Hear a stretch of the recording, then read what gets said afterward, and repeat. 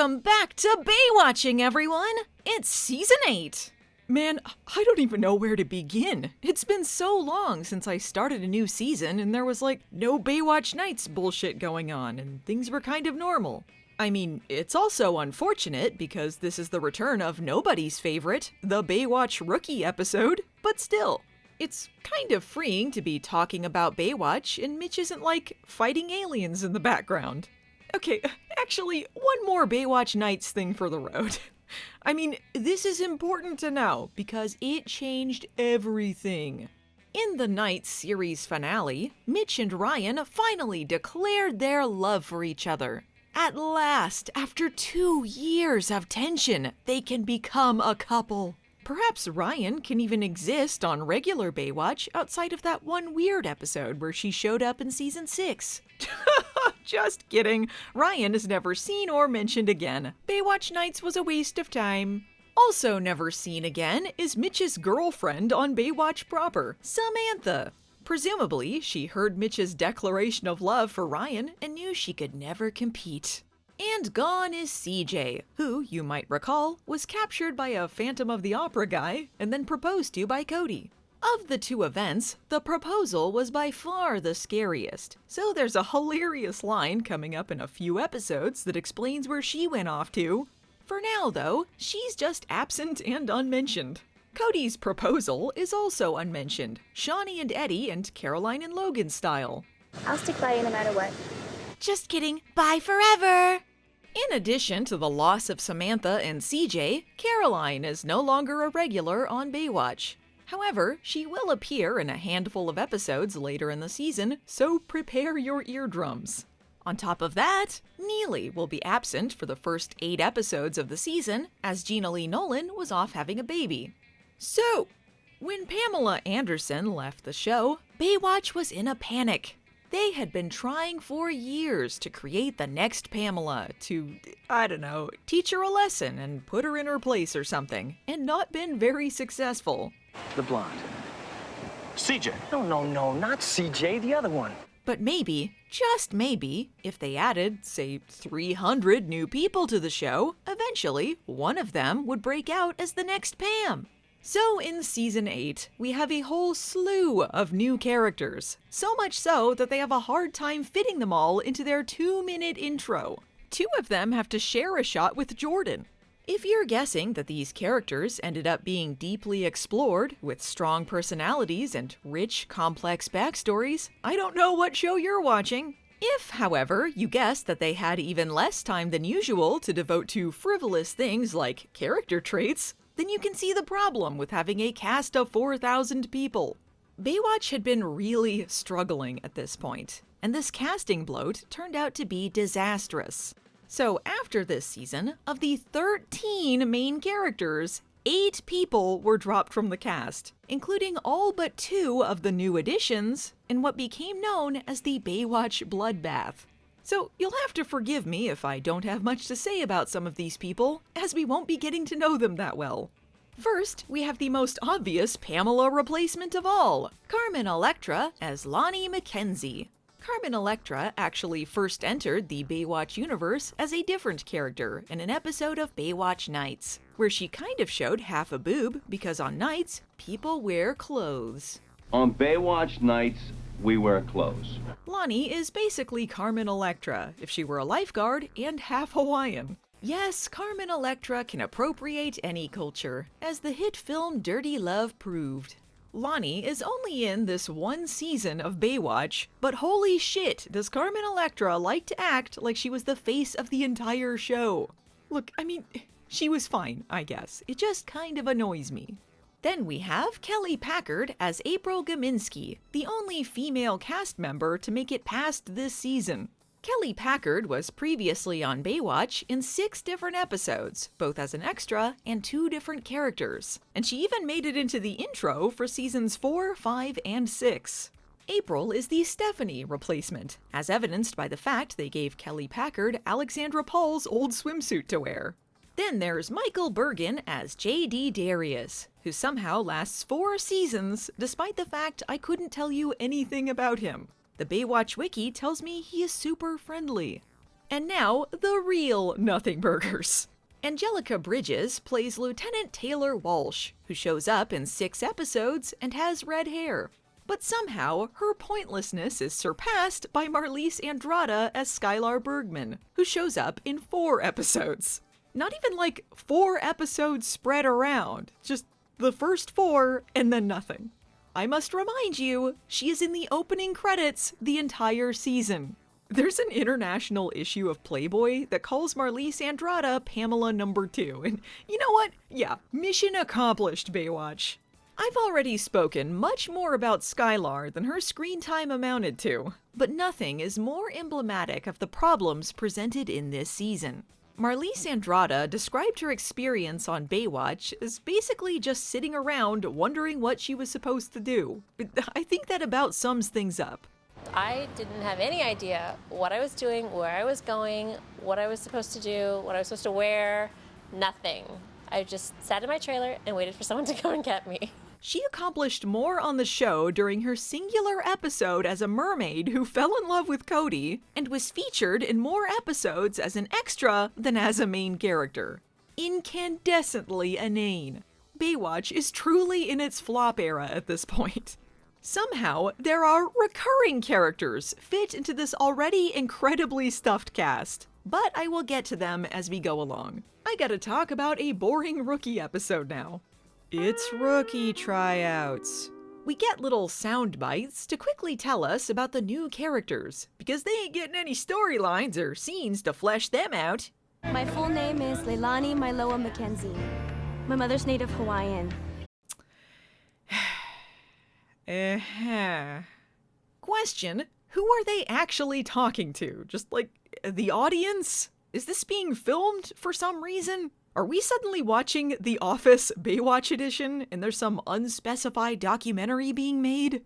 This question is never answered. I think these bits were just half-assedly added in last minute, either because they were short or they realized we knew fuck all about any of these people. Now I know what you're thinking. Where are all of the Ajogans and the Knights Templars? Well, we killed them all, and that's why I stopped being a supernatural PI, stupid. Why do I want this job? Mostly for the babes, I guess. Oh wow, who's gonna become a main character? Carmen Electra or this fut? I wonder. She's also a dancer, who cares? I'm from Wisconsin! And April studies fashion design, which will become important later when Baywatch wants to hawk their shoes to the audience. Skylar is currently training to become an emergency medical technician. I'm currently training to become an emergency medical technician. And that's the one thing you will ever find out about her. Thanks, Skylar! Also trying out to be full-time lifeguards are Manny and Hobie. Manny has been established to have turned 18 near the end of last season, which is how old you have to be become a lifeguard. Hobie, however, celebrated his 16th birthday last season, and now has suddenly aged up 2 years, and I don't know, I guess became the same age as Manny? This is consistent with Hobie's lack of consistency regarding his age, as Hobie 1 was 13 in the pilot, 12 in the very next episode. The next year he morphed into Hobie 2 and de-aged to 10. Somewhere in season 2 he was 12 again, then he was still 12 2 years later, then came back to his original age of 13 the next season, before aging pretty normally until this season when he was suddenly 18. The thing I like most about being a lifeguard is I can work days and have nights free from my band. His band? Wasn't the last time we saw them in like season 5? Come on now. I'm here because my dad said it was either rookie school or summer school.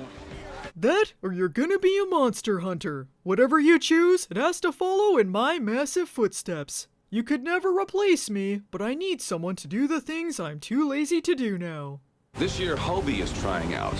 Only I don't know if he's doing it for me or for himself. You told him it was rookie school or summer school, so he's doing it for you. Sometimes I wish I could go back and do it all over again. Instead of doing 2 seasons of Baywatch Nights and signing a lifetime contract on regular Baywatch, I would not do that.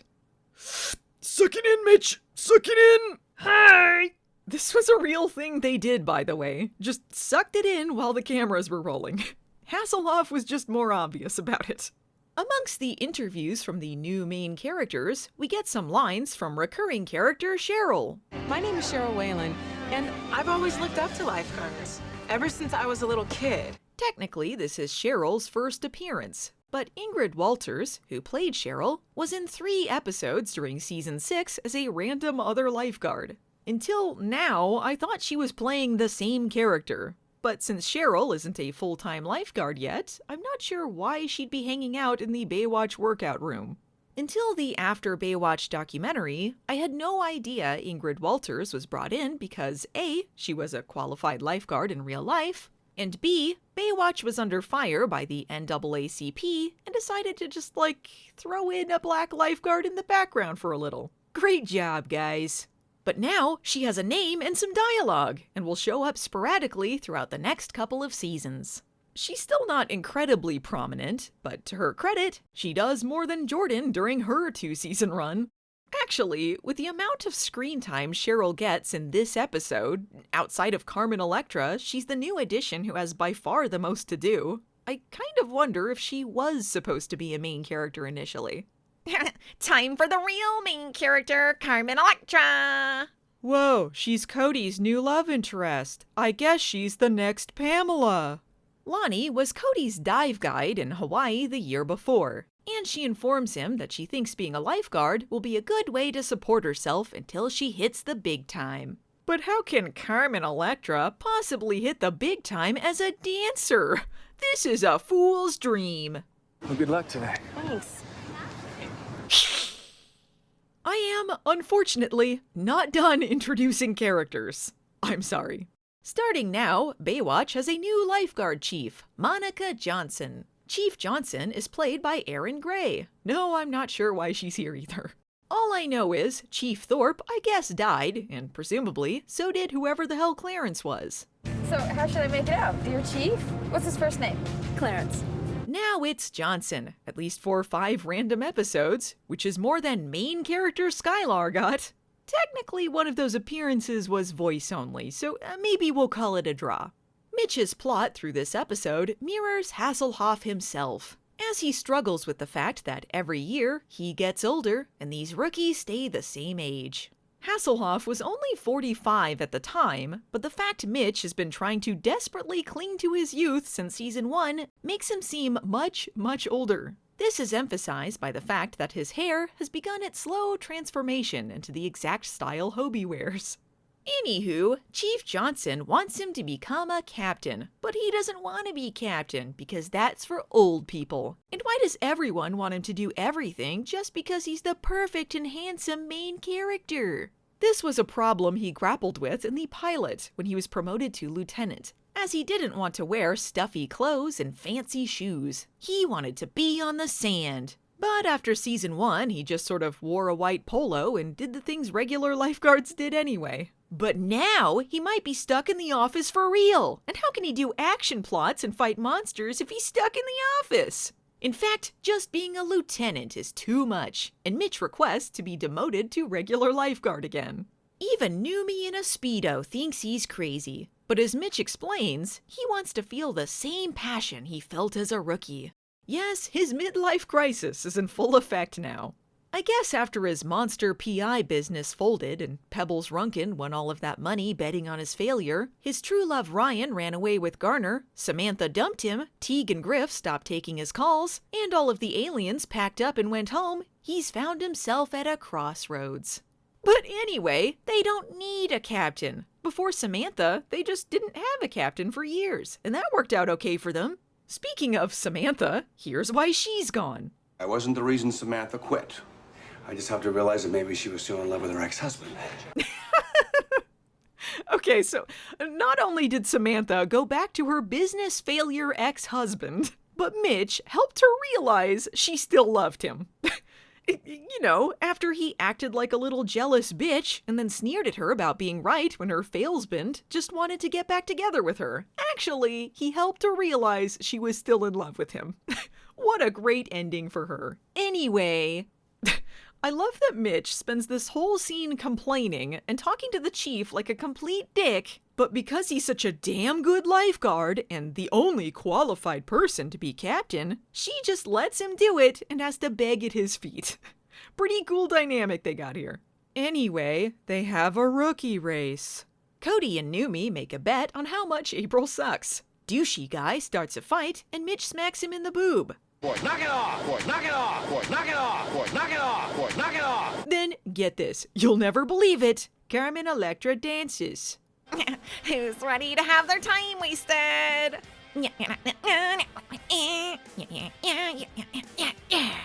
Oh, I hate that! Yeah, me too!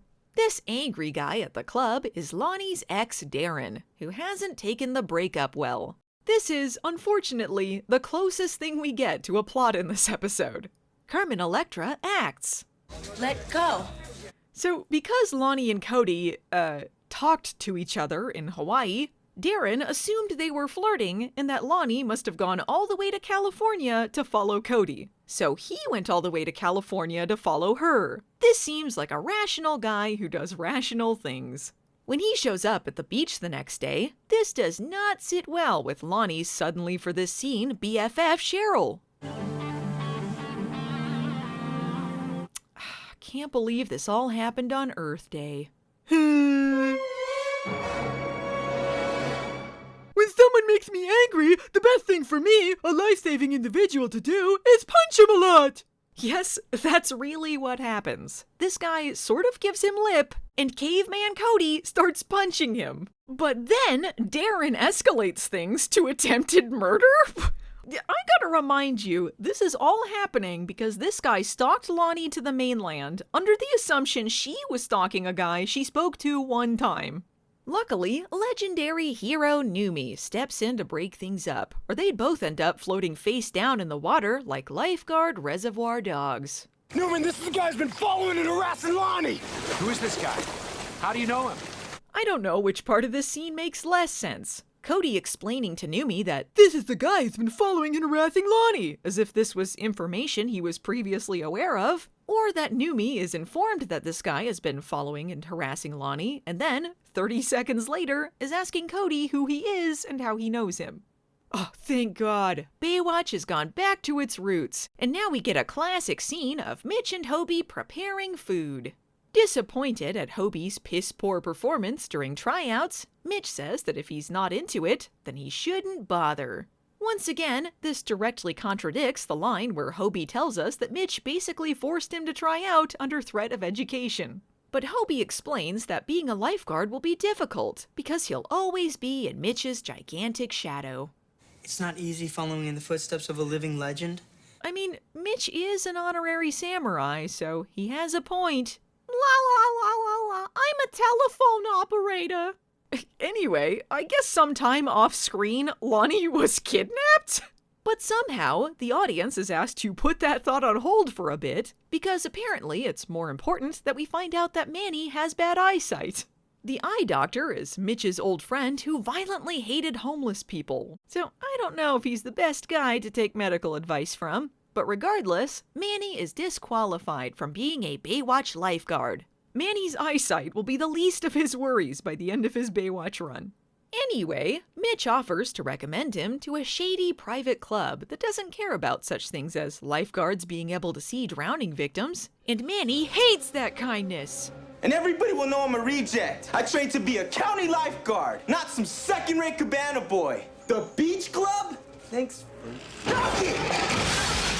How dare you try to be nice to Manny at the risk of your job and against your lifeguard ethics? You will rue the day you tried to get Manny a job as a cabana boy. If Manny were a Baywatch lifeguard, Manny would be free to kick chairs and smash windows, and Manny would never be fired. Look at Cody. He tried to drown a guy and he didn't even get suspended. You're not Manny's real father.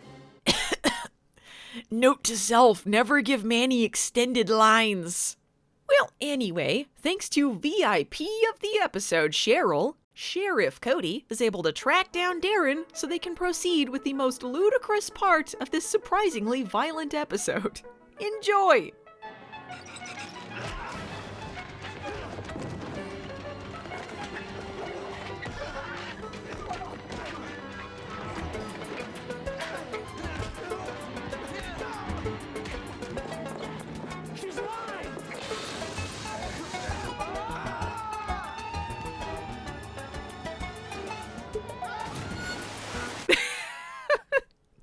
From more attempted murder to an oar fight to this guy trying to stake Cody like he's a motherfucking vampire. Baywatch, you're back! Alas, water was his one weakness. And I don't know, he died, I guess. Whatever happened with your old boyfriend? Gonna be okay? Hey, Lonnie, heard about you being kidnapped like a couple of hours ago. You gonna be okay? Yeah, I bounced back really quickly. Huh, I killed a guy. Next time on Baywatch, more rookie school. Yay.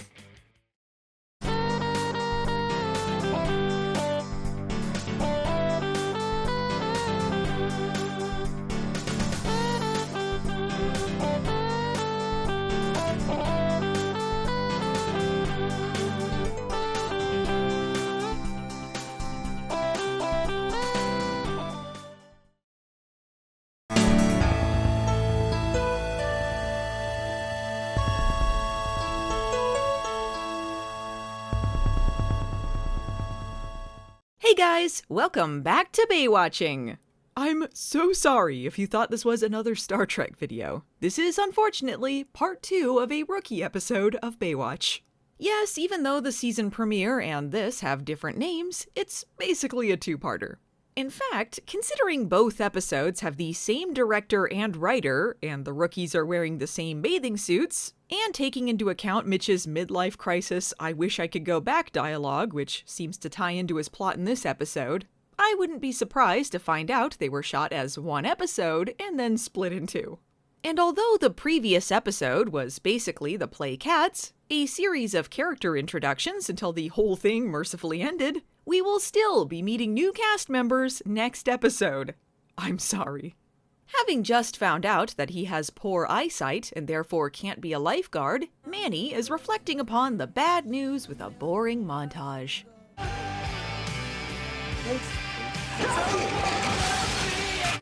I wonder if the audience noticed that the opening credits, the previously on Baywatch recap, and that terrible Manny music video have wasted 5.5 minutes of their time. Chief Johnson still wants Mitch to be a captain, but he'd rather bitch at her about Baywatch's outdated vision requirements. Lifeguard shouldn't have to see shit, and also, he's her boss or something. The chief says she might be able to make an exception for Manny if, say, a captain asked her for the favor. The corruption goes higher than just a normal lifeguard like Mitch, who is still acting like a lieutenant and ordering people around and basically doing the job of captain anyway. These kids need more than tanning tips or a few pearls of your wisdom, Mitch. They need your leadership. It's so hard to be the perfect leader, man and human being. Meanwhile, Skylar. I never realized you had to know this much stuff to be a lifeguard. I guess I'll leave after 2 more episodes. This is too hard for me. So, what do you guys think of Hobie? I'm not sure if they were setting up a potential romance here, but judging by the reactions from the other two, Skylar is canonically much older than Hobie. Which is kind of a big deal, considering that last season he was 16, and he may still, in fact, be a minor. At the very least, they mention he hasn't graduated from high school yet. Maybe Skylar left the show because she went to prison. Too bad it's not Mitch. Okay, we can all agree Hasselhoff made her say that, right?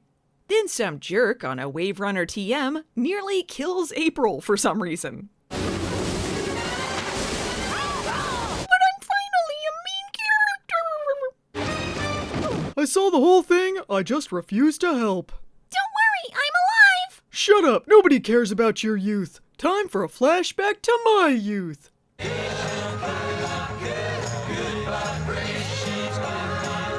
There sure were a lot of 90s era boob jobs in the 60s, and I was always listening to those damn scumbags, the Beach Boys. I'm glad they blew up on my spin-off show.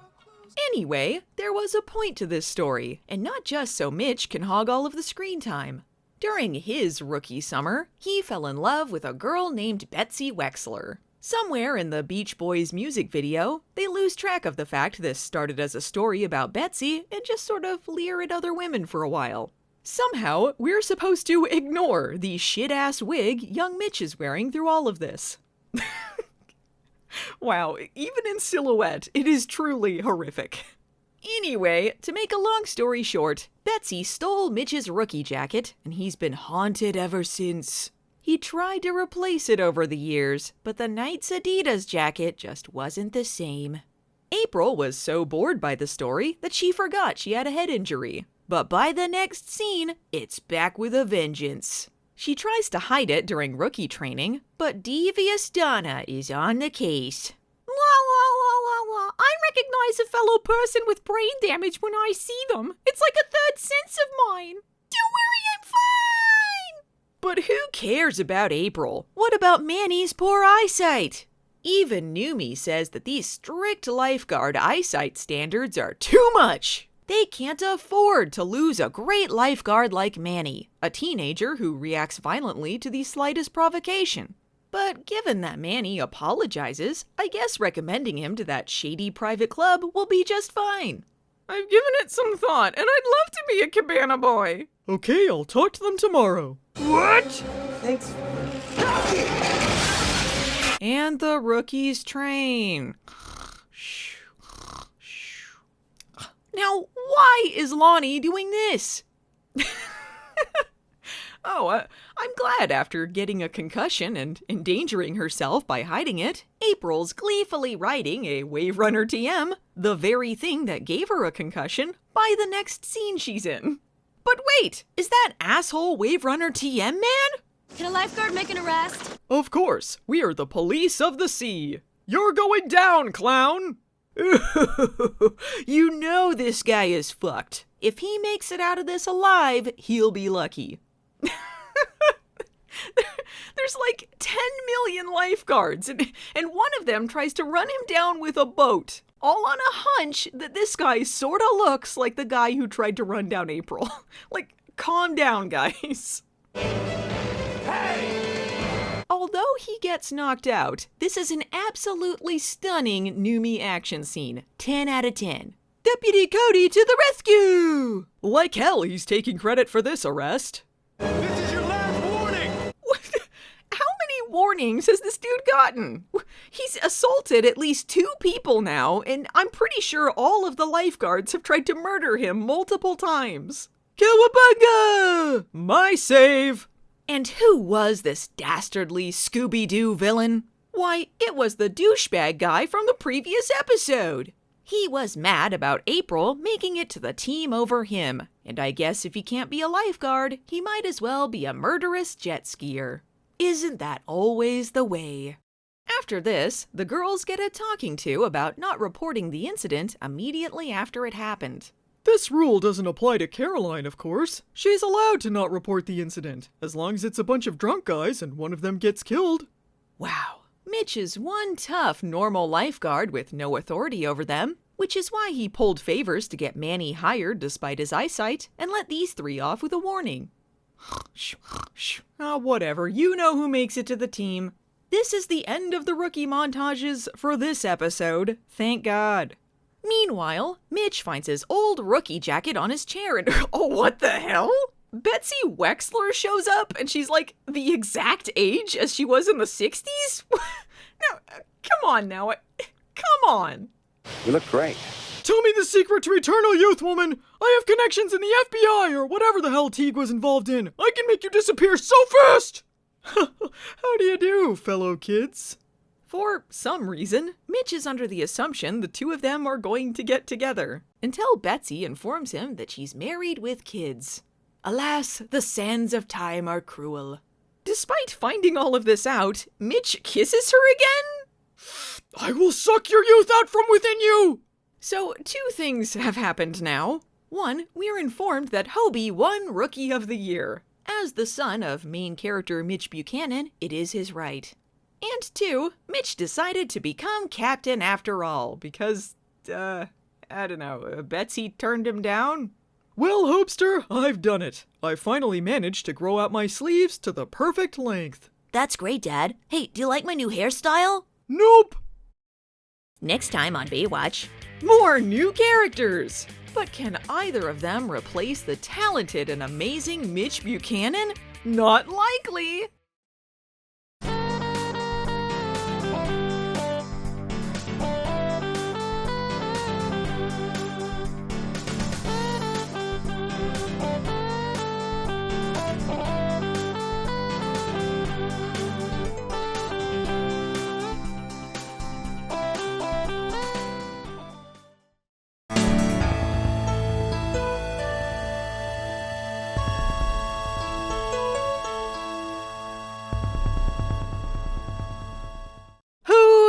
ready for more character introductions! Wait, don't turn off the video. I promise, after this episode, the season is done bringing in new people. I mean, main characters anyway. An old friend comes back in like 6 episodes, but I think you'll be happier to see him than, say, Omijis here.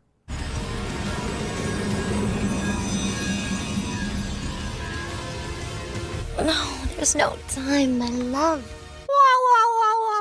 Oog, JD, make fire! Huh? How you make pretty light? JD rub sticks together, get hot, light come. Oog!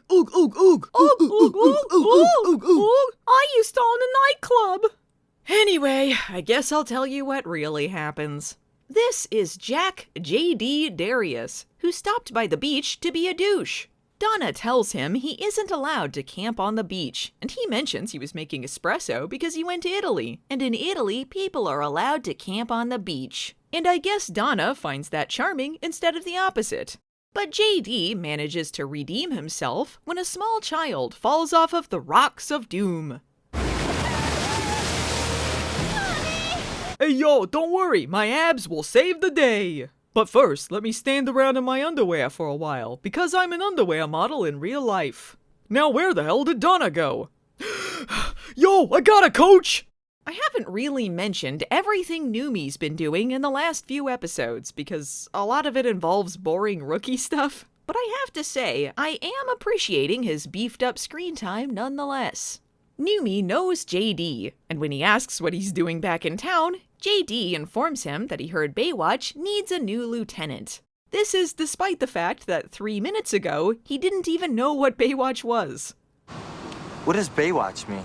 As we find out later, this is apparently because JD was lying to Donna as some sort of joke, but because the joke is nonsense, it just comes off like he's got brain damage. And like, if he's actually a lifeguard, then why was he setting up a fire on the beach? Did he know Donna was coming? Like, it's still illegal even if it's a joke. They mention that he was lifeguarding at Daytona, but he got homesick, implying he worked at Baywatch previously. And later, Mitch says that he's known JD since he was 18.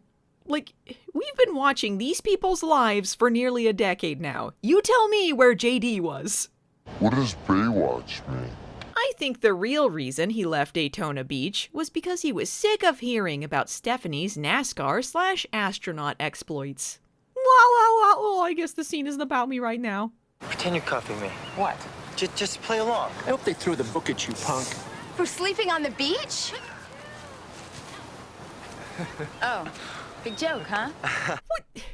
What is the point of this, Baywatch? JD likes to prank? Does just lying even count as a prank? Anyway, I guess the newbies are still rookies, but also they wear red swimsuits like normal lifeguards. Look, I don't know the ranking system here.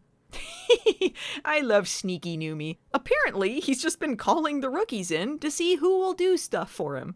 Meanwhile, Captain Mitch is reporting for duty.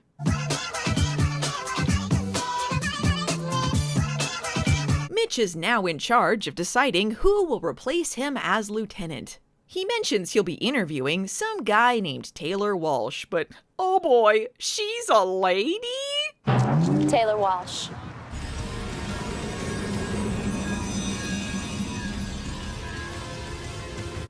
Kill me now. Taylor Walsh is our last new character for the season. She will leave absolutely no impression on you. As far as I can tell, she seems to be trying to flirt with Mitch for the lieutenant job. But from what I hear, I would be working with the most experienced captain on the beach. As past episodes have proven, I'm more than willing to take sex bribes. You're hired! Hey yo, Teach, I'm here for the job. Too late, Omijis already got it. Ah, come on. Further proving his douchiness, despite the Baywatch wiki telling me he is super friendly, JD complains to Mitch because he was told the job would be a slam dunk for him. Now he has to earn it? Totally not bitchin'. He's even more infuriated to learn that he has to be recertified as a lifeguard just because it's procedure and everyone has to do it to stay a lifeguard. This shouldn't be required for underwear model JD. He's above all of that. JD ab montage. And now, another boring rookie training exercise. Skylar immediately fucks up. Then we get a 1-2 punch of Baywatch classics, the return of the Death Pier, and a PTSD flashback episode. JD freezes while remembering a failed rescue, so once again it's up to Newman to save the day. I think I've lost count of how many times in just these last 3 episodes Newman has had to step in and fix things, but he has never been sexier. I touched her! It counts as my save! What happened to you out there? You were messing around while I was saving Skylar! We get further details of JD's PTSD as he explains to Skylar and her fake lashes that 2 years ago, he ended up getting a victim killed despite following lifeguard procedure. Guess they don't teach you how to deal with PTSD in no books though, am I right? Huh? This is too serious. Well, back to the comfort of my abs. Hey, there will be no abs while I'm around. What follows is supposed to be a scene where a more seasoned lifeguard comforts another lifeguard dealing with a relatively fresh loss, you know, emphasizing therapy and whatnot. But then Mitch just tells him that all of this goes away eventually? Man died, Mitch, okay? It doesn't go away. Yeah, it does. Maybe not today or maybe not tomorrow, but eventually it will go away.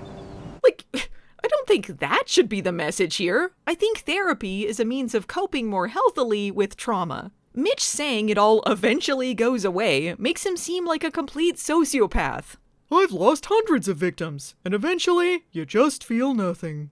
Then, when JD tries to weasel a promotion out of Mitch so he can get off the beach and away from those pesky saves, you know, just like Mitch didn't do when he was lieutenant, Mitch hits him with this bit of wisdom. That's about the dumbest thing I've ever heard. Either you do your job, your whole job, or you're on the wrong beach. No, I take that back. You're on the wrong planet. Did you hear that? You're on the wrong planet?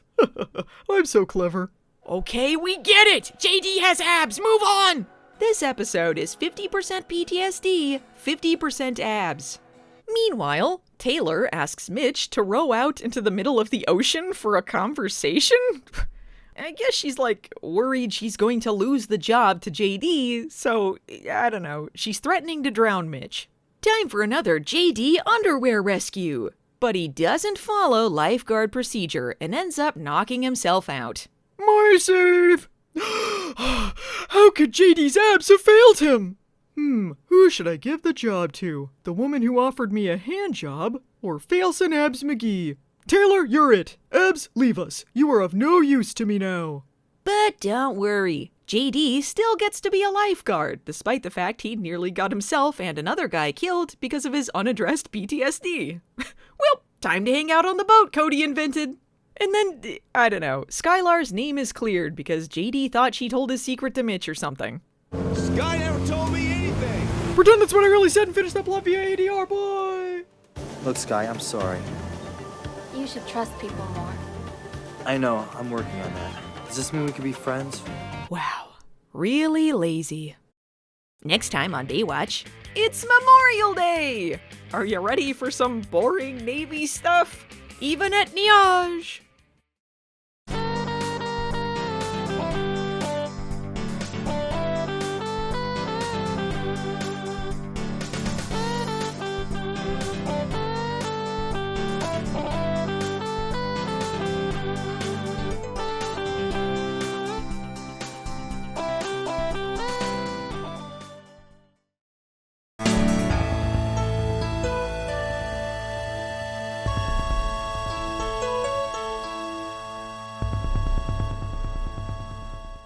Hey guys! Did you remember that Mitch was a Navy SEAL? I don't think this episode remembers either, but nonetheless, it is Memorial Day.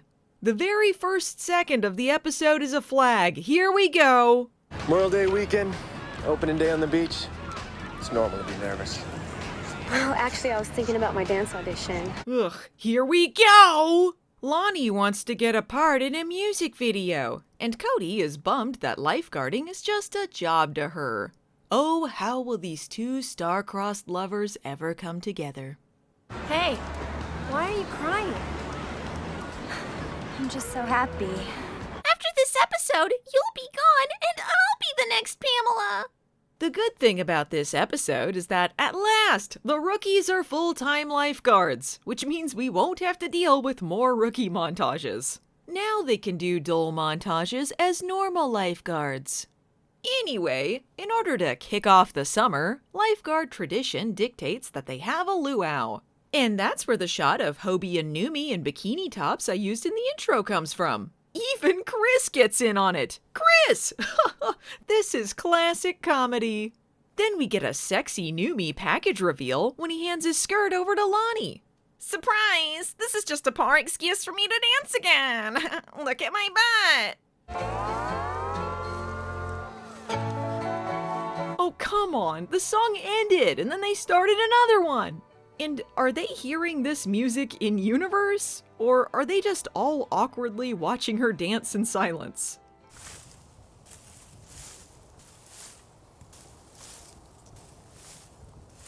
Meanwhile, two Navy vets take a dump into the ocean. Mitch, Skylar, and April are called in to retrieve whatever they threw in. Dumping what? Trash? Toxic waste? Drugs? I love that toxic waste is just something that's old hat to them. Even on their first day as real lifeguards, they know Baywatch Beach is insane. But it's not toxic waste, it's a body. Yeah, just scream right into the ocean, April, and then you'll have two bodies. April is perturbed, because as a kid, she discovered a dead body in a frozen lake. Skylar reacts to this information by feeling sorry for April, as if they didn't just send a man's bloated corpse away from them mere seconds ago. Anyway, April decides to go to the morgue and find out more about the dead guy. And now, a complete tonal whiplash into broad comedy. You should have used at least 25 pounds. Well, 25 hurt my back. Didn't you wear your back brace? No, I forgot it. Bull. This is Jigger and Ed, played by Howard Morris, who was previously in the episode Scorcher as a head in a trash can, and Dick Martin, who won an Emmy for Laugh-In, which is one more Emmy than Baywatch got. Anyway, these two made a promise to their friend Wally that they would give him a proper burial. Not even a burial at sea, mind you. They just decided on that because that would be the dumbest one to do. And also, I guess they didn't go through any legal channels because they're idiots. So, naturally, they just stuck Wally in a suit and chucked him into the ocean. I'm not really sure this is how these types of burials are usually done, nor that this was all that respectful, and I don't know if depicting Navy vets as two old men desecrating a corpse should have been part of their patriotic Memorial Day episode. Anyway, lifeguard montage! Look at Skylar go! Lonnie, loves feeling herself. April does her intro shot in front of a flag. America! By God, they're going to fit all of the slow-mo running shots into this one montage, because Skylar's time is running out. Somehow, this is all patriotic?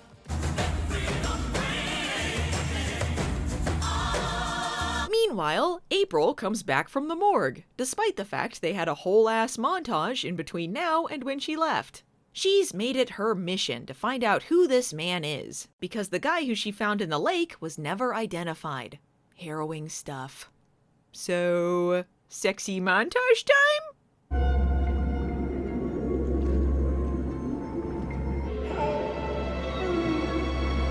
Okay, fine. She can be hot while she's haunted, but I gotta remind you, this apparently happened because two comic relief old guys were honoring a friend's dying wishes. Does this count as a PTSD flashback episode? Don't worry, I'm half naked. Talk to me. Okay, so apparently, Skylar and April moved into Caroline, CJ, and Cody's old apartment. But Cody and Caroline are still living there, and I don't know if Caroline's supposed to be away at the moment? Seeing as how Lonnie mentions her later in the episode, I can only assume she's still there but off-screen? Caroline told me you two were an item. Yeah, Caroline was always hanging out with, Lonnie. And in just a couple episodes, JD moves in. How many people are living in this apartment? Who is on the lease? Anyway, they find the guy's dog tags and discover his name was Wallace Tuttle, and also his body was stolen again. And for some reason, April and Skylar immediately know these two guys they've never met or even heard of are involved. Determined to get to the truth, April and Skylar track down Ed and Jigger's boat. Mitch is involved now, and he probably wants to help out a fellow Navy man, so he'll— just kidding. He tells them to go out on their own, cause Hasselhoff's kinda checked out at this point. Alright, get the sea cat and go look for him. Comedy drowning! And somehow Ed knocks himself out during this?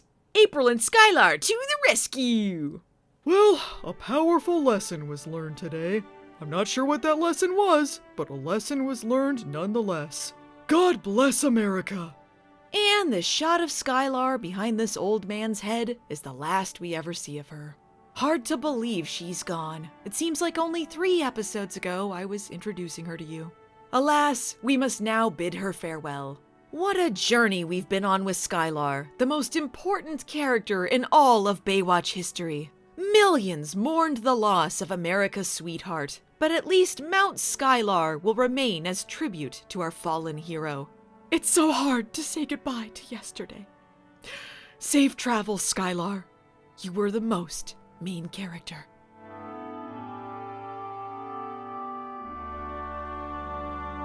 Then we get the return of fucking Todd? Last time we saw this dude, he was taken off with Hobie 1's girlfriend in a sweet jacket and sunglasses. I can't say I ever expected to see him again, but he is welcome nonetheless. And it seems he and Hobie have become friends ever since Hobie evolved into Jeremy Jackson. But will the friendship last when Hobie tells him and his other buddies that they can't surf here? Hey man, no surfing and no fires on the beach. Unless you're JD playing a prank, then it's fine. Whoa, look out there, Mr. Lifeguard. Don't you make me put on sunglasses and a jacket with the sleeves rolled up. You wouldn't dare. I just de-aged and did it. What are you gonna do about it? I'm the only one who's gonna do any de-aging around here. When they waste some perfectly good chills, the friendship is officially over. Todd is once again Hobie's sworn enemy.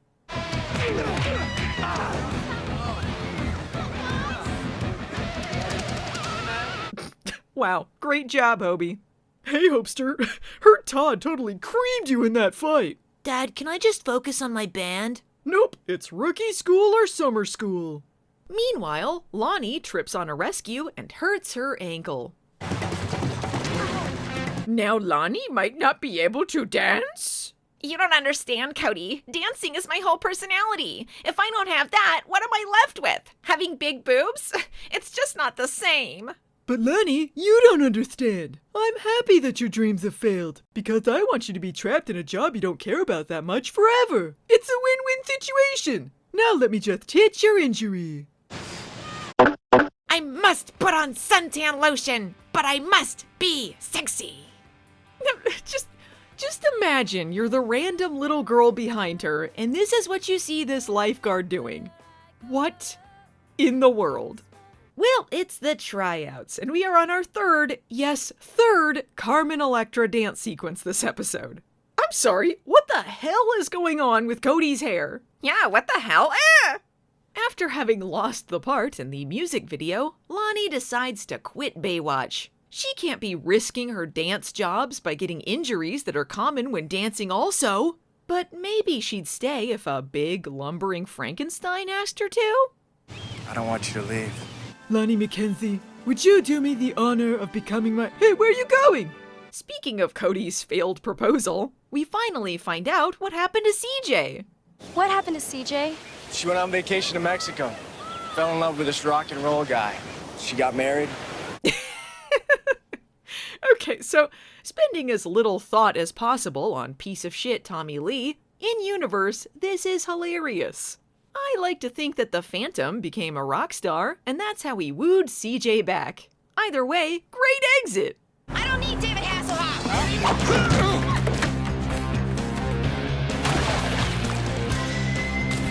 Anyway, I guess these two are a couple now. Next!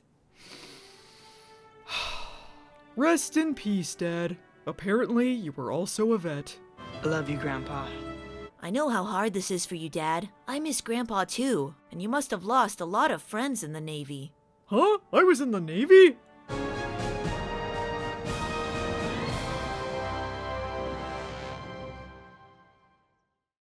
Next time on Baywatch, Emmy Cancer is back. Meanwhile, the boys have a race. Gotta go fast!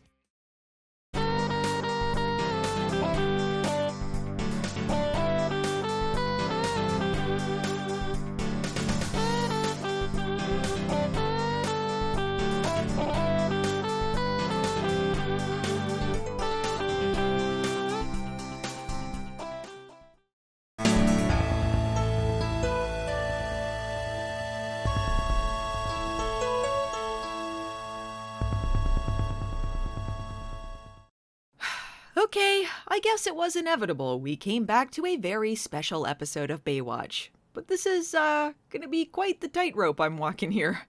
As much as I joke about Emmy cancer, that is, Baywatch constantly giving characters cancer in a desperate bid for an Emmy, cancer in real life, of course, sucks balls. And this episode is more about the not funny kind of cancer, and less about, say, Stephanie finding out she has skin cancer while Hulk Hogan runs around with the Rec Center Championship belt. I'll just get right to it. And this is going to be a bit of a bummer to start out with, but it's important context to know. The episode Charlie was based on a real little boy named Charlie Everett Hayes, who had terminal cancer. His last wish was to visit the set of Baywatch, which you can see during the credits of the episode. To play the character inspired by the real Charlie, they cast another little boy, cancer survivor Michael Cuccione. Unfortunately, Michael Cuccione also died 4 years later from complications related to his cancer treatment. So we're dealing with multiple layers of tragedy here, and I want to make it clear that no jokes I make here are intended to make light of their loss. It really sucks. If there's any positives to take from this, both boys had foundations created in their names to support cancer survivors in cancer research. And because of Charlie, Dr. Ruth Decker discovered the genetic marker for medullary thyroid cancer. Lives were saved because of this discovery, and I'm sure Charlie would be happy to know that. Okay, well, time for some laughs? It's an ab-off, everybody! Ab-off! A big lifeguard boat race is coming up, and Cody tells JD that Mitch isn't going to be in the race this year. And this is a big deal, because Mitch and Numi have won the race 7 years in a row. But I guess Mitch wanted to give Hobie a chance to win, because of course if he participated, no one could beat the titan of rowboating, Mitch Buchanan. Never mind the fact that his partner Numi is still participating, we all know Mitch was the one doing all of the work. Cody also mentions that Mitch is already complaining that he hates being the captain. There's no task Mitch can't accomplish without humbly wishing he were anywhere else. Hey, are those rowboats out there? They can't even see where they're going. Well, they're gonna know we're out here. We're idiots! Hey, watch out!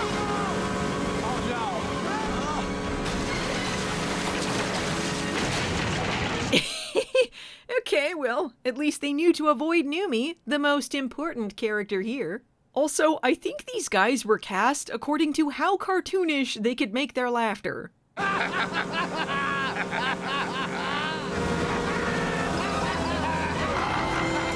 But alas, the death pier comes for us all.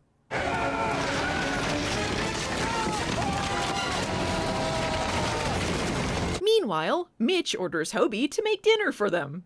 Do me a favor, will ya? Cook dinner? Baywatch really is back to basics.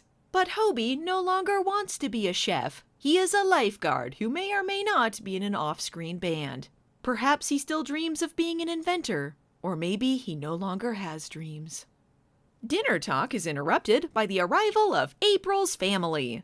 Yes, for this episode and this episode only, we meet April's mother, Paige, and brother, Charlie. In case you didn't remember, April and her family love to wear Wisconsin-based clothing to remind everyone where they're from. Well, we're from Green Bay. As evidenced by my hat. Charlie has cancer, so he's visiting to get some tests done at UCLA. In the meantime, he and his mother are staying at April's apartment, which he shares with off-screen forever from this moment Skylar, Cody, Caroline, maybe CJ, and Stephanie's ghost. Oh, so we're just, moving on from those guys trying to kill Cody and JD and then completely obliterating a pier? This is never gonna come up again? Okay. Anyway, April is upset that her mother brought Charlie to the beach because she doesn't want everyone to know about all of their depressing problems. Ugh, stupid cancer brother! He gets all of the attention, and he isn't even that special! How embarrassing! And Taylor stops by to say she's going out of town and April's family can use her houseboat. Well, thanks, Taylor! Turns out Charlie is terminal, and that's why April is so upset. Moving on, quick, do something funny, Baywatch! Hopster, do I look like you yet? Dad, you're not even old, it's fine to— Shut up, Hobie. If anyone asks, I'm your brother. Hobie has a beef with Mitch. He wants him to be in the race so he can beat him fair and square. After all, if Mitch doesn't compete, he'll just go on and on about how Hobie only won because he wasn't participating. If Hobie beats him, Mitch will have to eat shit. Hey, if you don't want to race because you're afraid you'll lose— I'm 7-time champ. You don't want a piece of me, Grasshopper. All right, you've appealed to my massive ego. You're on! When April is once again upset at all of the attention Charlie is getting, it's Mitch who decides to have a conversation with her and not, like, her mom. April, I have had it with you dunking on your brother. He's a hero who's going to save lives. Above all, he's family, and you should love your family. Hey Dad, do I still have to make dinner or— Of course you have to make dinner, Hobie! Don't ask stupid questions! Don't forget to plug Camp Baywatch for us, Charlie. Thanks! Man, they sure are loving American flags this season. What a time for me to be reviewing these. Johnny, head towards the jetty, right there. Woo! And now, karaoke? I wanna make a difference in this world. Look, this is fine. I'm not gonna be a jerk. The important thing to know about the story at the moment is that April and the audience has learned a lesson here. Even if you're here a short while, you can make a real difference. Be good to each other. Just like Hobie is gonna be good to me after I annihilate him in this race! What follows is a really boring 5 minutes of slow-motion boat racing, which was apparently so dull, Charlie could not take it anymore. I win! No! This is surely the biggest tragedy of this episode! Charlie has, unfortunately, passed on at the most dramatic moment. April is too grief-stricken to finish the eulogy, so Mitch just, takes it upon himself to do it? In his own way, Charlie was a lifeguard. And that smile. That wonderful smile. This is a nice tribute, just like, in universe, I'm not sure why this guy Charlie just met is giving his eulogy and making a speech all about lifeguards. In all honesty, this is a pretty sad episode, in spite of Baywatch being Baywatch. Rather than end on a joke, I'll just say that I'm glad Charlie got his wish, and he and Michael made a difference. Rest in peace. Next time on Baywatch, Baywatch hits tabloid TV. Meanwhile, Caroline returns. This is your fault, Stephanie!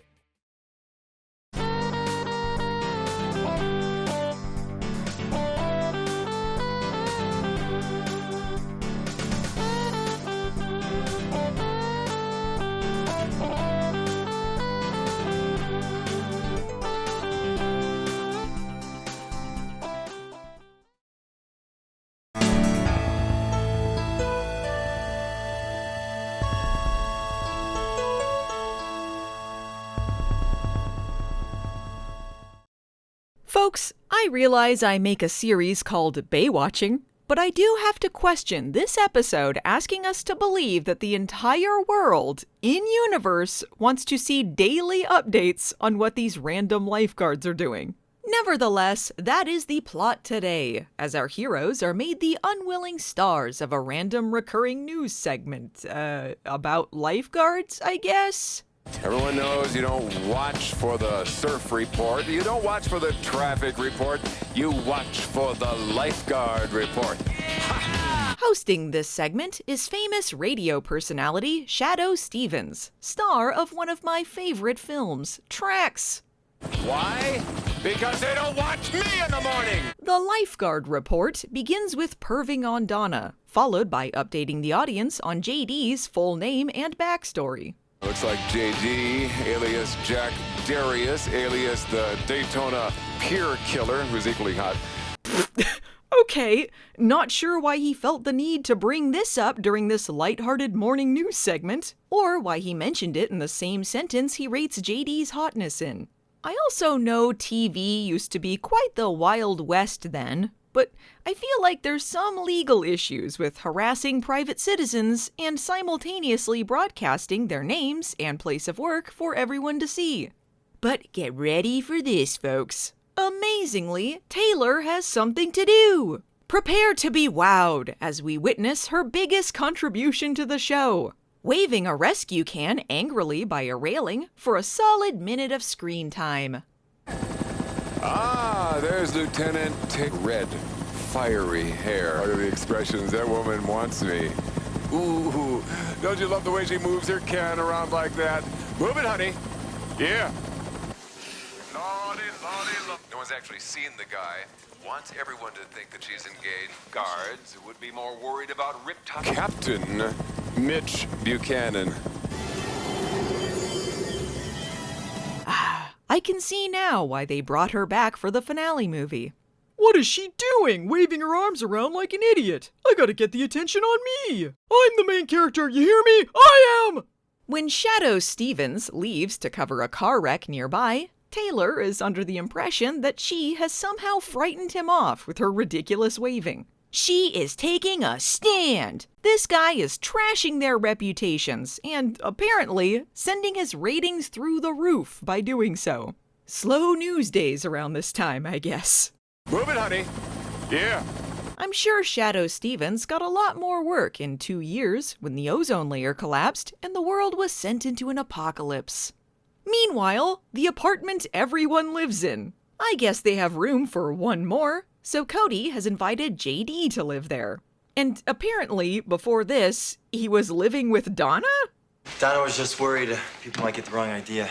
I have no clue what's going on with this Donna and JD thing. Prior to reviewing his first episode, I had no recollection of them even interacting. Nor do they interact in this episode, which apparently has some sort of subplot about their maybe relationship?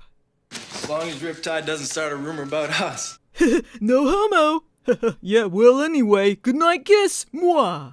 We also see that Stephanie's room has been left exactly as it was. And now I'm really wondering just how many rooms this apartment has. You have Cody's room, Caroline's room, CJ's old room, which may or may not be occupied by April and off-screen Skylar now, and Stephanie's room being occupied by her reincarnated dog form, plus the main kitchen/living room area, making this at least a 5-bedroom apartment. And I just feel not one of these people could afford the rent for this kind of place. Not to mention, as we find out in this episode, Caroline has been gone for a little while, CJ went to Mexico, Stephanie Dog isn't paying rent, and off-screen Skylar went to prison, meaning it's just April and Cody paying for everything. I can only surmise that Cody is able to keep them afloat with the money he got from that boat he invented. But look, folks, we're here for the return of Caroline! Yes, Caroline is back! In one of her 4 random appearances this season, and oddly, the only one Yasmine Bleeth is credited for. Turns out Caroline's been pursuing her acting career in New York, because I guess there were no acting jobs in California she could have tried out for. She was auditioning for a soap opera called Shannon's Hope, which sounds suspiciously similar to the soap opera Yasmine Bleeth starred in called Ryan's Hope.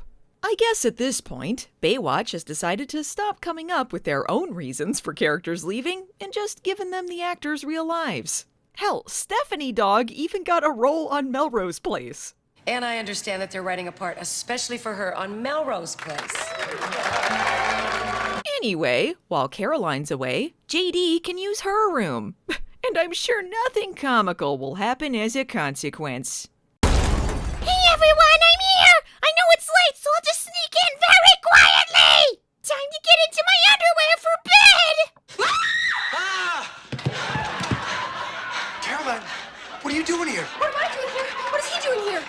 underwear buddy hug. I'm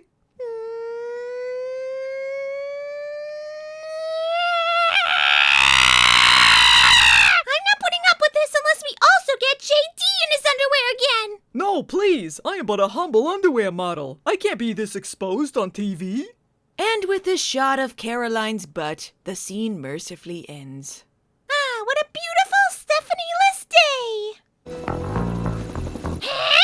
Shadow Stevens even knows who Caroline is, and every detail of what happened the night before, down to the color of JD's underwear. I guess that's the mystery of the episode, but I have no idea how he could possibly know this. There is no part of Baywatch he lacks encyclopedic knowledge of. Therefore, he is my rival. Unlike my show, though, apparently half of Lifeguard Watch involves Shadow Stevens basically masturbating on air. Oh, for the love of God! Shadow makes up that Caroline and JD slept in the same bed. And apparently this story is supposed to make Donna jealous? Because I guess there's supposed to be some sort of romance going on here. Well, don't worry. I'm totally secure. As long as JD doesn't find out I did bikini contests, we're fine. Didn't you do a Playboy spread? Yeah, but not in a bikini. Hi, I'm Caroline Holden. Lonnie Mackenzie, I've heard so much about you. Caroline told me you two were an item. Oh yeah, here's Donna jealous. Is it true? Did you and JD sleep in the same bed last night? Whoa, I'm so upset. The Baywatch crew has come to the conclusion that someone is a spy. How else could Shadow Stevens be getting all of his information? Who from that apartment last night could have... JD did it! I hate that guy! The only thing I'd feed him is rat poison, okay? Well, I guess that clears things up. JD is no snitch, but he would gladly commit murder. How do you like that old diaper I left you? I can't pick it up. I'm just a dog now. Shut up, Stephanie!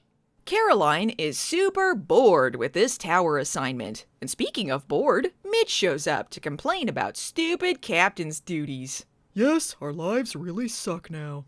Well, see ya! We'll see who sucks when I become a famous soap star! You'll be back! You'll never see me again! When Shadow Stevens flies too close to a rescue scene, Mitch has no choice but to become a cool rescue guy again. Let's see, that makes it, 4 episodes since he became captain, and they're already giving up on having him just do captain stuff.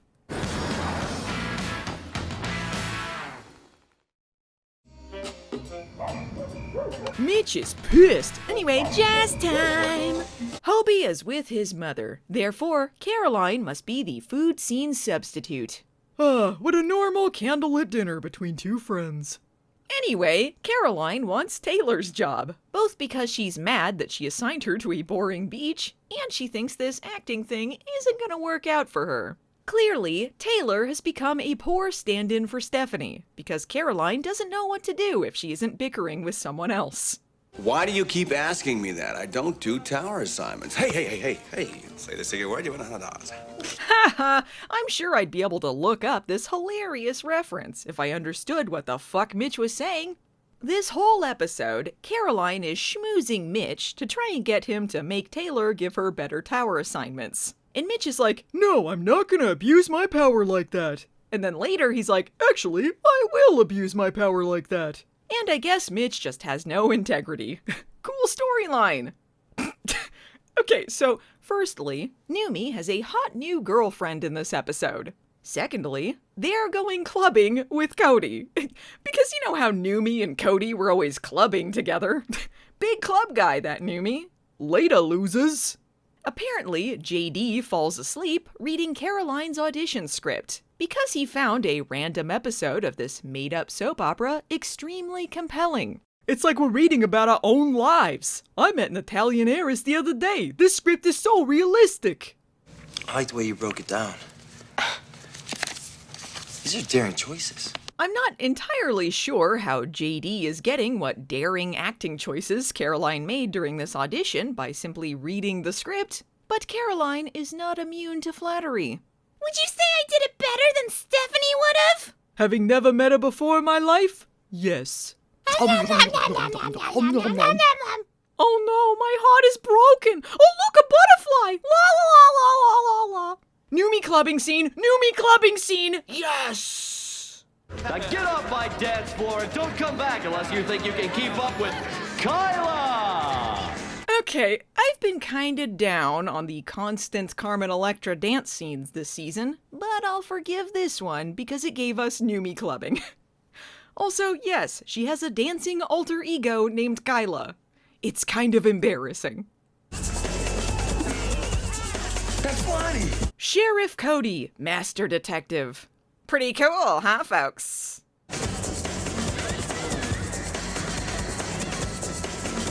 And Cody gets kicked off of the dance floor for dancing too lamely, when arguably all of this has been pretty lame so far. Lonnie says that she kept her dancing at the club a secret because she didn't want Shadow Stevens to catch wind of it. Despite the fact, prior to this, she said she liked him and he was funny. Cool stuff. Anyway, I can't wait until you and I go clubbing with Cody again. Mitch has had enough of Shadow Stevens, so he rushes out to, I don't know, shout at the helicopter some more? I'm not sure what else they can do, and so far it's been a losing strategy, but let's see how it goes this time. A shark! Perfect! I can make another Jaws ripoff with Logan. He's still a director, right? Whatever, my acting career is saved! No, sharks love cameramen! Oh, makes it easy! Oh wait, Taylor's gonna save the day. He'll be fine. Just kidding, she immediately gets knocked out. Well, thanks, Taylor! And she's even less of a character than Jill was, so she's not gonna get a cool shark death. You think I'm scared of you? You wanna know what happened to the last shark that messed with me?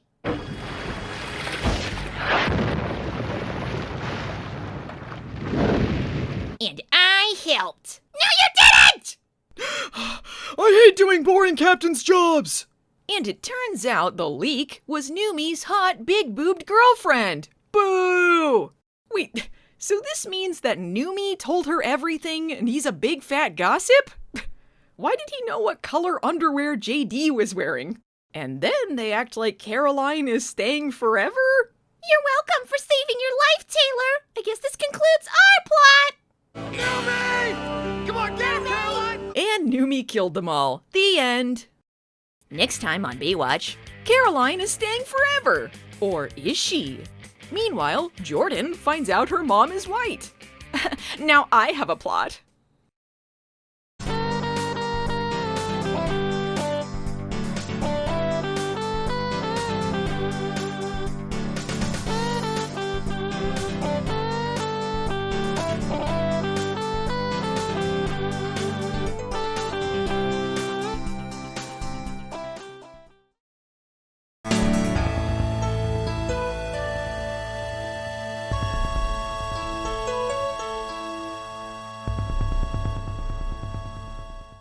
Hey everyone, remember Jordan?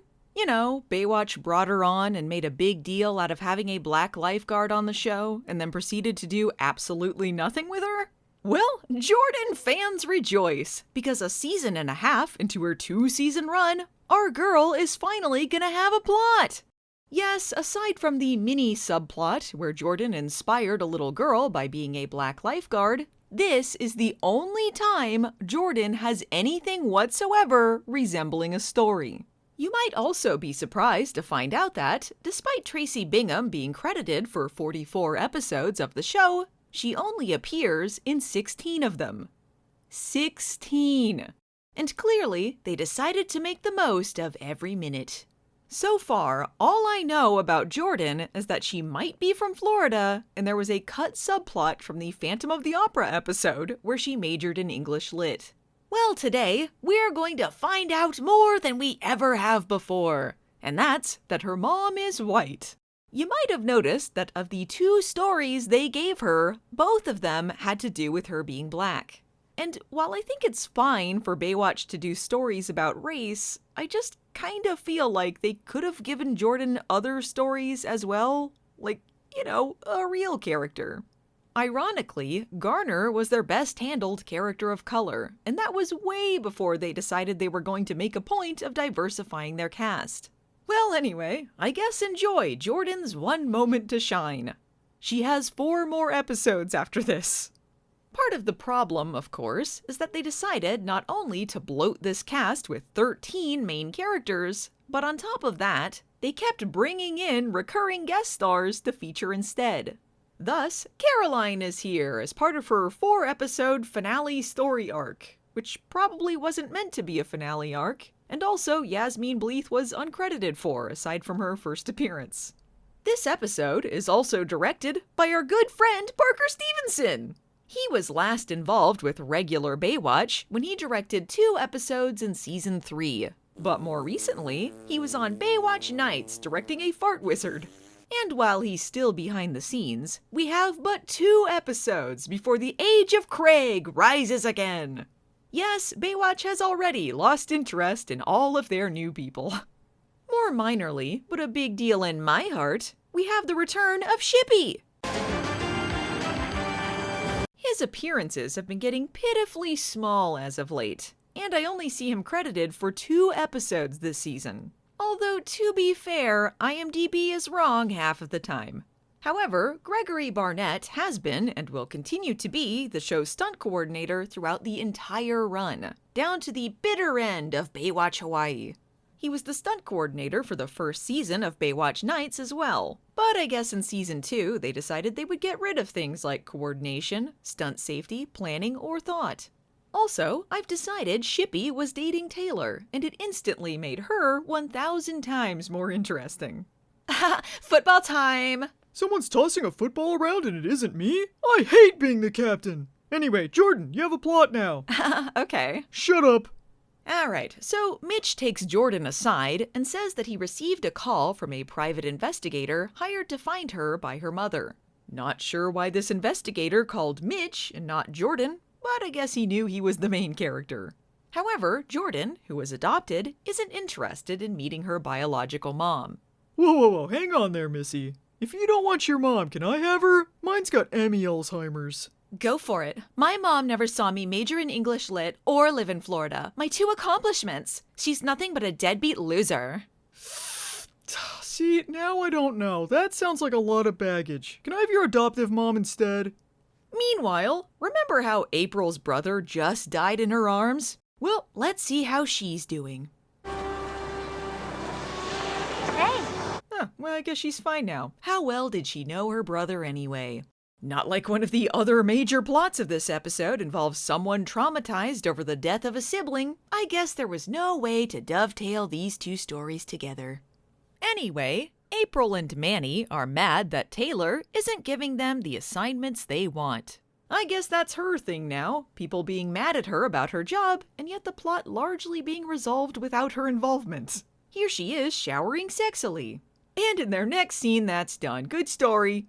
Hey, remember how April wants to be a fashion designer? Well, she needs some inspiration for an assignment in fashion school, so she and Manny look at clothes on the boardwalk. And what's more inspiring than dog hats? The song describes my feelings about this montage perfectly. Ouch, ouch, ouch, ouch, ouch, ouch, ouch. Now Manny and April are a couple. I know. It's been a long time coming. I chew him here! Oh, doggy! Baywatch has decided to continue this Caroline and JD romance plot, because surely Caroline is staying at Baywatch forever. Donna, who they set up as JD's other potential romance, I guess got over it. I don't know. It's never addressed. Hey, Caroline, I didn't invent a boat, but I know how to fly one. That sounds like the perfect opportunity for a sexy montage! Out of sight! Yeah! Hey, who's that guy under the boat? Man, Caroline had one move for this montage, and that was shaking her hair. And boy, is that all she does for nearly 2 minutes.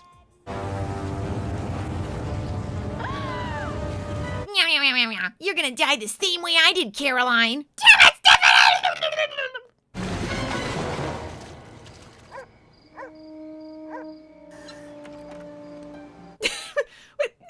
Wait a minute, Baywatch. You can't just dissolve away from that. What even is the tone of any of this? Come on now.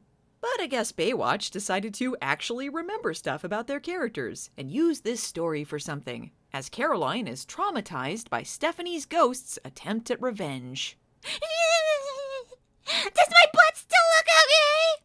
I actually think Yasmin Bleeth is doing great here, but the whole thing is kind of undercut by JD trying to look sad in his fancy robe in the background.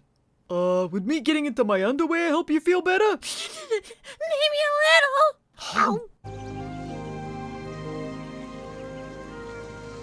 We never had sex on the show. Sorry you got PTSD over your sister's death, Caroline, but that's really worked out for me. Somehow, we're supposed to feel sorry for JD when Caroline eventually leaves, as if he didn't take advantage of an extremely vulnerable moment to have sex with her and base this entire relationship on all of her greatest fears and insecurities.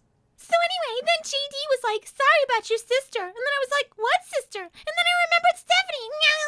Isn't that so funny how I forgot about her when we had sex? So then we decided to continue our business out on the boat because that sounded fun. But then Stephanie's dog form showed up and it was like, ugh, sisters, am I right? And then... Ugh, somebody kill me now. Am I interrupting anything? Oh, thank God. I take a Jordan plot over this.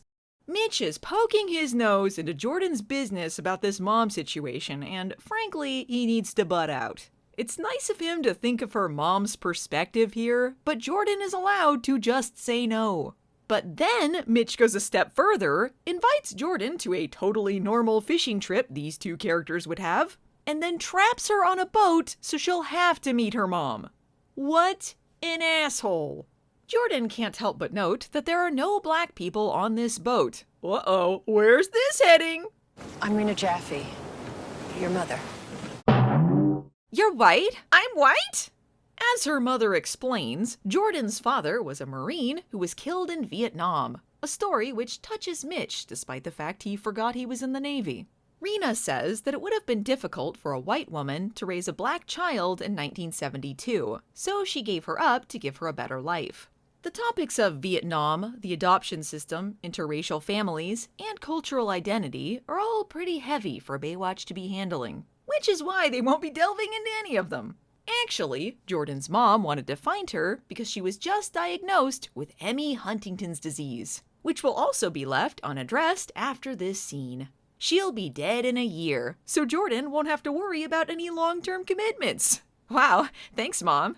And Hasselhoff wanders into the shot. Don't forget that he's here. Meanwhile, the ship captain we've never seen previously, but I guess knows Mitch, wanders over to tell him there's been some seismic activity causing some crazy waves. Surely we, the main characters on a boat, are safe. You won't take this save away from me, you son of a Mitch!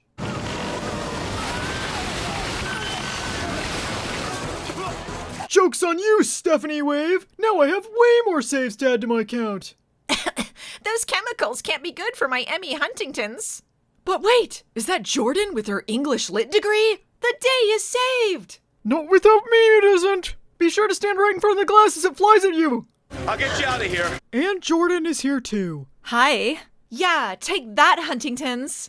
And Jordan is cool with her mom now, content with the knowledge that this will never come up again. Despite the fact her mother told her there's a 50% chance she inherited Huntington's disease and she should get tested, they oddly don't tell us if she ever did. Assume she died after she left the show. But what about Caroline and JD's plot? Boob soap! This No. is Subtext. The hell is subtext? I think I'm in love with JD forever. Hello? I got the part on Shannon's Hope. See ya! Next time on Baywatch, Mitch fights a giant eel. It's electric!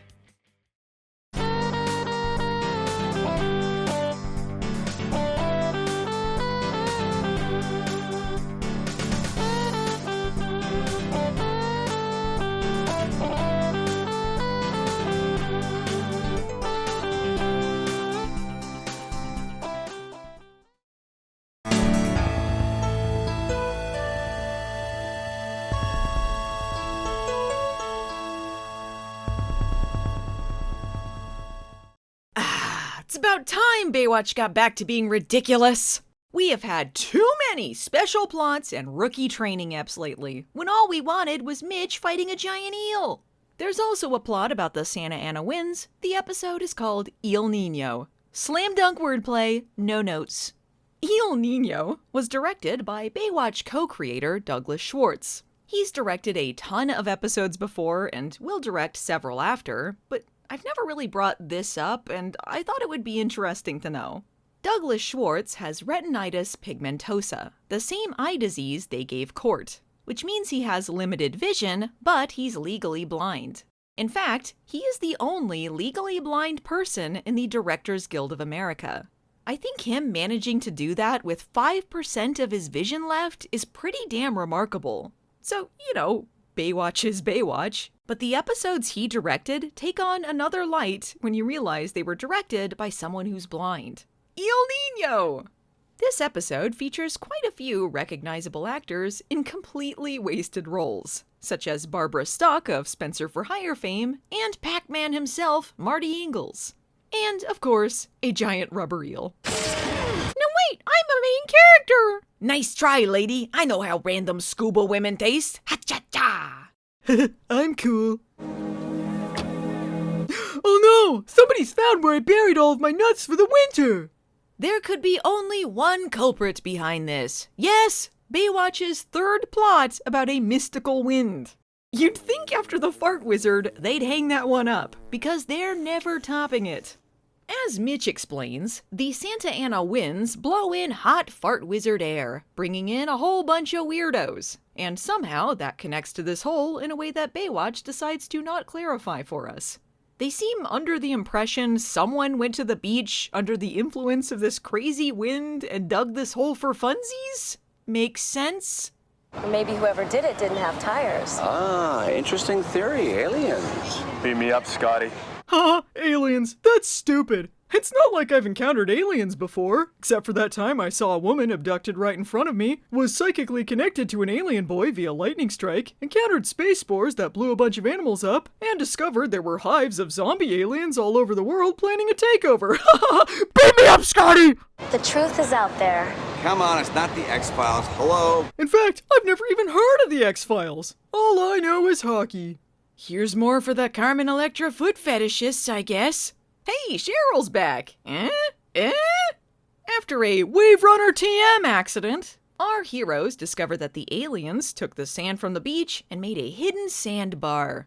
Well, well, well, it looks like it's the time of the demons all over again, huh, Mitch? I didn't care then. You think I care now?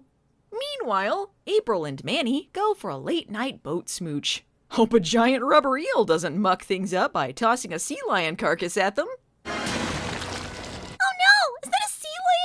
Tossed at us by a giant rubber eel? Don't worry, April. I'll protect you. Die, sea lion carcass!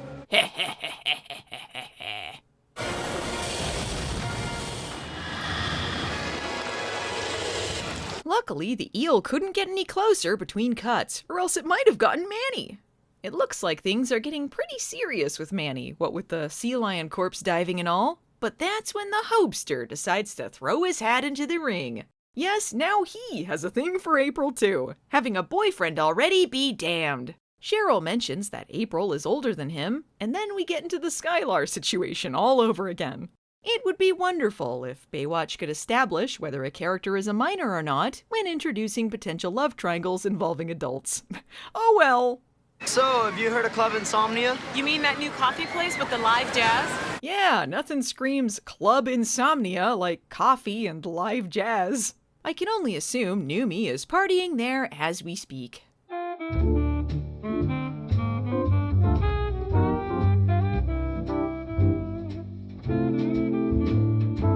The cool vibe is totally killed, however, when they come across yet another dead sea lion. Totally gross! Ew, you better not mention this when we go to Club Insomnia, Hopester. Judging by the scorch marks on the body, Halby suggests an electric eel is the culprit. Manny laughs at this suggestion, comparing it to Lonnie's alien theory. Yeah, an electric eel in the ocean is just as absurd as aliens. You're right, Manny. This is why I've got April and you don't. Don't worry about it, boys. I'll be leaving you for someone much more out of left field later. Who? Manny will kick him like an office chair! Enter Marty Ingalls, who is simply credited as Prospector. Presumably, he's an old friend of Mitch's gold prospector uncle. He's come to the beach to find his fortune, but instead finds a lifeguard track? Okay, fine. I'll call the fart wizard up. You know the fart wizard. I'll kill you! Meanwhile, there's a crabby old guy named Max who keeps bitching at them about having to clean up the beach. I'm sure he has nothing to do with anything, Scoob. Hi there! No, a giant rubber eel! Man, I'm not even pretending to be the captain anymore. Oh no, not Mitch von Malibu! I better hightail it out of here! Ha-cha-cha!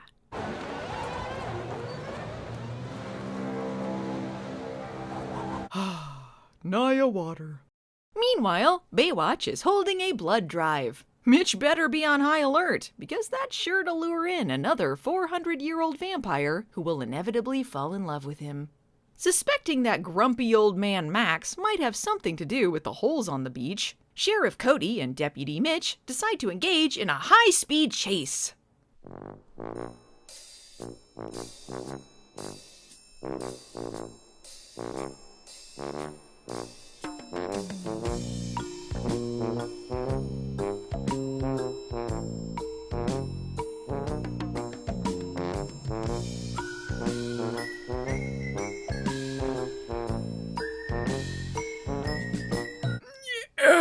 Well, another action scene done for the day.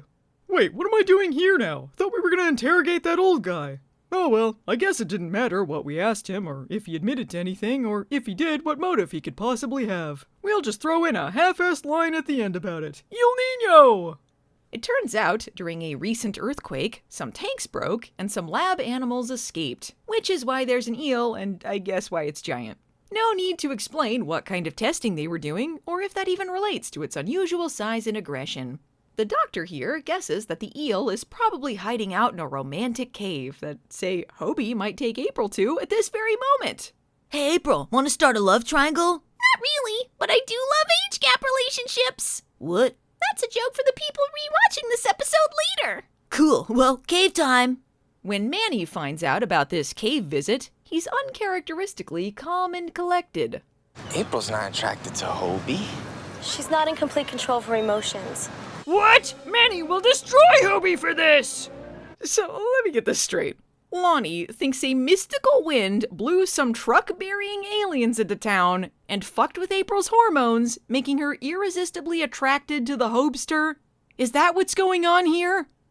They simply had to keep this shot of Jeremy Jackson accidentally kicking the camera. There was absolutely no way to cut out that last second of footage. Don't think I didn't see that, kid. Ha-cha-cha. Oh wow, it looks so fake in here. Thanks for including me in your jealous investigation, Manny. So, what's the plan here? Confront April and Hobie in an underwater cave and demand to know why they dared to do something without Manny and Lonnie's permission? I guess this is all a moot point, however, because April only agreed to go with Hobie to this romantic cave alone so she could turn him down. There was simply no other way to tell him she wasn't interested. If Hobie isn't violently kicking chairs into windows, he might as well lose her number. The thing is, I just really have a thing for temperamental Oh no, it can't be! Not a surfboard-stealing octopus! I'm the Stephanie replacement, not Summer! Let's murder them! Okay. Back off, Busta! This is my kill! Good luck, Manny! Save me, Lonnie! Manny, stop hanging onto the boat! You're gonna pull me in too! Yeah! Oh wait, I forgot you're the only one who knows how to drive the Sea-Doo. Hey, watch it, lady! Give me back my driver, you bastard! Is Lonnie frantically punching a giant rubber eel Carmen Electra's greatest Baywatch moment? Yes. Things aren't looking good for Manny, but as long as his hatred flows through him, nothing could stop him from being a possessive creep. Hey, if Manny dies, this could really turn around for me. Hobie! Well, pardon me for finding the glass half full. Here, Ely. Did you say Neely? Not you. You're coming back next episode. Hold your horses. You alright? Well, the tide's coming up and there's a giant eel in here that's trying to kill us. Complain. All you ever do is complain. Jeez, where did you learn that from? You're always telling me all of your stupid problems just because I'm the stupid captain. We've only got like 3 minutes of the episode left. Just give us what we want! You gotta shoot that thing in the head.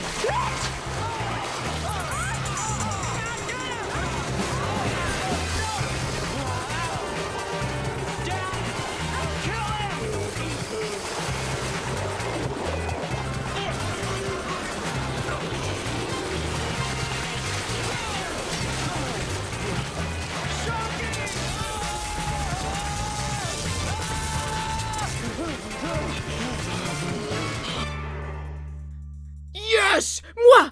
Moi! Moi! This is one of the greatest 2 minutes of Baywatch ever. Mitch wrestling a giant rubber eel while Hobie shrieks at him to just shoot it in the head like it's a damn zombie. All culminating in killing the shit out of this sick experiment made for undetermined reasons. Season 8 might be a real low point of the classic Baywatch era, but occasionally, just like the defibrillator, the Hoff can shock the show back to life. Hey, water isn't a great current for electricity, right? I'm fine for some reason? Also fine for some reason is Manny, who had to be revived from flatlining just a scene ago, but is now well enough to play frisbee football. Seeing as how Mitch gives them an update about the eel in this same scene, apparently not a lot of time has passed. Maybe Manny was onto something during that really boring bad eyesight montage. But anyway, after all is said and done, Hobie and Manny are cool again. And I'm not sure exactly why. Hobie is acting like he didn't purposefully try to steal Manny's girlfriend from him, and Manny says he was glad he got jealous, which probably shouldn't be the takeaway here. Total losers unite! Oh, by the way, dinner at my house tonight for all of us, 8 o'clock. Hope you like smoked eel. I nearly died! Next time on Baywatch, Craig returns! Neely returns! Native Americans are magical, and Carmen Electra dances. We're back!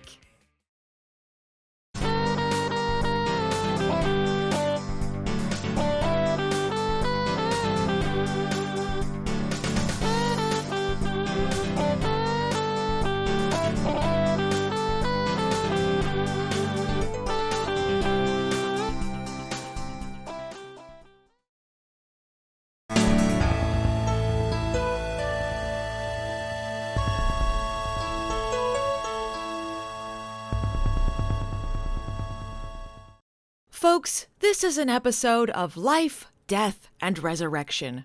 Repetition, redundancy. While old friends return, others bid farewell. Even the title has made a return, as there was already an episode named Homecoming back in Season 5. Ah, Baywatch, it's like you never changed. Speaking of which, after 7 long years, at last, Craig Pomeroy is back on Baywatch! Craig! Of course you all remember Mitch's Season 1 best friend forever, lifeguard and lawyer Craig Pomeroy. You know, he was ostensibly the second lead with David Hasselhoff and Mitch's best friend since childhood, and then disappeared unceremoniously. Well, since Baywatch is determined to spend as little time as possible on their huge new cast, Craig is going to be appearing in a small handful of episodes this season and the next, staring unblinkingly into our hearts. I honestly really missed him, and it saddens me that he wasn't kept on as a regular again. But he only had so many stoops to sit on and so many stories to tell. Parker Stevenson was last involved with Baywatch a couple episodes ago when he directed Out of the Blue. But before that, he was directing the Baywatch Nights episode about a fart wizard. And said fart wizard was apparently a magical Native American, which is a theme continued in this episode. Guest star Elaine Bilstad was on a separate episode of Baywatch Nights also about magical Native Americans, where she played Vortex Woman. You know, in that episode where Mitch and Ryan's future ghosts time travel because of slug zombies. I'm sure Mitch catches Craig up on all of this between scenes. Anyway, we last saw Craig at the end of Season 1, and then he went unmentioned until 17 episodes into the next season when Mitch is staring at a promo shot and catches us up on his deal.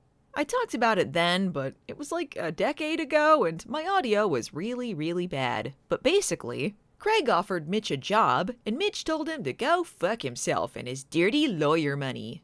Do you ever get the feeling there's just too many attorneys in the world? But despite that, Craig and Gena got an unlikely happy ending. They had a house in Connecticut, a law firm in New York, and, according to this episode, moved to Washington sometime after that. And they finally got around to making baby. Yes sirree, everything was coming up Craig. But Baywatch didn't really want to deal with any of that, and Craig should be a hot, available bachelor. So fuck that stupid fairy tale ending. They got divorced, and they aren't even gonna mention he had a kid. Maybe it died. I don't know. Let's not think about that ever again. And I know Gena was also a main character for a whole season, but who cares about her anyway? Assume she got together with Eddie while he was high from the dentist and crying about Shawnee divorcing him. Yeah, it's weird for me having to look at these old season 1 clips again too. I have to remember stuff I'd buried deep in my brain. And Parker Stevenson was uncredited here for some reason. Hey, speaking of Gena being pregnant, Gena Lee Nolin has been away from the show on maternity leave. This will come into play in a very unlikely turn of events later in the season. But for now, Neely is back and more sinister than ever. Thank God. We needed to bring another character in, or else Skylar might have returned. Anyway, homecoming! Do I really have to come back to Baywatch? I was making so much more money as a sexy cat burglar. The only burglar around here is gonna be me, the pharmacy kid. Baywatch, we're only a minute and a half in, and already there's an armed robbery? Maybe if I cast a spell on that old man and give him a heart attack, I can distract him. Yeah! I'm not getting blamed for this. Yay! Now I can look good on TV. No, it should have been me! As you may recall, devious Donna sees Neely as somewhat of a mentor, schooling her in the ways of being an evil sea witch. She's missed her in her absence, as have we all. In-universe, they explain that Neely has been away for a while after a bad skiing accident. And man, it really hurt her ego to see James Bond escape her clutches. But Neely is harboring a dark secret. She was really helping orphans on that skiing trip. Or she's got a painkiller addiction now. La. Isn't it great being sexy and drug-free? Yeah, but if you had some drugs, you would tell me, right? Hot slow-mo injured back running? Anyway, I'm sure you're wondering where Craig's story comes into play. Well, fittingly, it begins with one of the most boring stock plots on TV.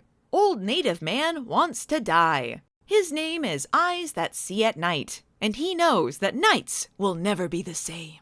Also, he's near the end of his life, and he wants to pass away peacefully in the land of his ancestors. Which, of course, is Baywatch Beach. What does this have to do with dancing? Lonnie doesn't think old men should just be able to die on the beach, and she's gotta act fast. I mean, the mystical indigenous music has already begun. Okay, what is it this time? If you're gonna make me a spirit or pit me against a fart wizard, do it now. In fact, I welcome it, because then I won't have to deal with being the stupid captain. Oh, it's you again. I guess I should ask how things have been in the vortex, but frankly, I don't care. Mitch is trying to shoo the native folk away, but that's when their lawyer shows up. Guess who? That's right, Mitch. The King of Cool is back. And a lot has happened in my life since leaving. I've learned many valuable lessons about character, which I shall now pass on to you. You see, it all started with A hug will shut you up. Craig is living the high life. He's a business lawyer on a cell phone, and nothing could be better.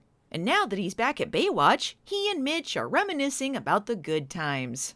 That girl who was obsessed with Craig and tried to murder his wife's first actor, both versions whom he hates now. That time Mitch fell off a hang glider, broke his leg, got bitten by a snake, fell down a mountain, and then complained about Craig's rescue. That weird episode where Craig had an action adventure in Mexico with Court and Eddie. But the show only got better now that we're doing plots about old men dying on the beach. Yeah, but none of this compares to that time I fought some unfrozen Vikings. What? You remember how I was always talking about ancient Viking funeral rituals, right? And that Vikings were always my thing? Oh yeah!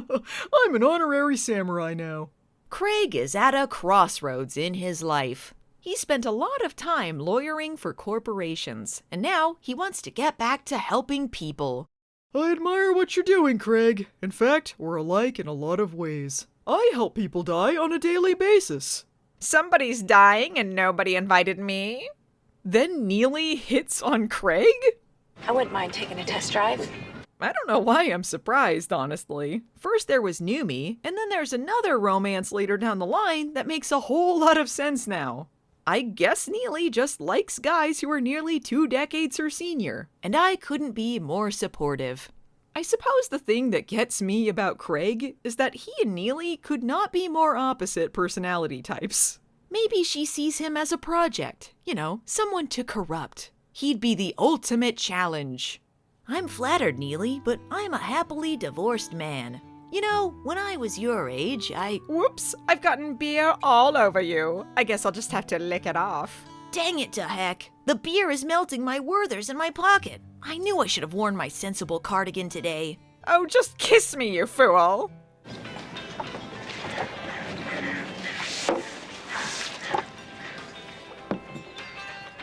Why the hell did that happen? I'll tell you why that happened. It's because Donna D'Erico and Gena Lee Nolin needed to shoot their next scene there. Neely is acting totally spacey, and Donna is beginning to suspect something is up. Gee, Neely, you're acting totally stupid. Wait a minute, are these aspirin? Neely, you can't be getting into hard drugs. Who's gonna teach me the ancient Kandarian demon chants to raise the dead? Talk to someone who cares, Donna. I know Mitch has experience with demonic chants. Why don't you bother him? This isn't like you, Neely. I've never seen you turn down a chance to raise an army of the undead. What's happened to you? The jig is up. Neely is addicted to painkillers.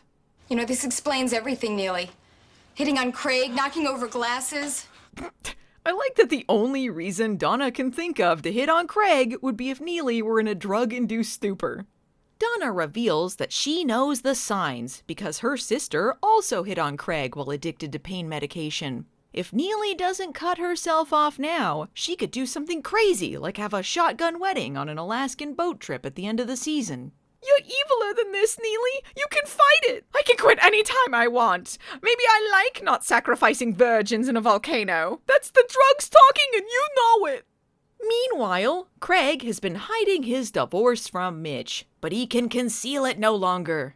It never really occurred to Mitch to ask why a guy from Connecticut/New York/Washington was lawyering in California. Well, Craig has come here trying to figure his life out. Gena said I was creepy and didn't blink and acted like a strange old man beyond my years. But I don't think any of those things describe me at all. Huh? Were you talking? There's some explanation about Gena and Craig growing apart as people, but personally, I think it's because Gena found out about that piss fight Craig and Mitch had over a high school girlfriend while she was off on a trip, thus discovering she was Craig's second choice. The woman's name was Allison, remember? They had a non-evil Allison at one point. Anyway, the audio mixing in this scene is just incredible. When you and Gail split up, did, Same. I went nuts. Nice. Well, here's more of Craig not blinking.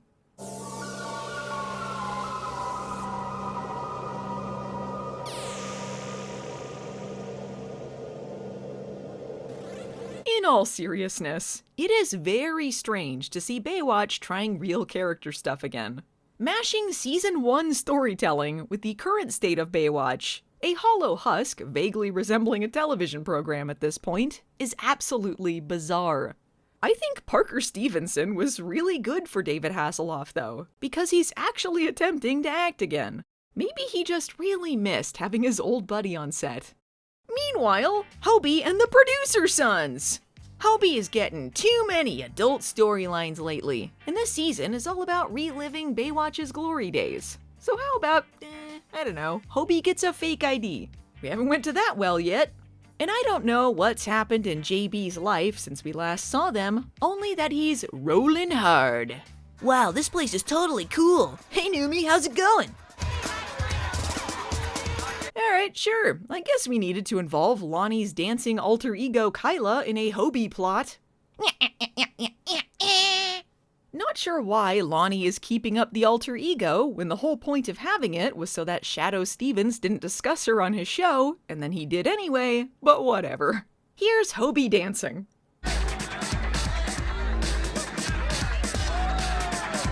Yeah, keep going, Hobie. You're doing terrible. Really cringe, we love it. Excuse me, no one's gonna be more cringe than me. Okay, I mean, points to Jeremy Jackson for some of these moves, for I certainly could not pull them off. That one I could do, but why would I? Somehow, Hobie wins the dance contest. Yeah, lifetime supply of A&W cream soda for everyone! And, tragically, this is the last time we will ever see the producer sons. But what about Hobie's band?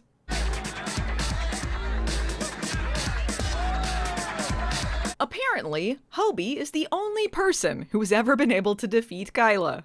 Pretty sad. But when the promoter realizes he's using a fake ID, he won't give him the prize money. Time for Hobie to get a lawyer's hunch on this. I don't know what to tell you, Hobie Meister. The last time we interacted, you were played by Brandon Call. Yeah, but now I'm cool. You could never prove that in the court of law. Anyway, Hobie, we really shouldn't talk that much. Our voices are too similar. Craig might be a little bit of a Mr. Rogers type, but that doesn't stop him from getting in this sick burn at Hobie's expense. You got kind of a Bart Simpson finger in the socket thing going there, huh? Oh, snap! Oh, snap! Oh, snap! I hope you're not looking for a conclusion to this fake ID plot, because there isn't one. Meanwhile, Mitch has been bugging Craig about becoming a lifeguard again, but Craig doesn't think he's lifeguard material anymore. Well, let's see what a sweet little grandma and an unsupervised child have to say about that. I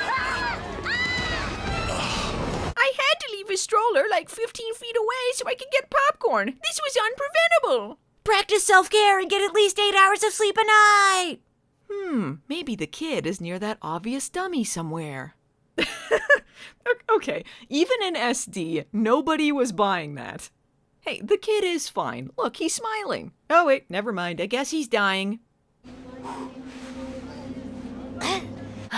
You're gonna be all right, bud. Let's celebrate with a healthy snack. My treat.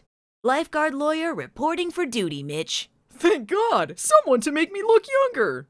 Okay, so Parker Stevenson was only 45, and he was in great shape, so I don't mean this as a slight to him. There has never been a clearer visual contrast demonstrating the body types Baywatch had in Season 1 versus now. It feels good to finally be a lifeguard again. Root beer floats for everyone. I want a root beer float. Via a little bit of lifeguard lawyer magic, Craig is able to secure Eyes That See at Night spot on the beach. Mitch and Craig have a little yelling session where they discuss their feelings about this situation, and I don't know what's going on, man. Mitch cares, and Baywatch is actually bothering to dig into a moral dilemma without a simple solution? How the hell is this Season 8 of Baywatch? The ancient ways have to be honored. You and your friend. You understand this? Okay, Baywatch, I know it's been 7 years since Season 1, but it feels a little mean to imply this means Mitch and Craig understand the ancient ways. I understand ancient Viking ways. And I've recently taken up butter churning. Native American Club remix! Craig's loophole is overturned, but I guess it doesn't matter, because Eyes That See at Night dies right at that very moment. Makes it easy! Who's had the last laugh now, idiots? My spirit will leave my body and fly on the wings of an eagle to the stars. Not in the HD version of the episode, you won't. 5, breathe.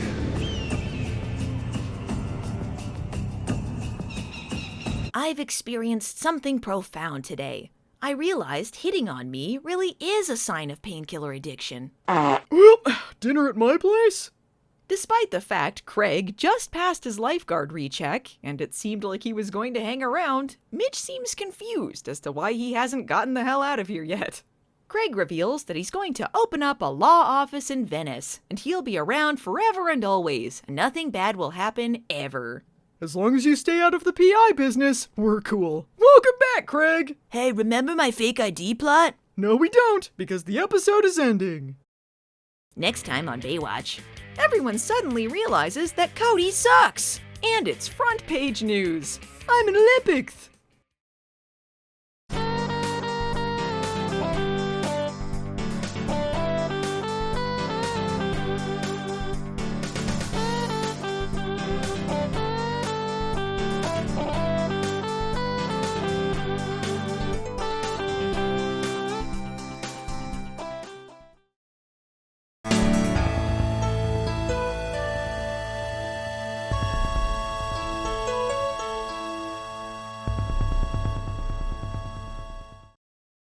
everyone! Ready for Baywatch to go backwards?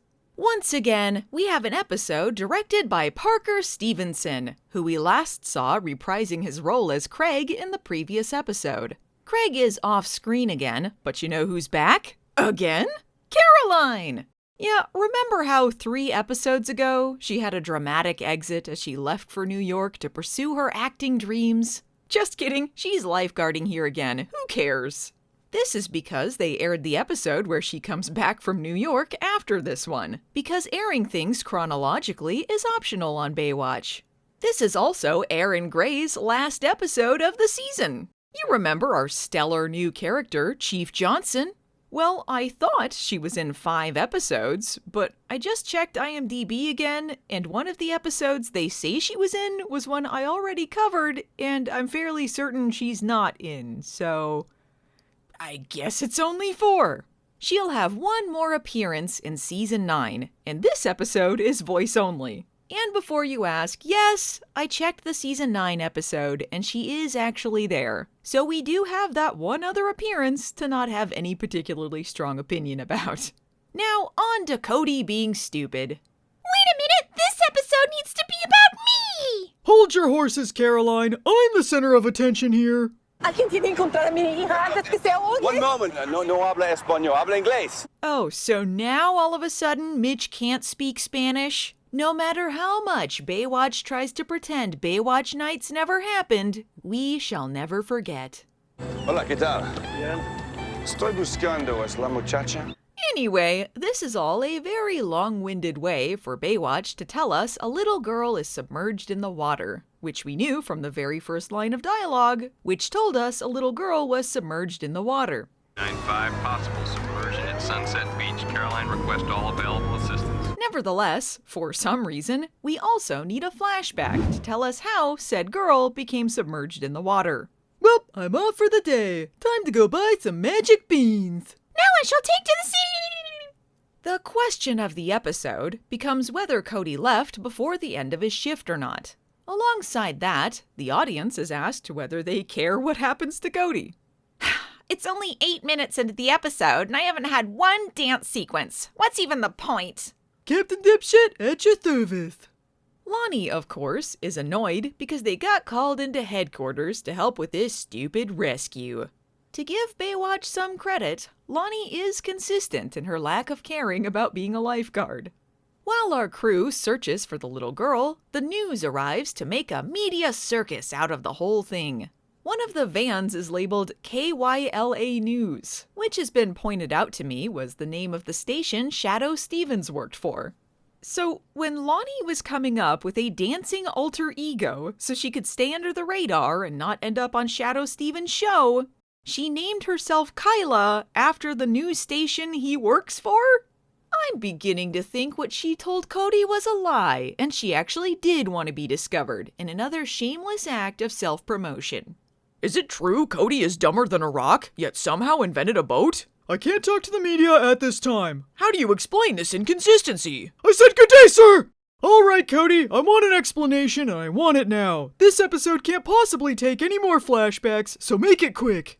Well, it was like this, Mitch. I was walking along the beach, counting the grains of sand as usual, when I noticed these cool buckets the girl and her mom were playing with. I was gonna ask to borrow them, but then I remembered all of the toys I have back home, and I felt pretty bad.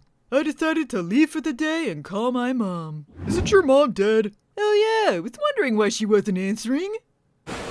No es todo. Oh, okay, so what really happened was Cody witnessed some domestic abuse, decided not to report it, and then left to go see a movie with his girlfriend. Well, seems like a clear case of negligence. I guess the episode decided to wrap itself up early. If you're wondering why the mom hit her daughter, there's some unexpected pregnancy plot that they don't really wrap up. Anyway, this is when Cody reveals that actually, yes, he did leave early because he set his watch forward to avoid being late. So far, 13 minutes in, the episode has presented us with precisely 0 arguments in his defense. At least when Caroline got someone killed, she did some stuff a lifeguard would do. Hey, are we talking about me again? Aren't you supposed to be in New York right now? I'm on a break, Stephanie! Jeez, it's not like New York is that far away from California! I can't believe you've done this, Cody! You've besmirched my captain's save record, and for that, you must be punished severely. No, Mitch, you don't mean... That's right, mister. You're grounded! What's the story, Mitch? Do you have a submersion or not? Yeah, I know we couldn't actually get you in the episode, Chief. Get off my back! It is pretty funny that the news is reporting on Mitch being pissy at Cody. Apparently, it's a bad look that he's chewing out the lifeguard they believe may have negligently got a girl killed. Like, his job? Maybe it's because Shadow Stevens was such a gossip about them, and now everyone is up in their business. Seems a million years ago when Mitch was lauded as a hero for saving 2 talk show hosts in one episode. Oh, how fast we fall.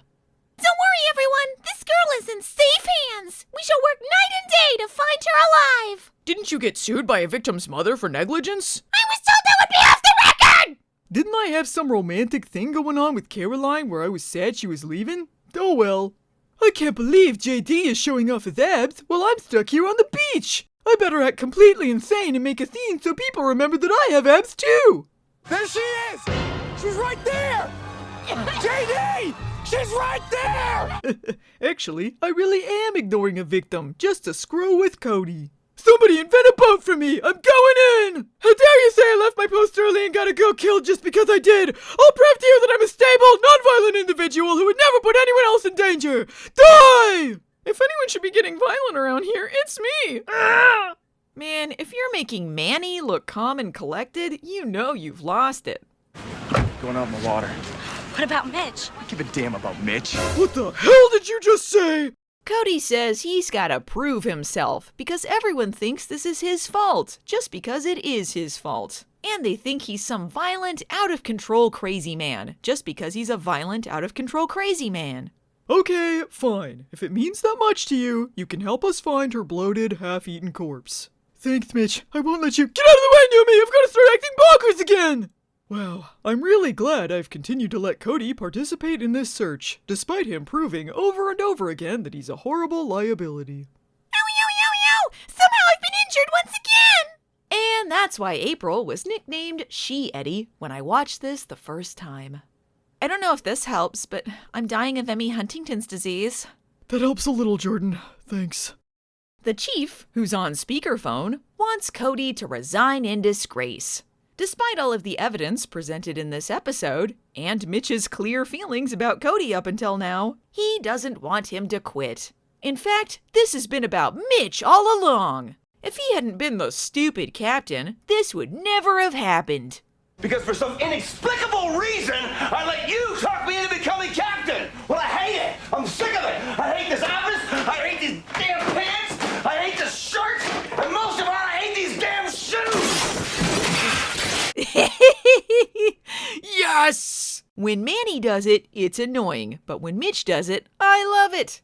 Absolutely losing his shit and tossing his shoes through the window, because I guess if he wasn't in charge, Cody would have sucked less or something. Whatever. Basically, everything this season so far has come back to Mitch blaming all of his problems on being the stupid captain, which he hates and hasn't shut the hell up about hating. You told me I would be the perfect captain because they needed my leadership. Well, I'll show you! I've been nothing but an unprofessional bitch up until this point, but somehow I've become even worse! You will rue the day you believed in me! So help me God, I will put Hobie through this window next! Mitch, do I need to be in this scene? Yes, Numi, of course you do! You're my anchor to a reality I am slowly slipping away from! And yes, people, this is in fact Mitch giving up and demoting himself. Not even making it halfway into the season before calling it quits. I can't help but feel like this was Hasselhoff's decision, worried that being a mentor type meant that he looked old and couldn't do the action stories he wanted, despite the fact Mitch has not gone a single episode without being front and center in every non-captain plot. So, just to recap, Mitch begrudgingly became the captain because the chief insisted he was the most qualified person for the job, and also, I guess, because an old girlfriend turned him down. And then he proceeded to spend 8 episodes straight bitching about how much he hates his job until he finally threw a pair of shoes through a window and quit. This is the entire Mitch as captain storyline. Yes, really. Mitch is so right. None of this would have happened if the chief hadn't promoted him to captain. Why must he go through so much pain? Oh shit, Mitch is back to denim shirts. He really has reverted to the Mitch of old. Truly, Baywatch is a midlife crisis in television form. I will say, I am appreciating emotional support Numi, though. Well, I suppose if they want to keep Cody around for some reason, they need to make this easy. So guess what? They found the girl alive. Apparently, she was at her house the whole time. The important thing about this episode is that I'm back to being a regular lieutenant. There is no responsibility I can't shirk. Domino's, get me the Bigfoot. What do you mean that was Pizza Hut? I don't want the Dominator, I want the Bigfoot. Make it happen. And Cody gets off with just a letter of reprimand and a 2-week suspension, despite the fact he left work early, frequently disobeyed orders, and assaulted several people. Mitch is happy about this minor consequence because that means he can lifeguard in Cody's place for a while. Professional life-saving individuals. Hooray for me! Yeah, get out! Next time on Baywatch, it's Caroline's final episode. Meanwhile, Neely makes baby? Wah!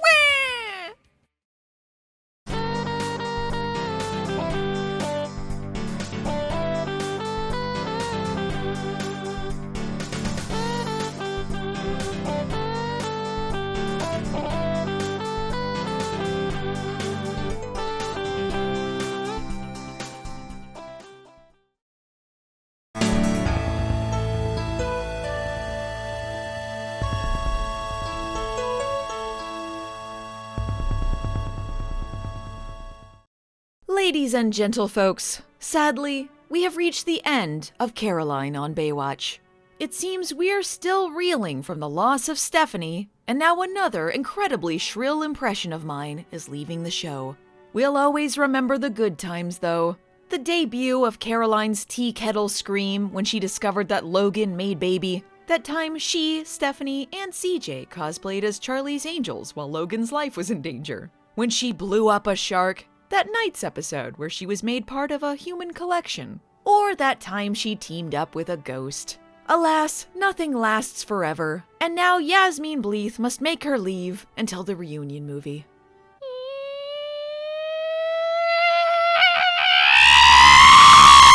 So, a few things happened behind the scenes here. Despite this being the 4th appearance of Caroline this season, and part of a seeming finale arc wherein she goes to New York to become a famous soap star, it oddly ends with the implication she's going to stick around forever. It's not unusual for Baywatch to bring back characters, promise they'll be around regularly, and then never see them again, but this time there's a reason. Firstly, this episode was meant to be aired earlier, because it explains that Caroline is coming back from New York while she's on hiatus from her show, thus leading into the episode they aired just before this, where Caroline is lifeguarding with them as normal. This also explains why Mitch demoted himself back to lieutenant last episode, but now he's back to being the captain. But even if they'd aired these episodes in the correct order, it would still end with Caroline as part of the team and then disappearing without mention. This is, unfortunately, where I have to get into some real-life stuff. Yasmine Bleeth was really struggling behind the scenes. She was battling severe cocaine addiction, and that, alongside some turbulent things going on in her personal life, all ended with her being fired by Douglas Schwartz. According to Yasmine Bleeth, her contract ran out and she simply got another job offer. But personally, I think that was PR talk. Only they really know what happened behind the scenes, but it's hard not to feel bad for Yasmine Bleeth in this situation. They'd constantly made fun of her for struggling with her weight, which I'm sure contributed to her addiction, and continued well after she was off the show. And she certainly wasn't the only person on the program struggling with obvious substance abuse or public relationship problems. But on the other hand, this was a really bad environment for a drug addict to be around, and to not address it would be irresponsible. Currently, Yasmine Bleeth is retired from acting and completely sober, and I'm really happy she was able to get her life together. Anyway, Baywatch! Donna and Mitch are Shaq fans. Shaq's the man, huh? He's the man. I love this banter we have. Anyway, when are you leaving the show? At last, I have returned. It seems like just last episode, I had my feet in the sand. You did have your feet in the sand last episode, and I thought you were supposed to be gone forever. I'm just on a break. It's completely normal for someone to fly from New York to California regularly so they can lifeguard. Yoink!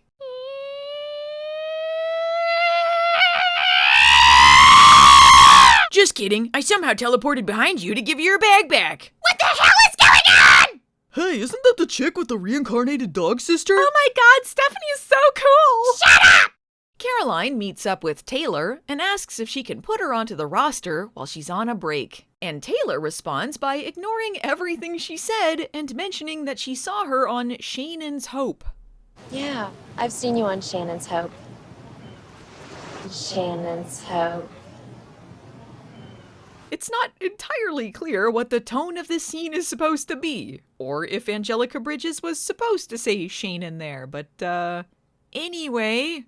Hey yo, Caroline, I just remembered we had a romantical entanglement going on. Even though we didn't even interact last episode, and before that you were only gone for 2 episodes after your dramatic exit, I have missed you during your long absence. Hold up, everyone. I just had to interrupt you to say that I saw Caroline on Shannon's Hope. Meanwhile, Neely has decided to lifeguard at the Sand and Sea Club, since they don't do any drug testing, and she can continue with her painkiller addiction. What a plot to be included in Yasmin Bleeth's last episode. I'm assuming this is the same club Mitch recommended Manny go to before he pulled some bullshit regarding his poor eyesight. Donna also mentions that Neely was briefly living with her, making this the second episode where we find out someone was living with Donna in the same sentence where we're told they moved out. I know I had a big bitch fit and threw my shoe through a window so I could be lieutenant again, but for some reason, I'm the captain once more. Oh, Mitch, you figured out how to manipulate time. I'm so proud of you. Mwah! Apparently Mitch and Neely are the kind of characters who exchange cheek kisses now? Neely, I want you to be careful with that fireworks display out on the beach. It might cause an action plot that I will have to get involved in, because I'm the stupid captain. Yeah, fireworks captain, I gotcha. Hey, are you feeling okay? I'm the one who's supposed to be bored in every scene. Oh yes, late night casting spells and whatnot, you know how it is.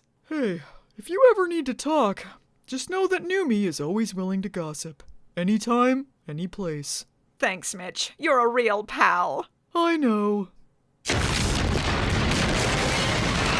Didn't anyone tell those fireworks we have a permit? Tell my wife I love fireworks more than her! Oh, pretty! I've got to see this up close. Just relax and let the water take you. This is a mercy killing. Everybody out of the way! Stupid captain coming through! Man, Mitch hasn't seen an explosion of this magnitude since he fought a trash bag on an oil rig. I'm gonna get there before Stephanie Dog steps in! Too late. Not in my last episode! I was here first! This counts as my save! Neely, I know this goes against my every instinct as a lifeguard and narcissist, but how could you let me save one of your victims like that? I thought we had a healthy rivalry going on, but lately, it seems like your head isn't in the game. Oh, Mitch, tell me I've been a bad girl. I love it. Whoa. This is just like the time you hit on Craig. Are you addicted to painkillers, Neely? Neely, you have a problem. Today, it's hitting on Craig. Tomorrow, who knows? Maybe you'll be hitting on me. You don't want that, Neely. What about your on-again, off-again relationship with Numi? Guys, Numi and I have an understanding. It's not like he isn't picking up girls at the club every day. That's different, you know it. Men are allowed to have open relationships, and women must be shamed. The male ego is a disease. Mitch says he's willing to get Neely fired if it helps her to get better. Again, what a plot to be included in Yasmin Bleeth's last episode. This is when Neely reveals the truth about why she's been away. She didn't have a skiing accident. She had a baby, just like Gena Nolin. You should see her, you two. She's got my evil eyes. A baby? This could make me look way younger. You're staying with me. Yes, really, this is what happens. Thus begins one of Baywatch's weirdest storylines, wherein Neely has a baby and moves in with Mitch. I mean, I didn't really see this coming when Neely was introduced, but I guess I'm not mad. It doesn't necessarily, fit that well, but they're trying something. And Baywatch so rarely tries at this point. The reason this happened was, of course, because Gena Lee Nolin had a baby in real life, but also because David Hasselhoff insisted they incorporate this into the actual show. I'm assuming he wanted to shift things back to a family focus after the slew of Playboy models dominated the first half of the season, not to mention the fact he's been trying to make a new Hobie happen for years now. Regardless of why it happened, it is interesting to see how Neely's character develops throughout the show. And nothing ever happened to undo all of it. Meanwhile, what are you doing, JD? Nothing. What are you doing? I don't know. What are you doing? I don't know. What are you doing? Hey, I've seen Caroline on Shannon's Hope. I hope I don't get into yet another hostage situation in my last episode. Guess who's back?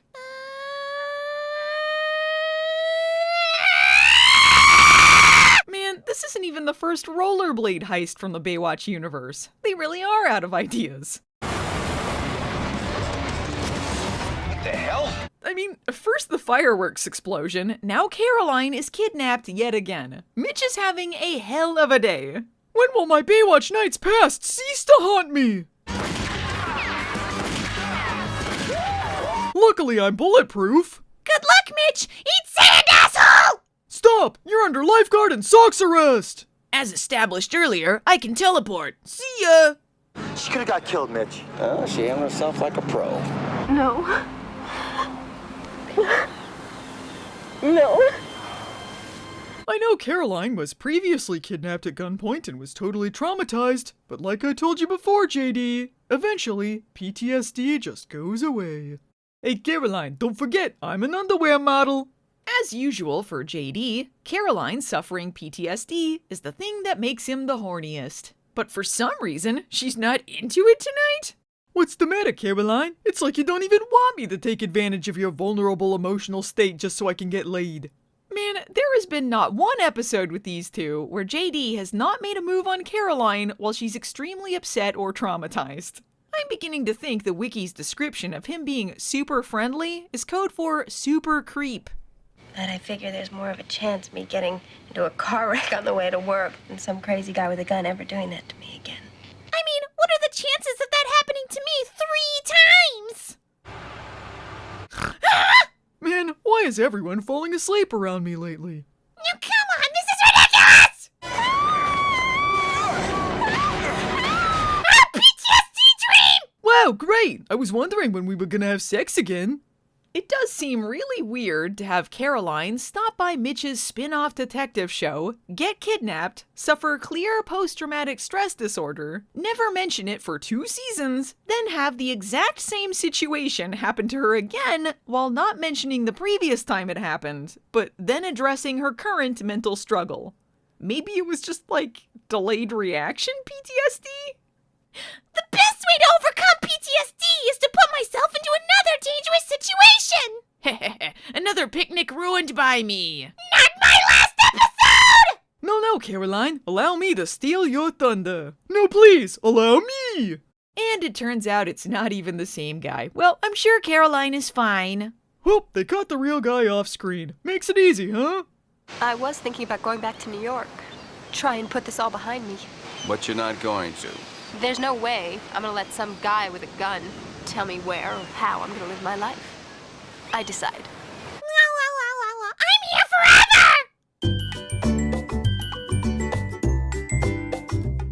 forever!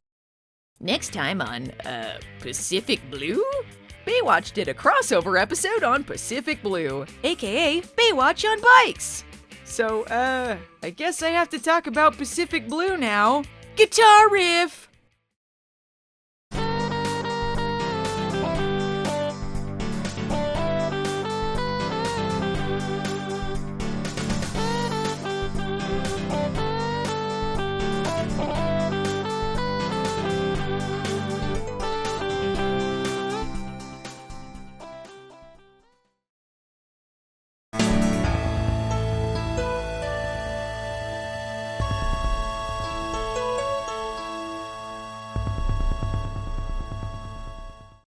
folks, we've officially reached the Pacific Blue crossover episode.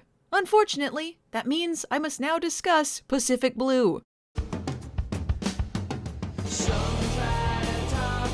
And what is Pacific Blue? Well, I'm sorry you asked.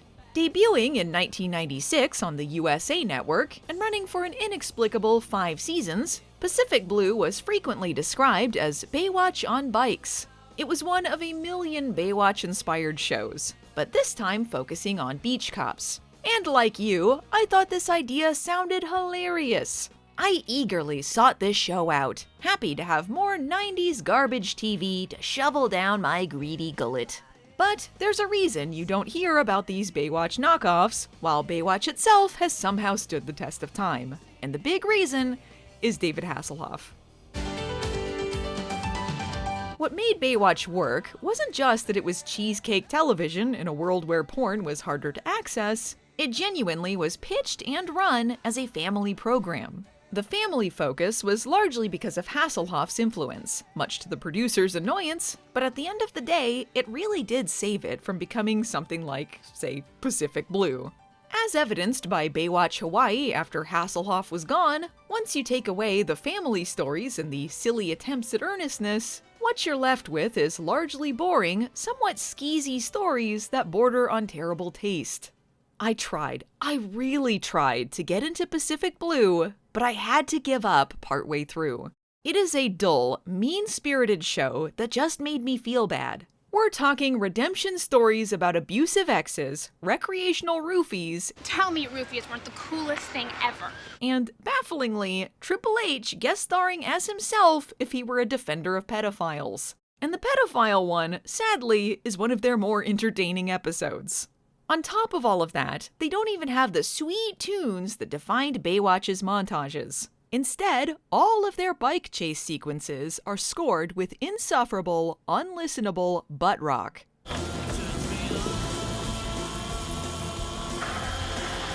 I'm gonna be honest with you, the music is probably 90% of why I hate this show.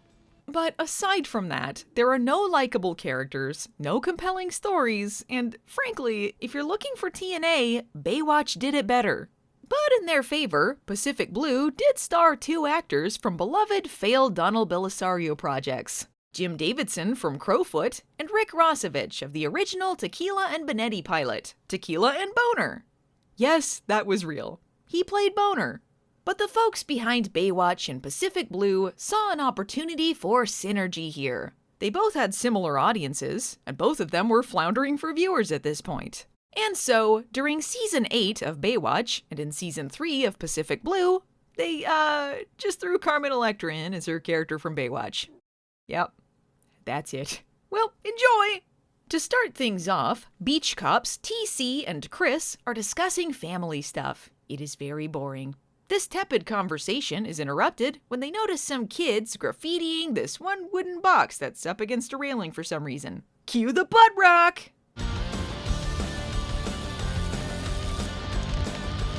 If this seems exciting to you, I've got great news. Every bike chase on this show is shot exactly the same. Take to the sea!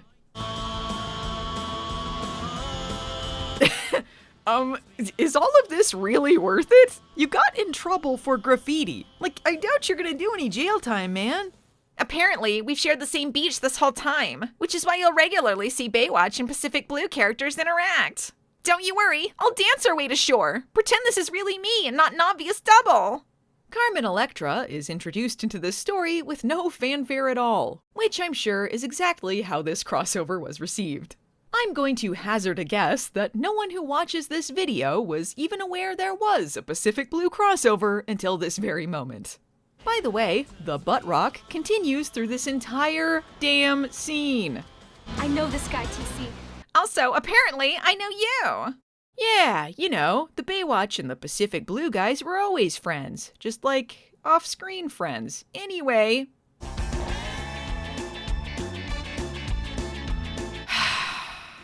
I miss Baywatch.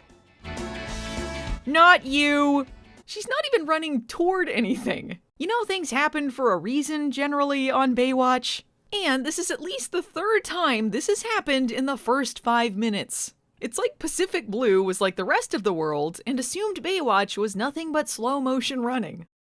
Anyway, Lieutenant Anthony Palermo is explaining to our beach cop crew that a new team has been formed using folks from the Santa Monica PD, the fire department, and the LA County Lifeguards. This is giving me all sorts of flashbacks to Baywatch's backdoor pilot that tried the same thing.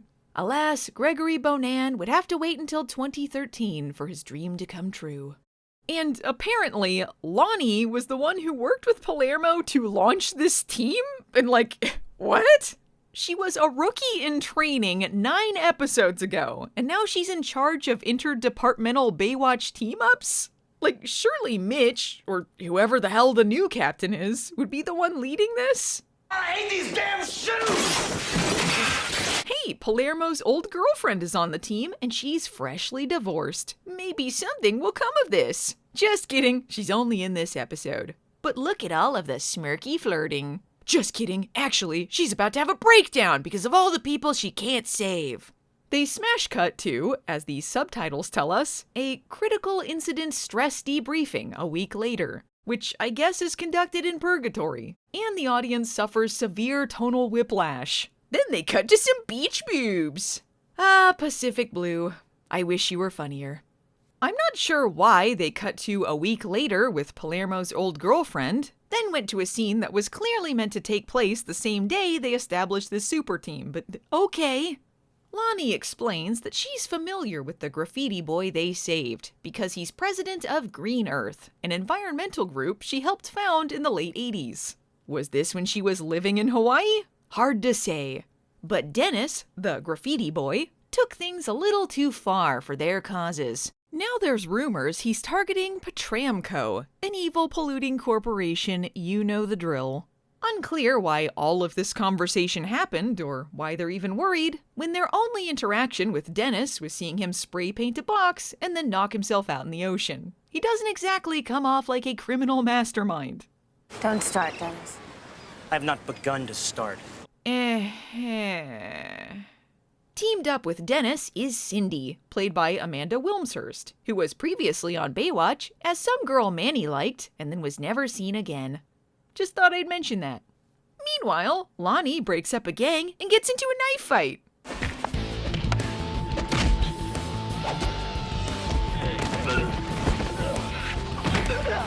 Okay, now, what in the world? I wish this was the kind of thing she was doing on regular Baywatch, because she'd be a hell of a lot more interesting. First time I saw a dead person was on this job.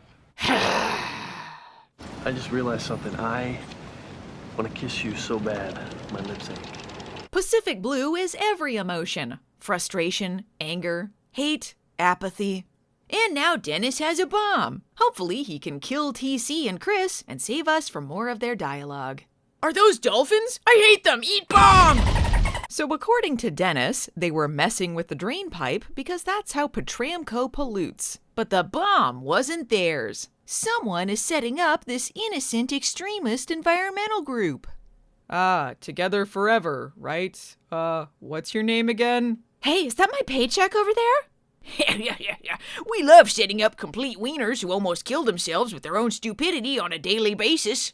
And another off-screen bomb. We're only halfway into the episode. It's like they're scared that if they stop throwing in pointless action sequences, the audience will realize the show is about crunchy characters in bike shorts. And honestly, they are correct. I'm here. No one else from Baywatch can make it, but I'm sure this elite squad of police, EMTs, and lifeguards is gonna work out. Hello!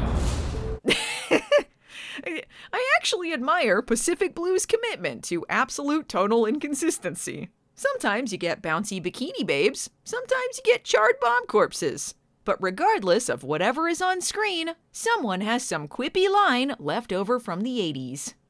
Snap you like a toothpick, kid! Suck on ice.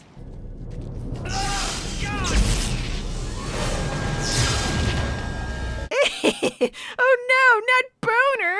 Don't worry, everyone. He gets shot like 1,000,000 times on this show. This is nothing. A dead body seems to weigh less than a live one, like something's gone out of it. Okay, fine. I'll take the butt rock. Hey, everyone. Remember when I died? Oh, come on. You die every week. You could pretend to care a little. And now Palermo is musing over his near-death experience and the existence of an afterlife. Only on Pacific Blue is this just an aside in a Baywatch crossover episode. Hey guys, heard your lieutenant died. Yeah, so did mine. But that was before I was on the show. I think he used to be a supernatural detective. Interesting. Did he ride a bike? I don't think so. Pfft, sounds like a total amateur.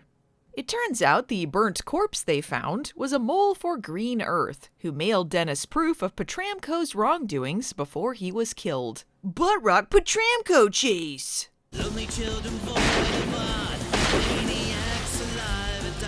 and arrested. Well, what's Lonnie up to? Now I guess she's an EMT and taking over for Palermo's girlfriend. She's being sued for a wrongful death during that explosion in a plot I largely cut out of this video because, frankly, I'm uninvested. Together forever. I'm sorry, is this supposed to mean something? Oh, who cares? Done.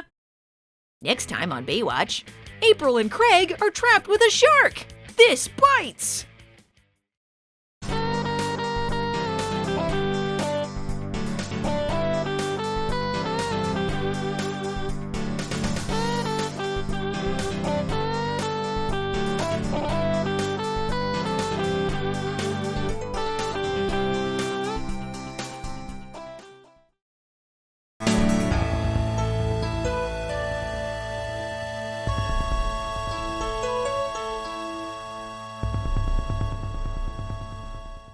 Previously, on the Pacific Blue crossover, Lonnie, the lifeguard who hates being a lifeguard the most, helped form a lifeguard/beach cop/EMT super team, which I'm sure we will see discussed in this very episode of Baywatch. Or it will never be mentioned again, and Carmen Electra isn't even here in this episode or the next. Anyway, April. What a beautiful day on the beach. The day puncher. Hi, Manny. Hi, April. Together forever. Manny and April, or Mapril, the couple you probably forgot about. Ouch. These two are so in love, as we have witnessed these past, 5 episodes, 2 of which were credit only for them. And nothing will ever happen to break them up. Oh no, that gang I used to hang out with. As a Hispanic character, Baywatch apparently couldn't help themselves.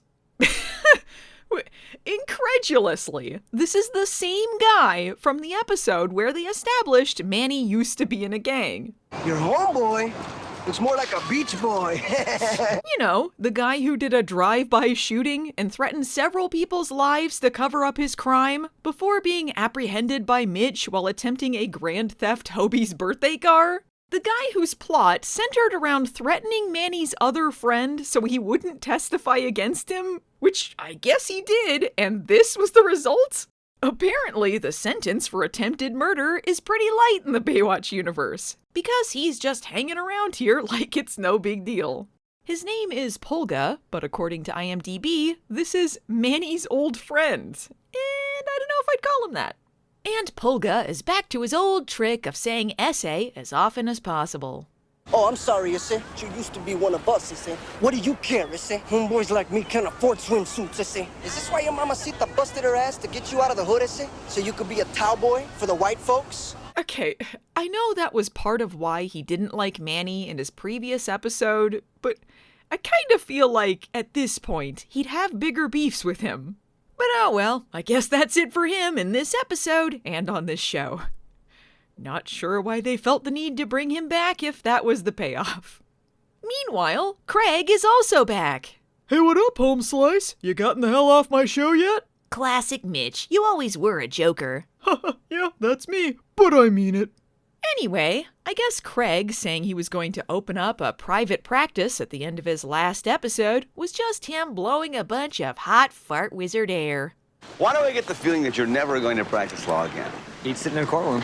I know my whole thing was being unable to decide between my 2 careers and creating a private practice so I could get back to helping people instead of corporations, but actually, I've always hated being a lawyer. Supposedly, Mitch has demoted himself to lieutenant again because of, you know, the shoe incident. I hate these damn shoes! forget, he's still referring to himself as the captain. He's either waiting for a new captain to be appointed, or they've messed up the airing order again. You make the call. At this point, he's going to spend more time as the captain after he made himself not captain than when he was actually captain. And as the maybe captain, Mitch is dying to hear all of the hot goss about Craig's attempts at re-entering the dating pool. I haven't been able to get close to anybody since my frog hybrid girlfriend exploded, of course. But I want to be reminded of what love is through you, Craig.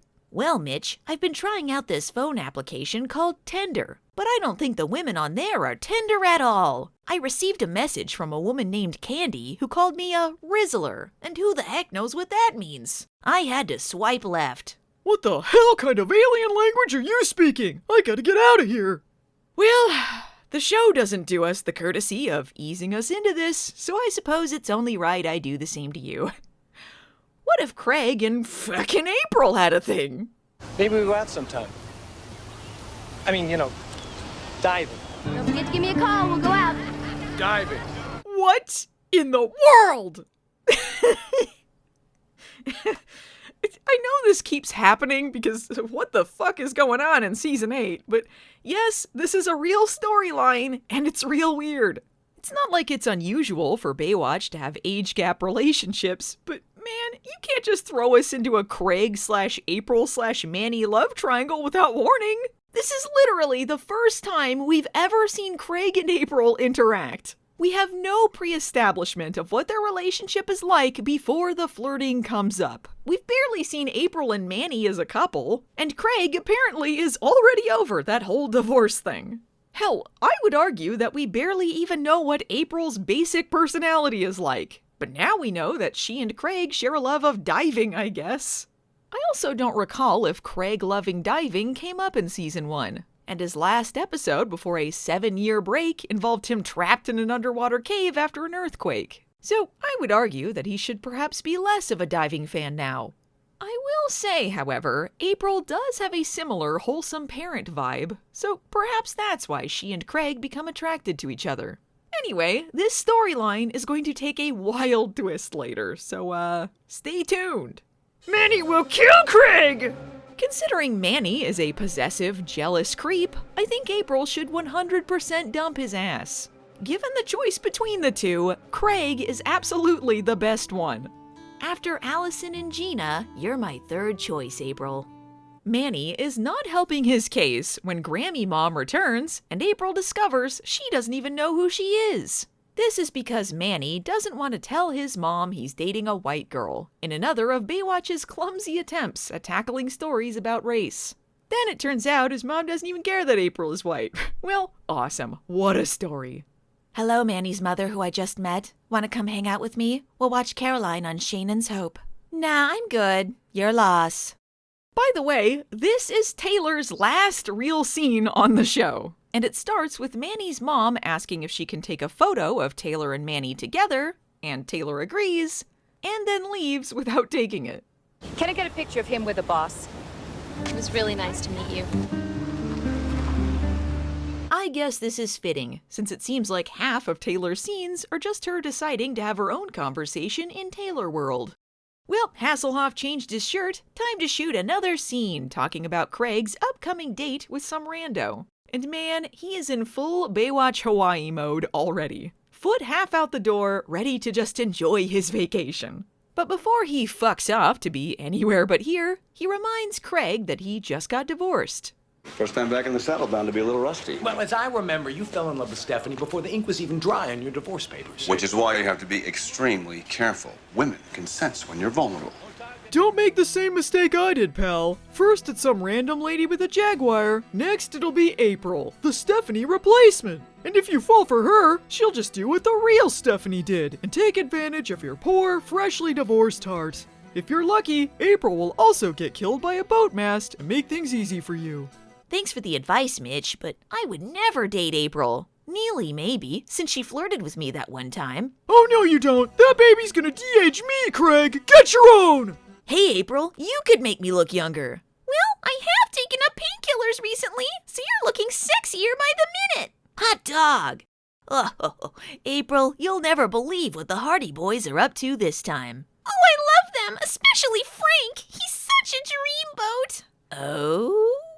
Nothing bad is gonna happen today, unless, I don't know, Eddie's curse catches up with me. Damn it! Fearing the stock footage will eventually make its way over to them, Craig and April take shelter in a water filter pipe.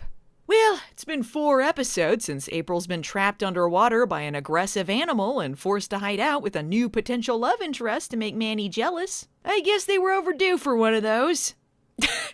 I think my favorite part about this whole thing is that the shark keeps changing species depending on the stock footage. And that species-shifting monster is Dr. Shark, ready to finish off another Season 1 character.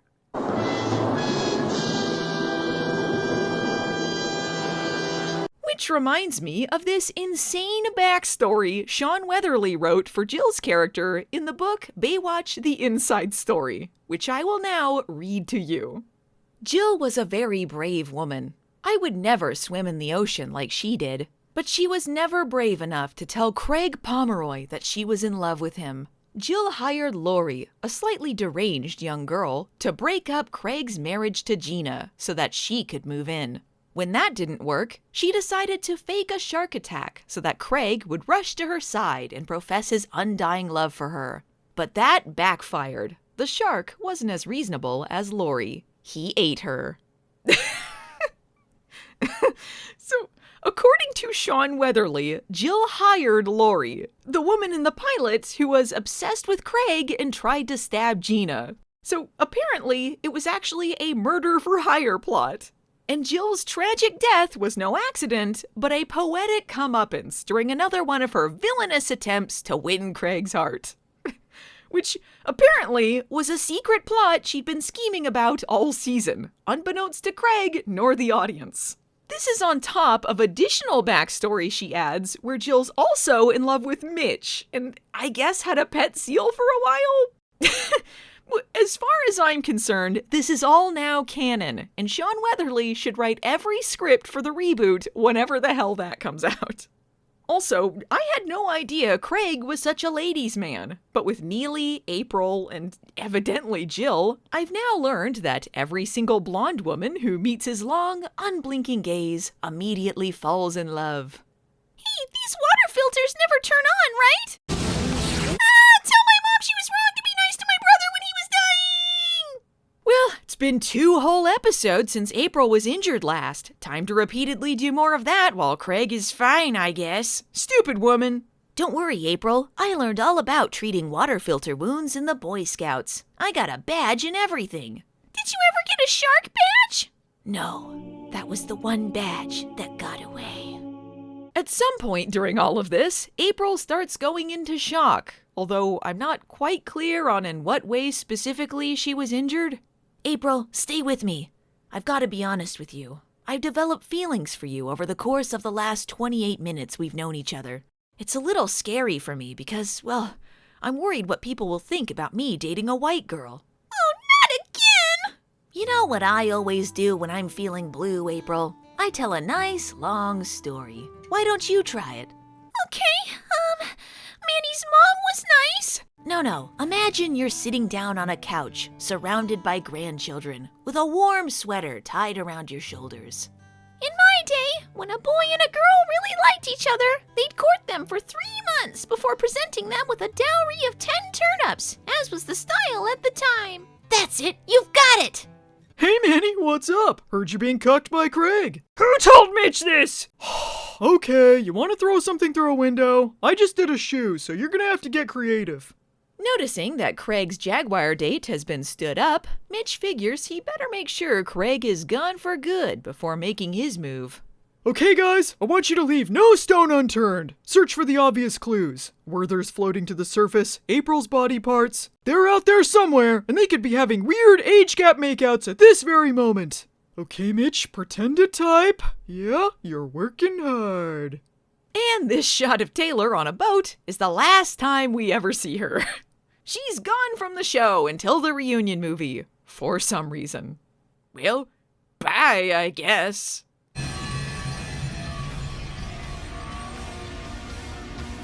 Hey, Hey, we get a Numi/JD team up. That's, something, I suppose.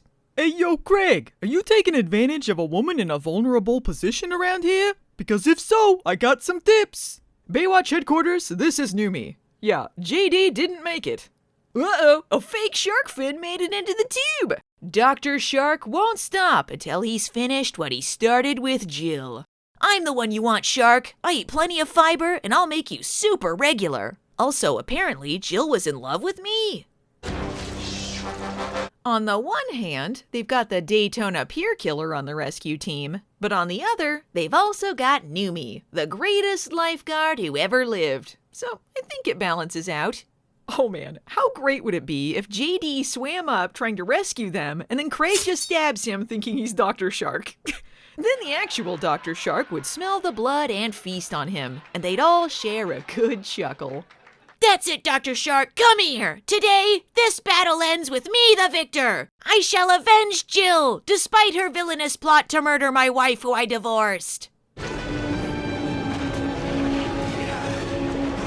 Damn you, Craig Pomeroy!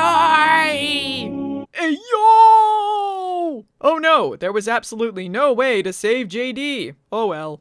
Yikes, how's my underwear gonna get me out of this one?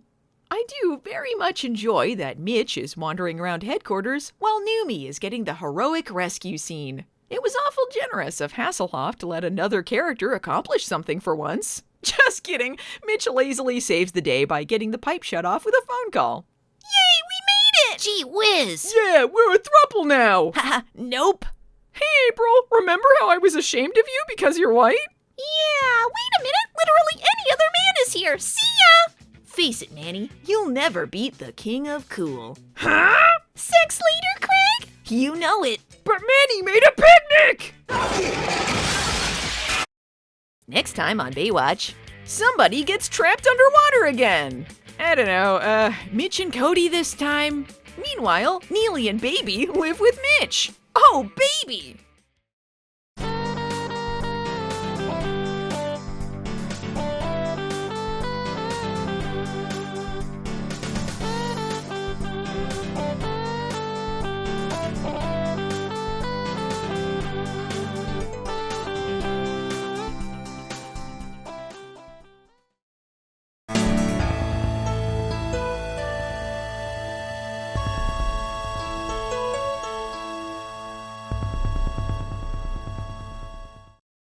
Baywatch has been on quite the merry-go-round concerning whether Mitch is or is not still the captain, depending on the airing order. But in this episode, he's doing regular lifeguard stuff again.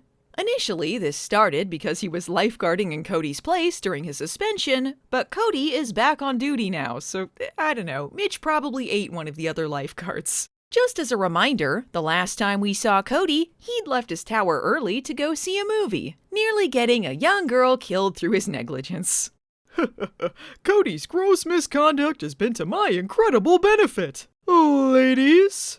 But remember, people, this is a family program. It's about boobs, but also heartwarming stories involving children. Like that heartwarming grenade. Wait a minute, heartwarming grenade?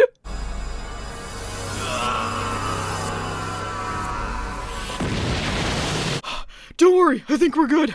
I only blew up a few surfers over there. My save! That reminds me, I gotta go see a movie with Lonnie. Okay, how many grenades are on this beach? Kids are collecting them like labubu's.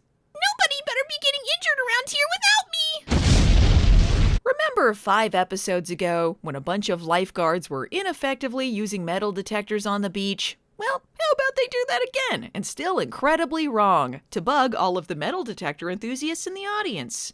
Well, turns out a box of grenades from the Marines has washed up on shore. Good thing I've been established in canon as an explosives expert from my Navy SEALs training. Just kidding, this is someone else's problem. Everybody out of the way! If anyone's going to be sacrificing children around here, it's going to be me! Huh? What a wonderful dream! That's right, everyone. I'm going to Santa Monica College. Jealous? And now we return to one of my favorite bizarre late-stage Baywatch storylines. Neely and her baby living with Mitch. Her daughter Ashley is played by Gena Lee Nolan's real-life son, Spencer. And say what you will about this plotline, that is super sweet. What's this? Neely with her hair in curlers and cotton balls between her toes and nair on her legs? How embarrassing! Maybe now Mitch will appreciate all of the effort it takes to look like the ultimate sexy baddie every day.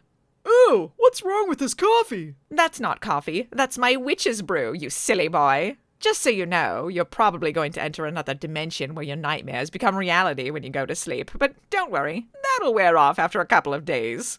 My exploding frog hybrid girlfriend used to make me witch's brew.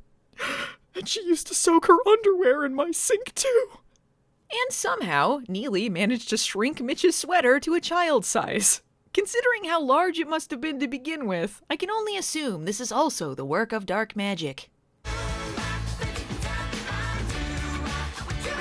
Let me tell you folks something. As someone who was super into Hansen as a kid, this is the first time watching Baywatch I felt my body rapidly age and wither into dust. You know, I was thinking about those grenades on the beach yesterday. Really? Why? Suspecting the grenades might have come from a sunken boat, Cody and Mitch debate freediving for it before getting into a pissing match over who can stay underwater the longest. Let's see, who's the better diver? The guy who was training specifically in diving at an Olympic level, or the retired supernatural detective currently daydreaming about a ham sandwich? They are holding their breath in a kiddie pool, where they just were giving literal children diving safety tips. Grow up, Mitch. Seriously, grow up. There's no clear winner, certainly not the audience. Off screen, Mitch suddenly remembered he was in the Navy and made some calls. He says the grenades didn't fall off a ship. They floated out of a sunken one. Despite the fact Cody's theory was, in fact, that they floated off of a sunken ship. That was the whole reason they had that fight over who could hold their breath underwater the longest and turned into little babies. Not only does this ship have grenades, but it's apparently full of stolen military explosives. Well, Cody finds where the boat is. Don't worry about it. Rather than report it to the authorities, they decide to go check it out themselves like a couple of dummies. Our mark. Bingo. Bingo. I hate that expression, bingo. What is Mitch even complaining about at this point? Hey, I think it's that bad CGI over there. Oh man, yeah, Baywatch has officially entered the world of CGI. Now, the possibilities are endless. We know this boat is full of unstable explosives. Open it up and let's head in! Me first! Follow my lead, Cody. If there's anything I learned during my Baywatch Nights experience, it's how to meander endlessly around a sunken ship to kill screen time. What should we do with these weapons? Play with them? Hold it right there. Those waterlogged weapons are all ours. Eat tank, buddy! Harpoon! How could this happen? Cody just can't help himself this episode. First he gets harpooned in his ill-planned escape attempt, and now he dares to imply that these two weapons thieves haven't paid their taxes. We are taxpayers! Considering Cody got himself audited, I'm not sure he's really the tax expert here. These thieves are played by two Baywatch Nights All-Stars, Mike White, who was Sergeant Decker in Pressure Cooker, and Chip Mayer, aka Vance Duke, who was in that thrilling Season 1 episode about a clothing company merger. According to IMDb, which I think is actually incorrect, but it's funny nonetheless, Vance Duke's character's name is Vance. Lifeguards drowned in boat explosion. It's gotta be a paradox, don't it? There's no way I'm going out like my frog hybrid girlfriend. She'd want me to live.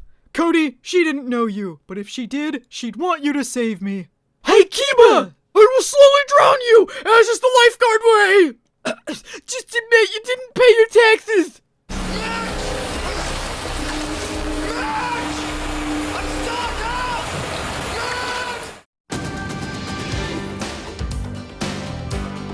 Cody can take care of himself. I've got more murdering to do! Water punch! Water punch! Cody, you told me that I couldn't hold my breath as long as you. Well, now I'll prove that I'm the best as usual. See, the scene of us pissing in a kiddie pool while doing lame fake yawns was actually plot important, believe it or not. No matter how petty or unprofessional I am always unrealistically better than everyone else. I like turtles.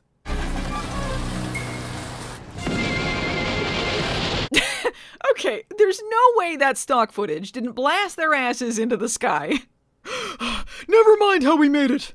Hey, Cody, once again, the bad guys were caught off screen. Pretty underwhelming, huh? Well, that's the end of that. Meanwhile, in the other Mitch-centric plot of the episode, Neely has decided to look for an apartment. As fun as it is listening to Mitch bitch about her coffee and be annoyed at her very presence, she's gotta find a lair of her own. But maybe, someday, she'd like to find someone to rule the underworld with her and help her raise Ashley. I think maybe this montage is her remembering her dad, who may or may not be dead. The wording made it seem like it could go either way. If it is supposed to be her and her dad, we're gonna assume her manic-depressive sister, who was only mentioned once, was off screen somewhere. I know this is supposed to be a scene where I'm sad to be moving out, but that doesn't mean I can't dress up like I'm going to the club. Neely, you can't go! That baby of yours takes 10 years off of me, minimum! If you leave, I'll be stuck with that useless Hobie, and he's only getting older and less useful by the minute. I can't stay here, Mitch. Not when the world of black magic organ harvesting is calling me. I can't be tied down by rules like not washing my underwear in the sink or casting spells at 3 a.m. I need my freedom. Well, maybe I like your evil ways, Neely. Maybe I'm charmed by your closet full of bodies and necklaces made from human bones. What are you saying, Mitch? Neely, will you be Hobie's new mother?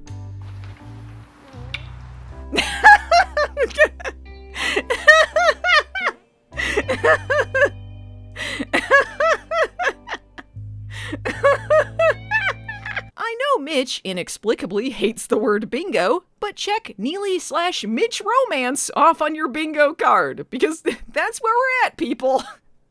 It's like they wrote this storyline via Mad Libs. But I guess this isn't without precedent. I mean, they did proclaim their love for each other last season. But I love you, man. I love you too, but you're not getting my day off. Anyway, I have no idea why this is happening other than Hasselhoff wanted another Hobie. And I couldn't be more baffled or pleased. What in the world? Well, see you next episode. Next time on Baywatch, Craig and April also have a bewildering romance. Meanwhile, Cody and Lonnie surf. Cowabunga!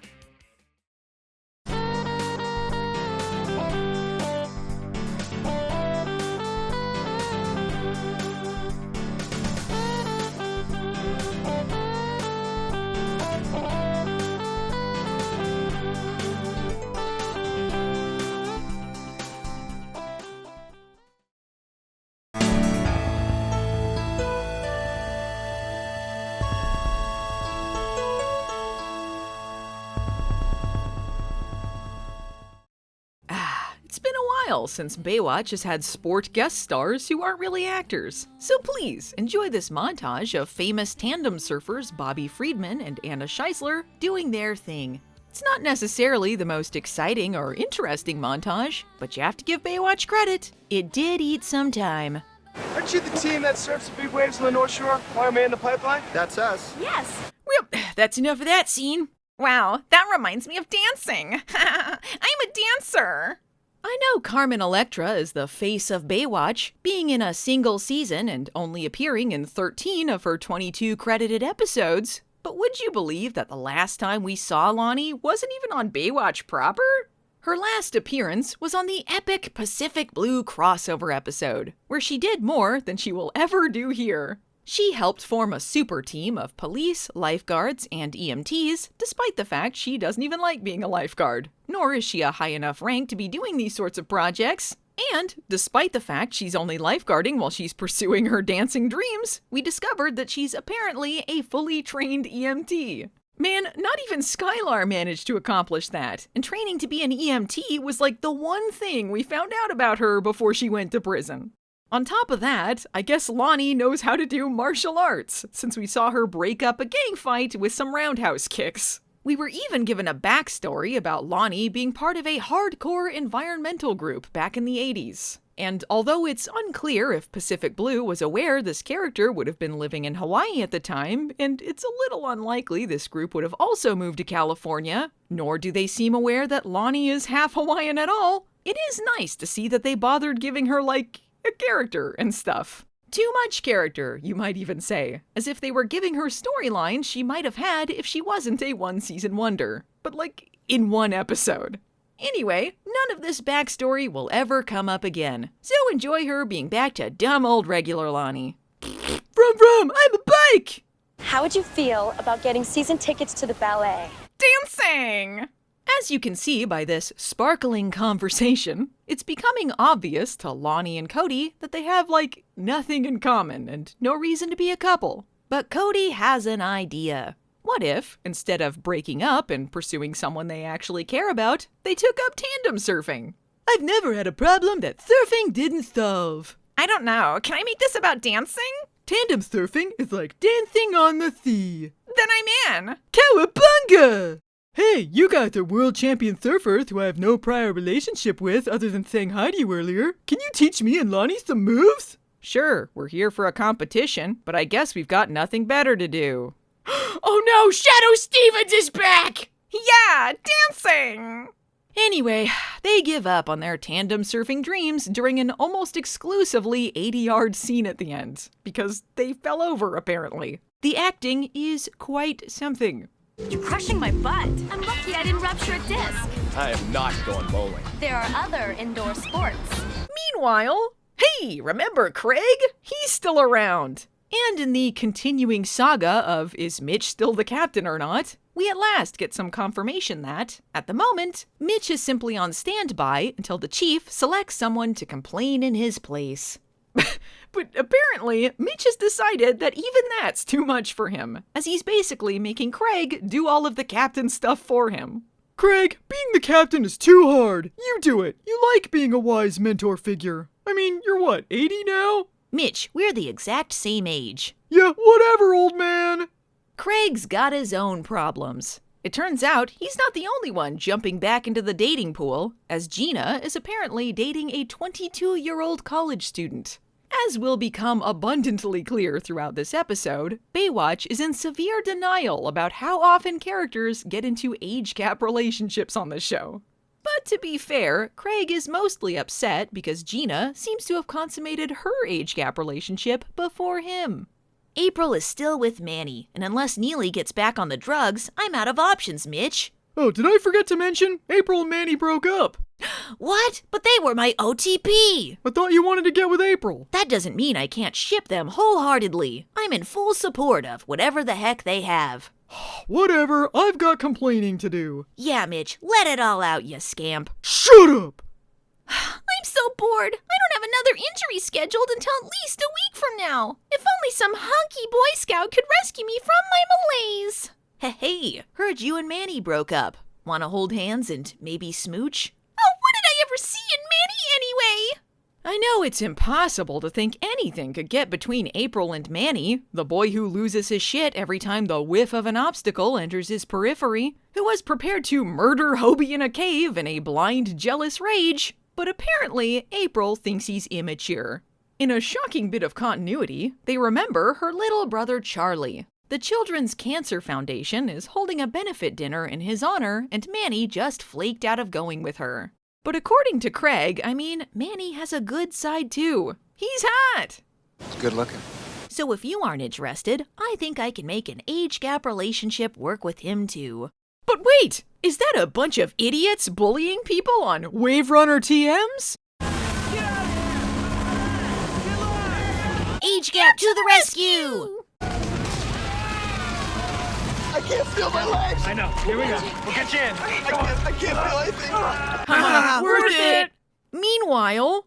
Why April break up with Manny? Manny, the perfect boyfriend! April, talk to Manny, or he will break April in half! Hey there, Studly Stud! What are you up to? Something sexy?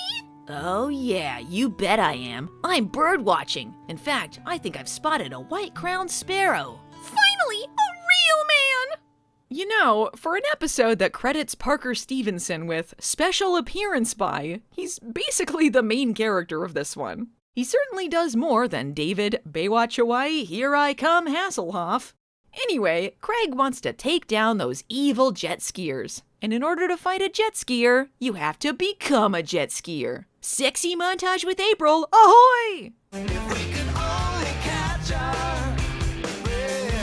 So Sensing a special connection only shared by ancient sages trapped in the bodies of younger mortals, April invites Craig to the benefit dinner. If that stinky Manny won't come, Craig shall be her silver medal. Ah, one of Cody's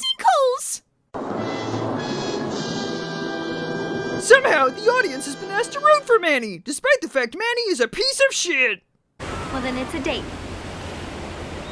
And thus, the chaste kiss on the cheek of destiny has officially unleashed the Craig and April storyline, forever baffling Baywatch scholars in the many years to come. Here's another sexy Craig scene, because you asked for it. April is using plenty of sunscreen and practicing beach safety. I am so turned on right now. I love you, Craig. Ever since we were caught in that power plant intake system and you saved me from that shark, I don't care how old you are. Hey, what up, Craig? Having a sexy age gap dream or something? Okay, so Baywatch is confusing me a little bit, so let's back up. I've made a lot of jokes about it, but up until this episode, Craig and April haven't gone past mildly flirting. It's a will they, won't they thing. I get that.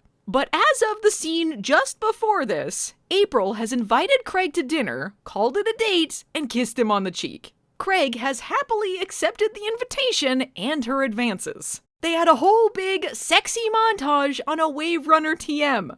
I'm not sure how much more of an item they can be, nor why Craig is having comical dream sequences about the crazy possibility that April is in love with him. This is made even more baffling when you realize that, despite how this episode goes, they do in fact have April declare her love for Craig in reality. Half of this episode, they're really into each other, and the other half is Craig treating this like some sort of flash-in-the-pan midlife crisis that doesn't mean anything. And that is how this episode ends things, indicating that Craig was just having a, senior moment or whatever. Until next season, when they change their minds and actually, this was true love after all. Or not, I don't know. Look, I'm actually just perplexed as to what this storyline was going for or why. I guess that's on me for thinking about Baywatch too hard when really, there were no plans ever. Anyway, from humorous dream sequences to Craig finding out that surfer they rescued is paralyzed? Well, we just got a report that the surfer you pulled out of the water has not regained movement in his legs. Oh, man. Gee whiz, that stinks. Yeah, I know, but I'm not too worried about it. We sent a shipment of Pepsi his way, and he should miraculously gain the ability to walk again, just like I did. When did that happen? I don't know, like season 3? You missed a lot, man. David Hasselhoff's tone being smug and aloof when delivering the news that a man is paralyzed and the evil jet skiers are continuing to harass people is an odd acting choice. But I guess I can respect it. Someone I don't respect, however, is Manny, who is currently having a pissy boxing session with an imaginary Craig. Manny will kick an office chair through Craig's head! Yeah! Hey there, champ. Did I ever tell you the story about my good friend Pebbles? Well, Pebbles loved sports, and one day he decided to take up extreme rollerblading. Oh, we laughed as he took off down the road, wheels on his feet and a song in his heart. Well, enough stories! Now is the time for Manny to fight! Manny, I'm not interested in April. Okay, man, you're going on a date with her, like, tonight. What do you think, I'm blind? I have canonically poor eyesight, but I don't fit the legal definition of blindness, man. Yes, Manny, and thank you for making that distinction. While you may not be blind yourself, blindness is a spectrum that applies to people who may still have remaining vision. Like Court? Wait, Court went blind? Hey, can I be in this scene? When Craig tells Mitch that Manny is jealous over April, this is when Mitch throws out this mind-blowing line. April? You're old enough to be her father. Really, Mitch? Really?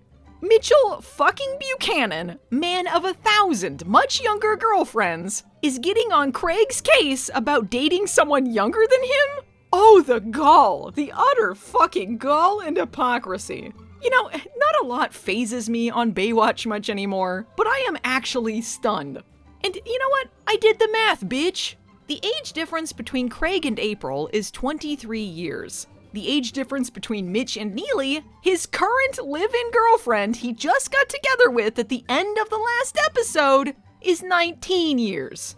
In fact, of the 31 love interests Mitch has had over the last 8 years that I could find the ages for, only 5 of them have a difference under a decade. And 4 of them were actually older than him, the biggest age gap being between him and the vampire at 400 plus years. That is a question I have been asking for the last 400 years. Listen, folks, I crack some jokes here, but truthfully, if people are consenting adults, they can date whoever they want. I do, however, think that if it's a pattern that someone is always dating someone a decade younger than them minimum, then it's the age they're in love with. Mitch has no room to be saying anything here. The real reason Mitch is always dating significantly younger women, of course, is because Hollywood is shitty and doesn't allow women to age. But in the text, that means that Mitch is a hypocritical jerk-ass. Unbelievable. Speaking of jerk-asses, apparently, we're supposed to feel sorry for Manny because he actually flaked out on the dinner because he didn't have a tux. He's ashamed because he can't afford one. Which I guess makes it okay that over half of his episodes while dating April have centered around him being a jealous bitch. Anyway, Craig's gotta take down those Wave Runner TM punks! This whole scene is extremely confounding in both tone and presentation, with the jet ski guys trying to horrifically murder him, while Lonnie and Cody cheer on stupidly from the sidelines?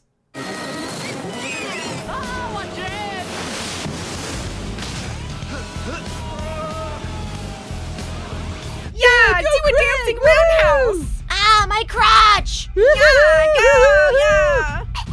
I'm gonna die! Yeah, die! You leave me no choice! Craig's gonna have to cut a bitch! Yeah, go, woohoo, yeah. I'm bored. You know, actually, maybe I do see why Cody and Lonnie got together. Their heads are pretty equally empty. But what about this episode's other powerhouse romance? Well, Craig claims he's having a midlife crisis and gets Manny a tux, basically handing April over to him like a sexy trophy. Well, super shitty for April. I guess she and Manny were meant to be. And that's it for Craig until next season. Well, hope you enjoyed that. She was too young for you anyway. Am I right, Neely? I'm insufferable. Next time on Baywatch, Mitch dates another much younger woman. Meanwhile, Lonnie goes deaf. Rock on!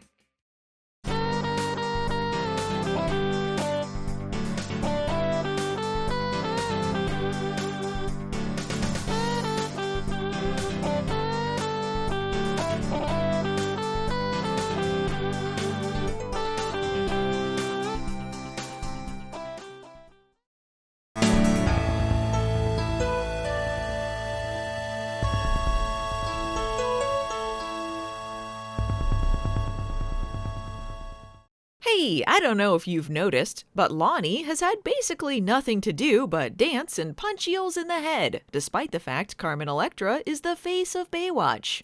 So how about they give her a real plot for once? Like a special episode thing we're supposed to take seriously? She can handle that, right? Anything? Just a fishing boat up ahead. Well, okay, how about the most cartoonish fisherman voice you can imagine? That's serious. Let's hoist her aboard here, huh? Woo-wee! Johnny, me boy. Give me a hand, Nicky, me boy. Wait, I wanted to call someone me boy one more time. Hey, luckily we were just randomly here. Oh, man. I must age another 10 years. Wow, is that your voice for real? Meanwhile, From, I invented a boat! Oh, I see the problem. I put too many candy bars in there. Ew, greasy candy bars. Can I have some? Okay, but keep it on the down low, alright? If word gets out about my greasy candy bar stash, I'm gonna have to give one to everyone! despite the fact Cody has inexplicably been established as someone capable of designing a one-of-a-kind rescue boat and creating a special mechanized wheelchair via sexy welding montage, apparently cars are beyond him. Well, I thought that was a required course. Macho 101. The female ego is a disease. Miraculously, we actually find something out about Jordan that wasn't cut out of the episode, and that's that she knows a little bit about cars. I guess they better get something in since she only has 2 episodes left after this. But actually, later in the episode, they seem to imply she was lying? $1,200 minimum. Were you right? What do I know about cars? $2,000? Yep, steamy shower time? Gee, Craig sure is a smoke show, huh, Lonnie? Sure, if you like guys who are interested in you and you have something in common with, I guess. That reminds me, how are things going with Cody? I don't know, we don't talk that often. I think he said something about fulfilling his dream of becoming Spider-Man or something. Good afternoon, ladies. Can I interest you in a complete dingus? Somehow, Carmen Electra no-sells a sneeze. And believe it or not, this bad fake sneeze is plot important. See, Lonnie has a cold, so when she, Cody, and JD go sea urchin fishing to make some quick cash, she has to back out of the dive. But when they're flagged down by another diver, she's the only one left who can go under to try and save their friend. Time for Lonnie to dance her way to victory! Oh no, what's going on? This can't be happening to the face of Baywatch! Allow Mitch, the main character, to assist. And Lonnie has blown her eardrums and gone deaf. How's dancing gonna solve this one? Oh my god, I can't hear anything! Please help me! They're trying to make me act! Help me! And yet, Shippy remains stoic as he mourns the loss of his girlfriend Taylor.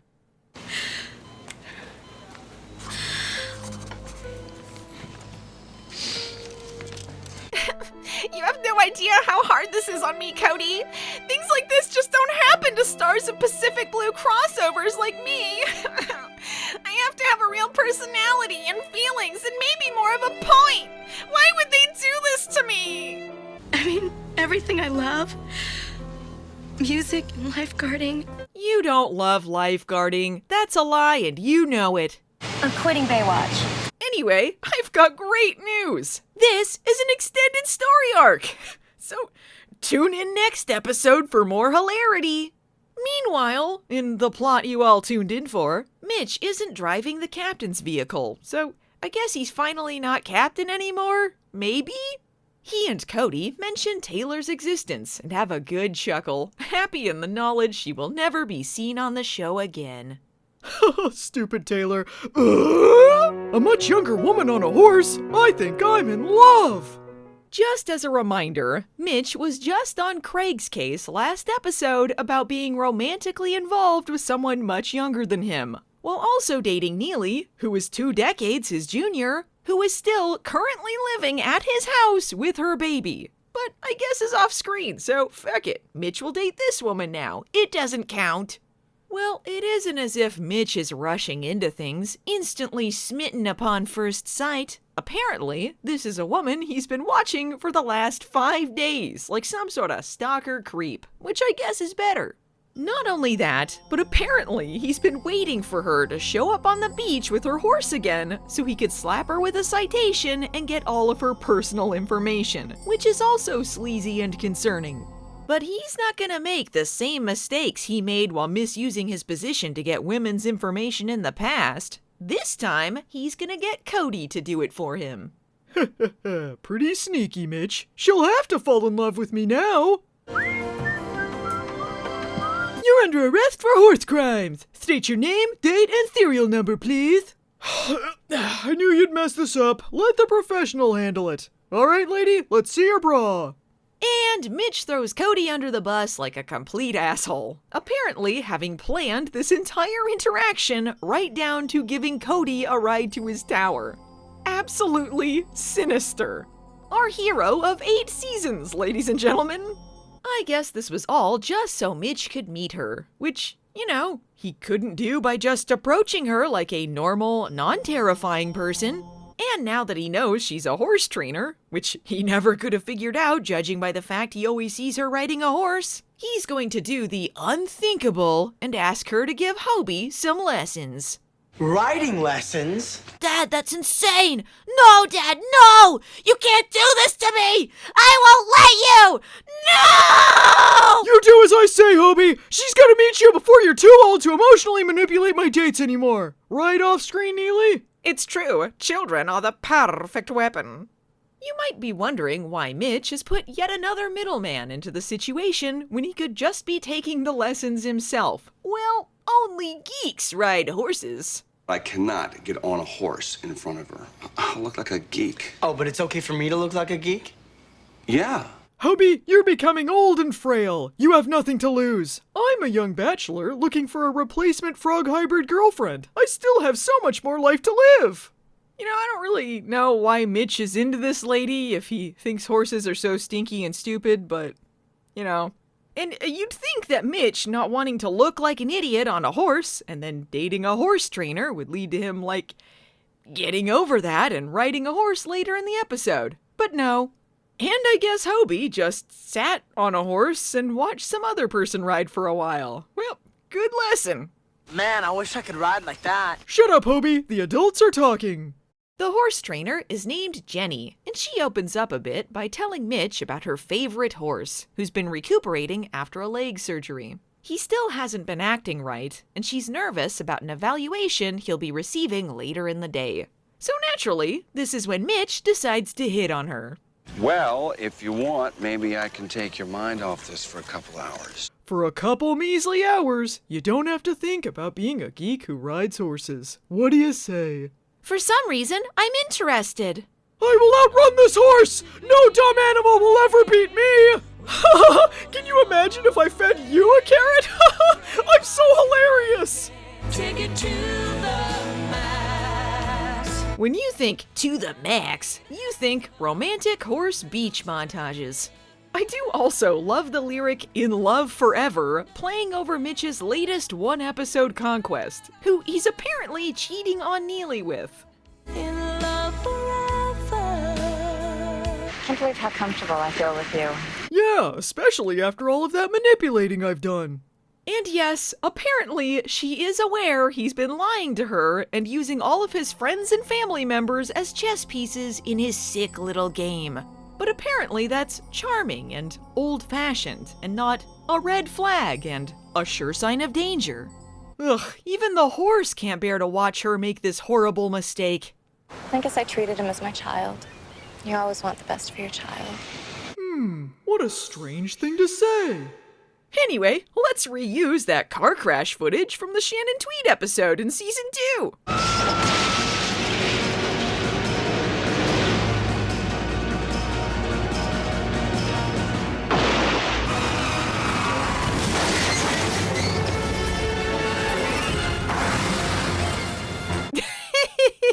You can even see the tarp with the corpse in the backseat. I guess this pregnant lady was also trying to dispose of a body at the time. And it's nice to see the return of Julie Michaels, aka the Phantom of the Pier's dead wife.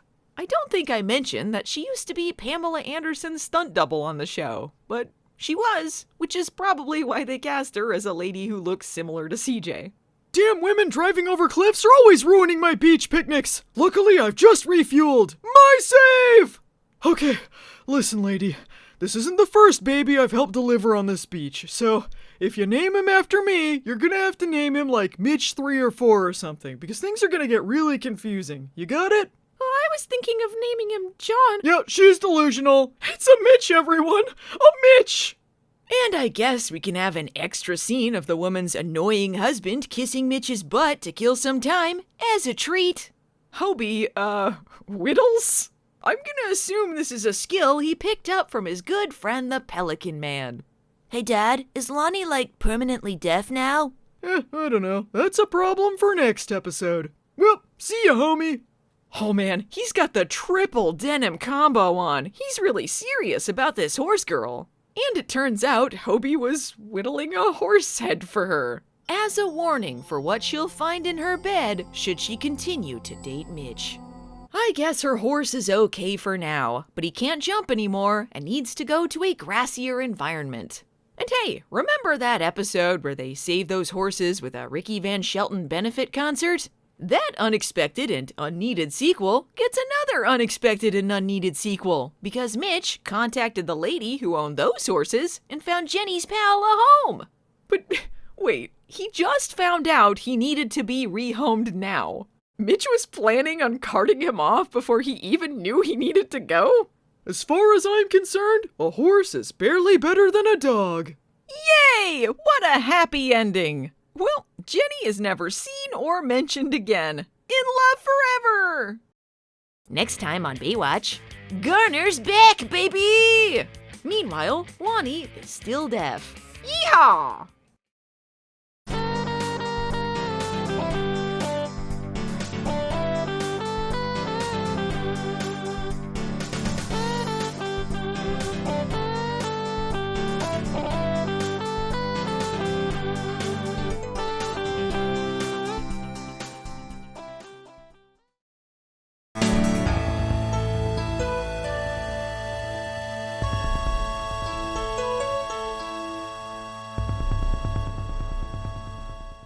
Continuing Baywatch Season 8's cycle through their greatest hits, Night of the Dolphin is an episode of many returns. We've got Peter J. Lucas, who was previously on Baywatch Nights, Kevin Light, who was in Season 6 of OG Baywatch, Mike Scriba, who was in Season 3, and even the director, Traci Boom Boom Britton, previously directed a Nights episode. In fact, it seems like the only thing that didn't return was that car crash from If Looks Could Kill, which was reused last episode, and I forgot had already been reused in Season 4. Traci Boom Boom Britton is a fitting director to bring back, however, as her episode of Baywatch Nights was the first triumphant return for the character I'm most excited about seeing again here. Garner Ellerby is back on Baywatch, baby!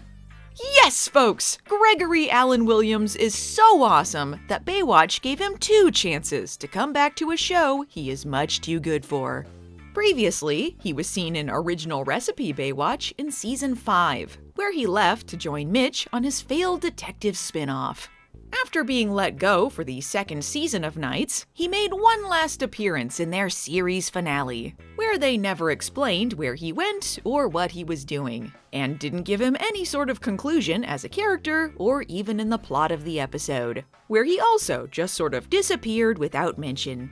But now they got another shot! And thank God, because despite this being Season 8 of Baywatch, Garner deserved a better ending than that piece of shit. And immediately following the episode where Mitch reveals he hates dirty, rotten horses, Garner shows up on a horse. Incredible! 10 out of 10! To start things off, there's a dead dolphin. Night of the Dolphin, even though it's day. Yes, it's a stretch. I much prefer the German title, Neely und der Drogendealer. You know, because this plot involves Neely and a drug dealer.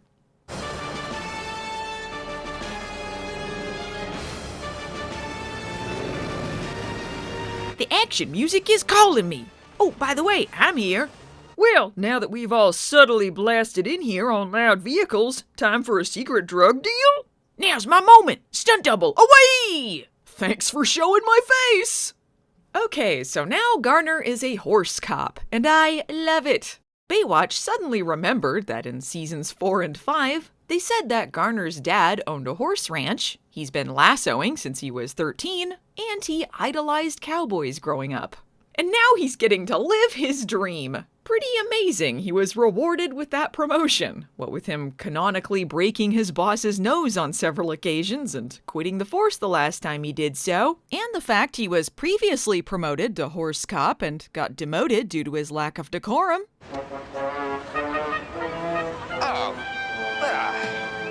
But you know what? Garner deserves it.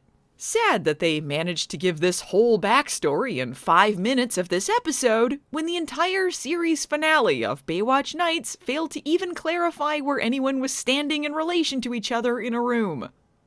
Meanwhile, this is what Mitch is up to. Wasn't I doing something with a dead dolphin? Oh well.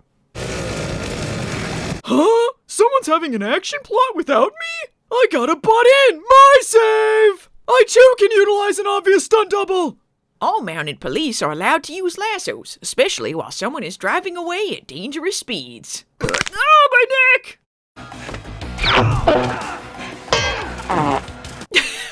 Now, I just don't think this is legal. I'm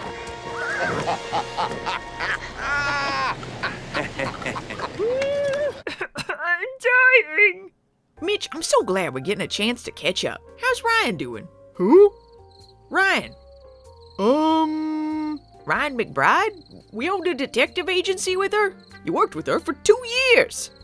Doesn't ring a bell. What? You fought monsters with her. Last time I saw you two, you were declaring your love for each other after fighting a serial killer ghost.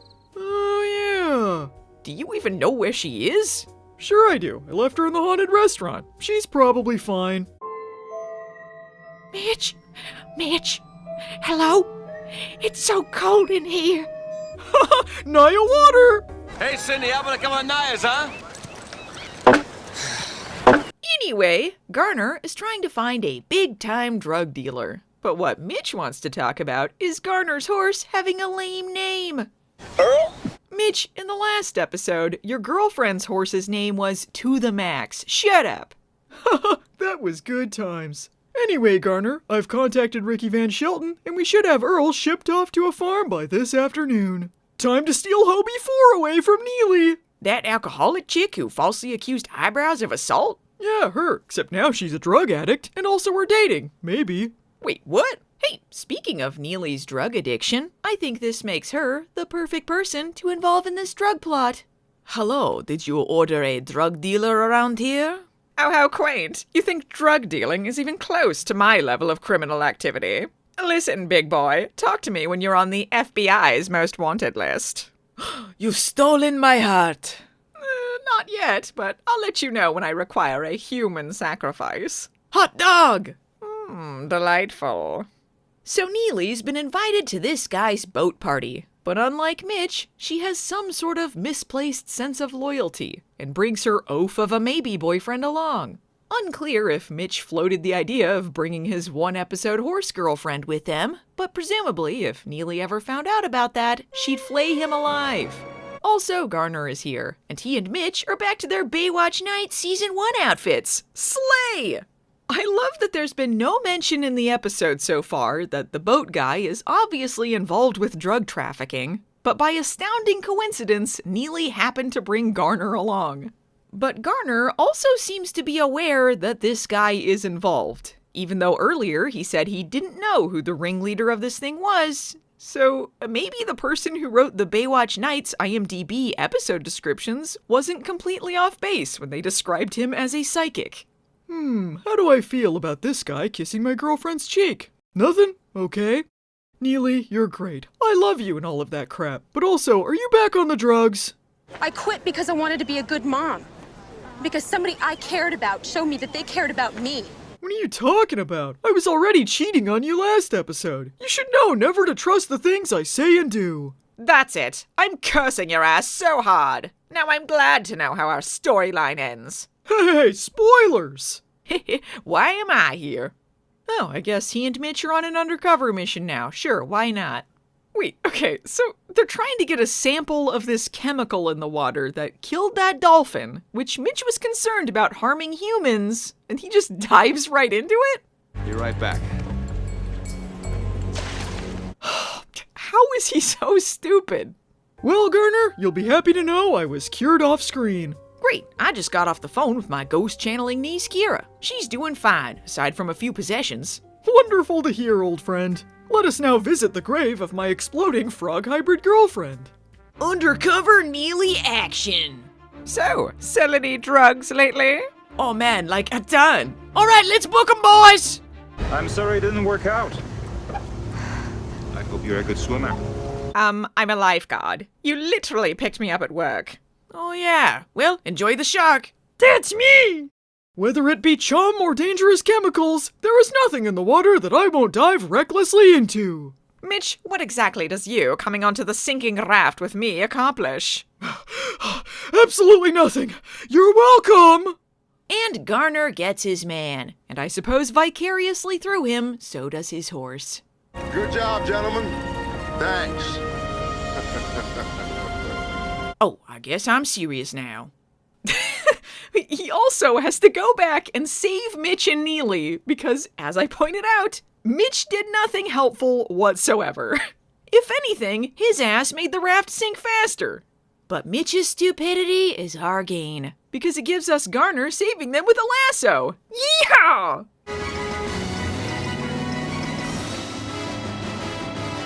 Meanwhile, remember how Lonnie is deaf now? The doctor wants to do some testing to see how bad her condition is, and adorably throws around a lot of $10 words, expecting Cody to understand him. Lonnie's condition is called a barotraumatic tympanic membrane perforation. Pure tone threshold testing. Audiogram. Frequency range test. 500 hertz to 8,000 hertz. Right. Can I get a lollipop now?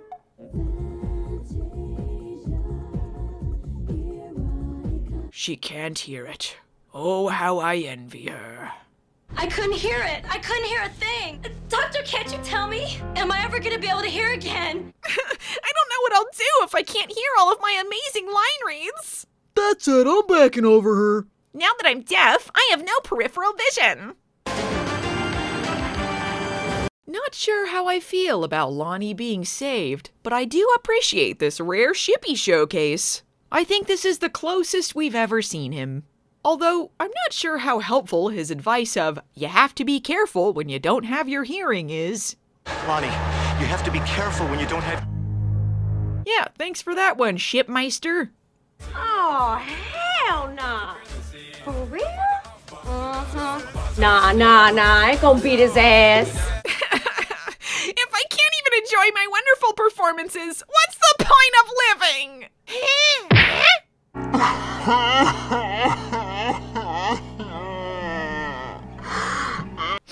This sponsored ice cream will help me feel better. Wait, do I live in this apartment now? That's right. So, including Cody, JD, April, and off-screen Caroline and Skylar, that means there's now at least 6 people living here. Lonnie starts hearing the voices of her coworkers in her head, and I thought this was gonna be a dream sequence, but it turns out she's just insane. Can't you hear us? Can't you hear us? Lonnie, do you hear Can't you hear the music? I can't hear it! I can't hear the applause I deserve for being the main character of Baywatch. Why? Cody, I'm a dancer. Wait, since when? Oh wait, it's fine. I started getting my hearing back in the next scene. I guess I don't have to deal with any long-term storylines today. Makes it easy. Can you please stop caressing me? Well, hope you weren't too invested in a payoff to that half-ass story, because, yes, that was really it. Didn't even get her trying to dance or, do anything with that storyline they seemed to be setting up. She was just sad for a day or two. Anyway, looks like both of our plots came together in the end, huh, Garner? Don't associate me with you. Let's go, Earl. Okay, Cookie, I'm out up. I'm hilarious! Never come back, Garner!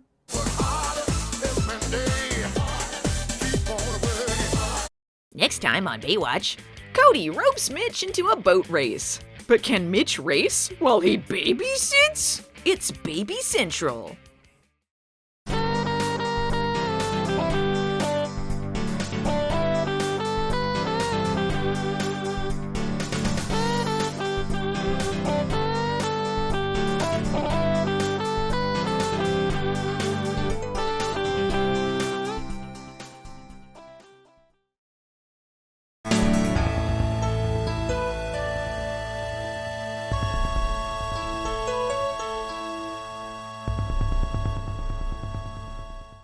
I don't know what people are talking about when they say Season 8 of Baywatch was completely out of ideas and just recycling all of their old ones. Clearly, everything is new and fresh, as demonstrated by this opening montage, composed entirely of shots from other montages they've done over the years. Look, here's a de-aged Toby. Oh man, this saves me so much time. The lazier they are, the lazier I can also be. After 4 minutes, the episode actually starts. And we're jumping right into the story we all tuned in for, the Mitch/Neely/baby plot. Great news, Mitch. I found a new lair that's perfect for me and my hellspawn. I thought you decided to stay with me after I kissed you. Pfft, that's a good one, Mitch. Oh, you're being serious. That's so sad. Okay, so I've got a feeling this episode is a victim of the airing order, but I still have questions. First and foremost, Neely and her baby don't live with Mitch now. Do you know a nice, cheap hotel? Cheap being the operative word. Yeah, I do. It's called the Buchanan Inn. Why don't you save your money? Come stay with us. I guess in the episode where Neely first reveals she has a baby, Mitch doesn't exactly invite her to stay with him, but he does offer to help her take care of her kid and get clean, so it's at least heavily implied. But even if this was meant to directly follow that episode, how do we go from Neely hitting rock bottom, unable to care for her child on her own, to casually jogging with Mitch and mentioning that actually she has a place to stay now?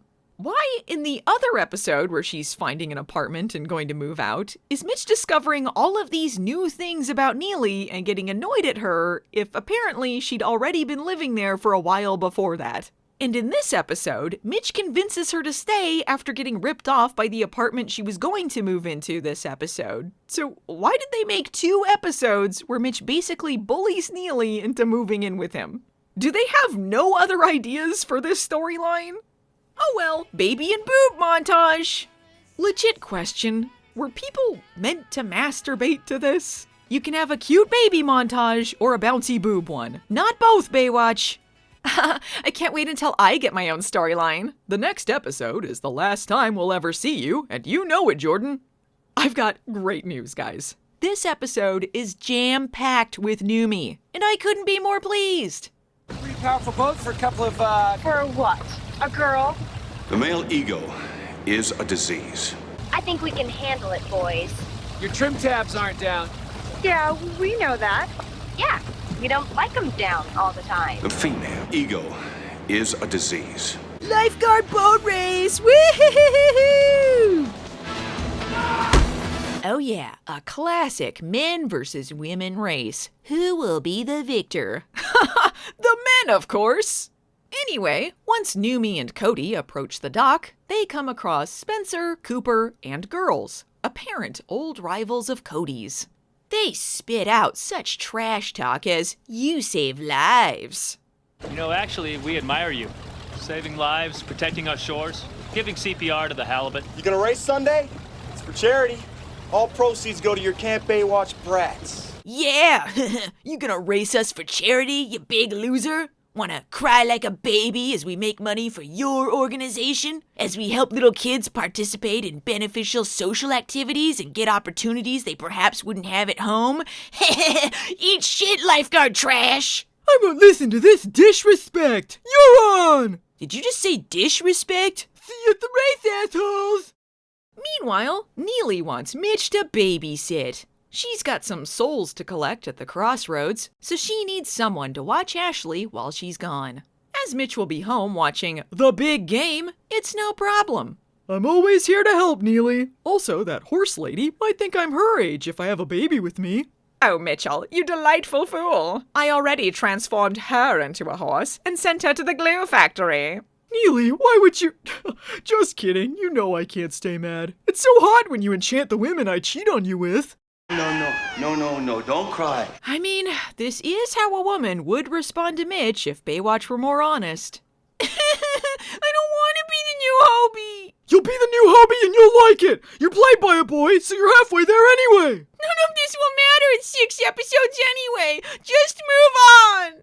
Okay, so Neely is actually moonlighting as a cocktail waitress, which we all know is a cover while she runs the Baywatch Mafia. But, here's the important part. She's working at nights? I mean, they cut it off just before they show the whole sign, but this is clearly nights. You know, the nightclub Lou Rawls and then subsequently Donna ran in their mega hit spin-off series, Baywatch Nights. Oh, I am overjoyed! Just ecstatic! May Knight's legacy live on forever and ever. No wonder Neely wanted to work here. Aside from the occasional hostage situation or an Ajogan sighting, it's a good deal. I mean, her boss is her gremlin in training, Donna, so she can get away with pretty much anything.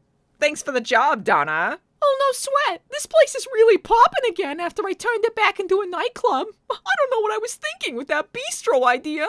You weren't. That's why I love you. You're so stupid. La la la la la. Thanks, Neely. Oh no, I'm possessed again.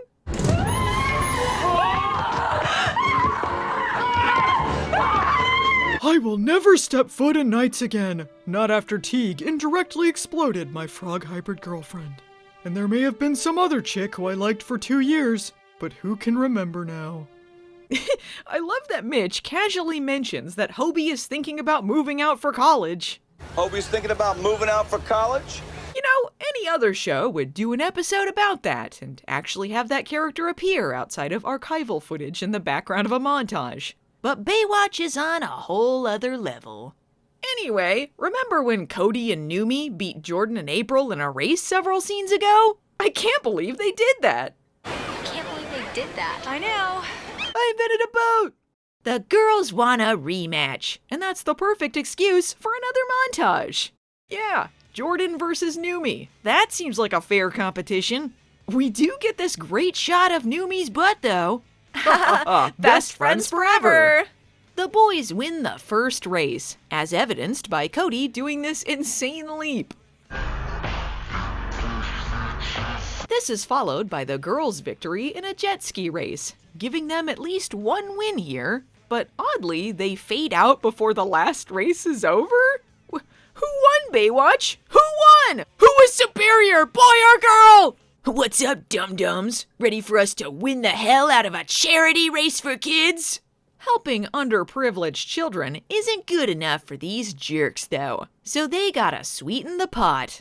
Whoever wins gets to keep the loser's boat. Never mind the fact other people are racing and there's no guarantee either of them will win, but they know they're the main characters of the episode, so it has to be one or the other. But as Numi points out, the boat Cody just bet belongs to the main character, Mitch! So what's the problem? Will you stop worrying? Will you stop worrying? This is a legally binding verbal contract, Cody. If you tell some random guys you know that you'll give them someone else's boat if you lose a race, you have to give it to them. Don't you think I know that, Numi? Jeez. Oh, hang on. Let me just injure myself real quick. I know. I saw him with it too. I've been watching the episode. Hey, did you see Neely's working at nights now? Seems like she's in over her head. And how's this gonna work out between her and Mitch? You'll never believe how it went at nights today, Mitch. Teague was supposed to give me the Hope Diamond in exchange for information about the upcoming alien invasion of Earth, but instead he gave me the Amarillo Starlight. What does he take me for? Some cheap tramp? Shh, it's all right, Neely. It's okay. We all know you're an expensive tramp. I'm so upset. I feel like I'll do something crazy, like hit on Craig again. Would it help if I gave you a lock of Hobie's hair? I think he's still a virgin. Oh, Mitch, that's so nice of you to say, even though obviously he isn't. Hey, Mitch, I heard people were imposing on you today. Mind if I crash on your couch, since I'm too stupid to use the stairs at my apartment? Ha ha ha, wouldn't that be something if that was the real reason he asked to stay at Mitch's house? He can't make it up the stairs to his apartment. Who am I gonna club with now? Hobie? You saw how cringy his dancing was. Looks like I'll have to go with another smoking hot lady again. And now Mitch is stuck with 2 babies, Ashley and Cody. And despite being an orphan, Cody aged out of being the new Hobie long ago, and so he is useless to Mitch. All right, let's see. Trip for the Crip.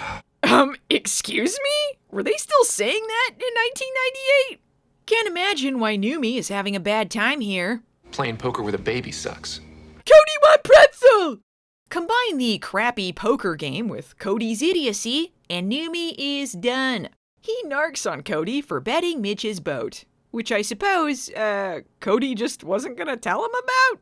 I mean, I guess if he just doesn't show up for the race, what are the other guys gonna do? Call the police? Oh, you bet my boat? I'll kill you! Is this a bad time to tell you I need someone to change my diaper? Okay, so we got a Bloody Mary for the vampire, a Desert Sun for the mummy, and a sex on the beach for that giant amoeba over there. Alright, so now Mitch is reading a bedtime story to Ashley and Cody?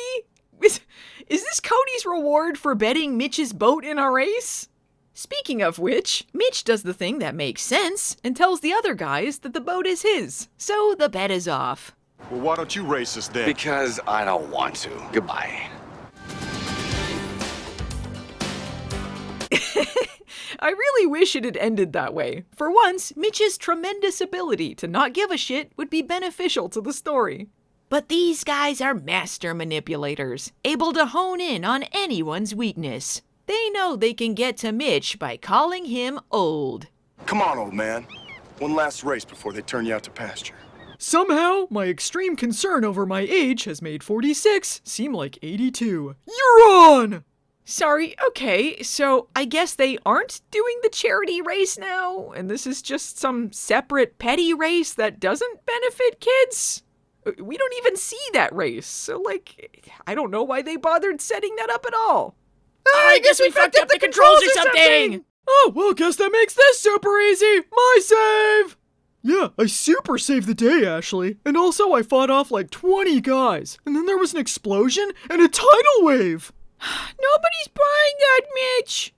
Welp, Neely got fired from Knights, because frankly, they're evil, but not that evil. Time for Mitch to tell Neely she's moving in for the millionth time like it's new? You and Ashley are moving in.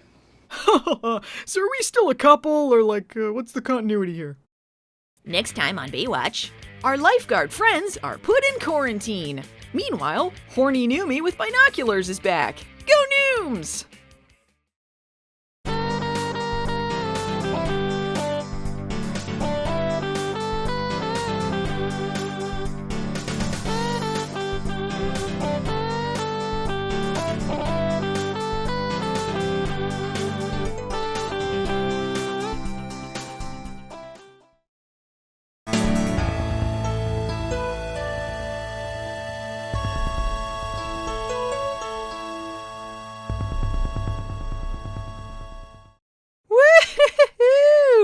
In the year 2025, what the people want is a Baywatch episode about a quarantine.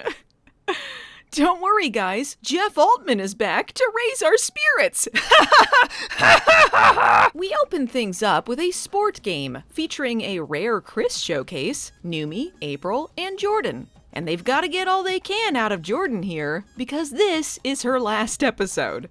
Yes, it seems like only yesterday we were learning she was from Florida and her mom is white. And I guess she has a 50% chance of getting Emmy Huntington's disease, but we'll never find out how that panned out for her. All right, here's to 2 seasons of doing basically nothing. Hey yo, can I join in the music video? No way, this is Chris's time to shine. Okay, well then take Chris's spot. No!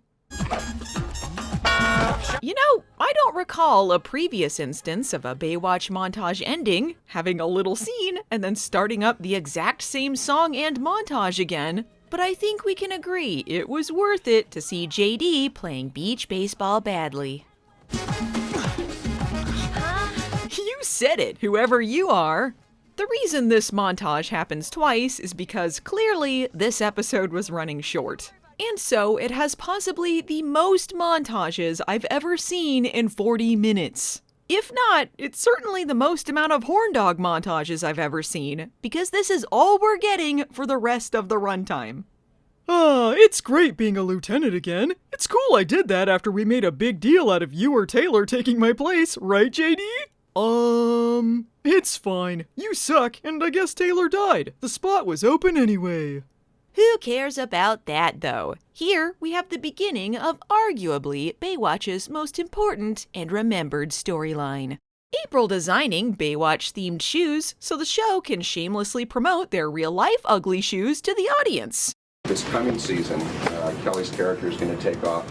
Have tremendous success with the shoe line. They're so comfortable, and B, you can wear them out at night or to the beach. So, let me get this straight. April went from being a fashion student who designed dresses and swimwear to designing shoes for a school assignment and somehow selling them to a big company for mass production? I had to design a line of shoes for one of my classes, so for the heck of it, I sent him a copy of the drawings. They called me the next day and wanted to meet me. Wow, sounds pretty unrealistic. And I fought aliens and became an honorary samurai. Well, things move fast when Baywatch is having a waning popularity clearance sale. And yet somehow, we still have 3 seasons after this. And now, yet another Numi bald joke. Hey, you missed a spot. Oh, the shiny one on top of your head? It wouldn't be shiny if you missed it. That joke doesn't make sense. Therefore, I win. Well, here I am to ruin the episode. Yes, folks, somehow Jeff Altman returned. The last time we saw him was last season, in the episode where Mitch jogs casually with a bad Bill Clinton stand-in. And now he's back to play his fifth and last character on Baywatch. Hold on before you get excited at this being his last character, though, because for some godforsaken reason, they decided this one was going to be recurring. I don't know what about his performance as medical supplies salesman Ed Symes was so alluring to the Baywatch creators that they decided this was finally the character for him, despite the fact every single character he's played has been exactly the same. But nevertheless, we will unfortunately be seeing him 2 more times next season. Opfee. Yeah, I'm looking for a Captain Mitch Buchanan. It's not Captain Buchanan anymore. It's Lieutenant now. Oh, you finally worked that storyline out, did you? So, who's the new captain? Oh, no one. So who do I talk to? Still Mitch. So, he's basically just doing the same job anyway? Yeah, pretty much. Our Baywatch crew saved some swimmers from a riptide, but one of the victims seems to be displaying signs of Jeff Altman exposure. He's too annoying. I think I'm gonna... Not in my last episode, come on. Yuck! I save lives professionally. Was he that bad? I'll let Mitch tell you. I'm too busy doing, something. Great! That gives me time to show you all of these horrible shoes I made! Oh my god, they look awful. Give me 10 pairs. Can I have some shoes? I like the hideous ones no one would ever wear. You're gonna have to narrow that down, Ed. This is anti-itch, anti-inflammatory, non-aerosol. Well, here, look what else I got. I got this little fungus spray for the toes. I could just... What? April and Jordan can just teleport now. Meanwhile, JD checks himself out. Great, good stuff. I'm so hot, I could be an underwear model.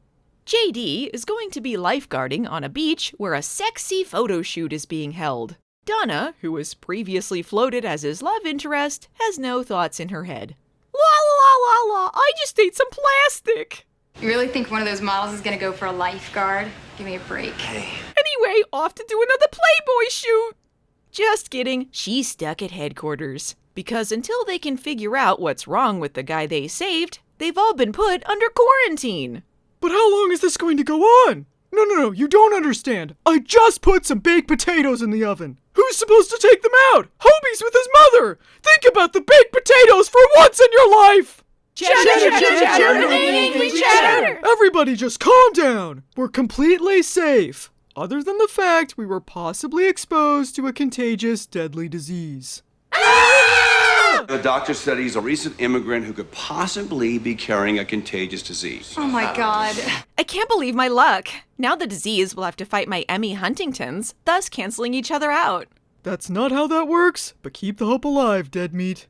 But at least while fearing for his life, Ed is still able to be a disgusting pervert. We're all gonna die. Wait for me. I got number 2 earplugs. You're about a number 2 ear canal, so I'm gonna stick a B in there.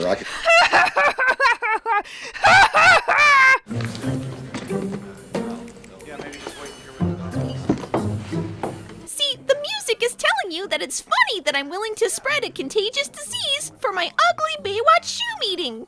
We have the shoes contained. I repeat, the shoe breach has been aborted. Meanwhile, sexy photo shoot. Looks like horny Newman with binoculars wins again. But that was supposed to be my time to be a creep. Someone mention a creep? Wow, holy hooters, man. Where's the zoom on this thing? You know, when someone is making JD seem like a gentleman, he's probably on a list somewhere. Damn, this is good. Damn. Tastes like my mother's pancakes. And they were good. I'll take a few of these. Nobody will even see. Yeah, I'm sure the Balance Bar folks were super thrilled with the promotion here. Is this episode just gonna be Jeff Altman being annoying and maybe Baywatch happens around him? It's also super likable of our main characters to be bitching at the health department to hurry up because they don't want their plans to be ruined for a few hours. And I mean, you know, it's only a contagious and possibly deadly disease. They're bored! But what's this? The sexy photo shoot is in danger! Won't someone think of the unnamed lineless models? Don't worry, I'm here to save the day. Oh man, this stinks. Everyone knows rescue victims are obligated to sleep with you. Thank you, Newman. Yeah, all right. Just the way I am. I guess I can't help it. You're gonna be sick. Sick. Hey, he's got it. He's the thing! Kill him! Hey, take it easy. He's not worth it. Oh my god, oh my god, oh my god. Chris got a line. This is madness! Horny JD baseball fantasy montage. That's a skip!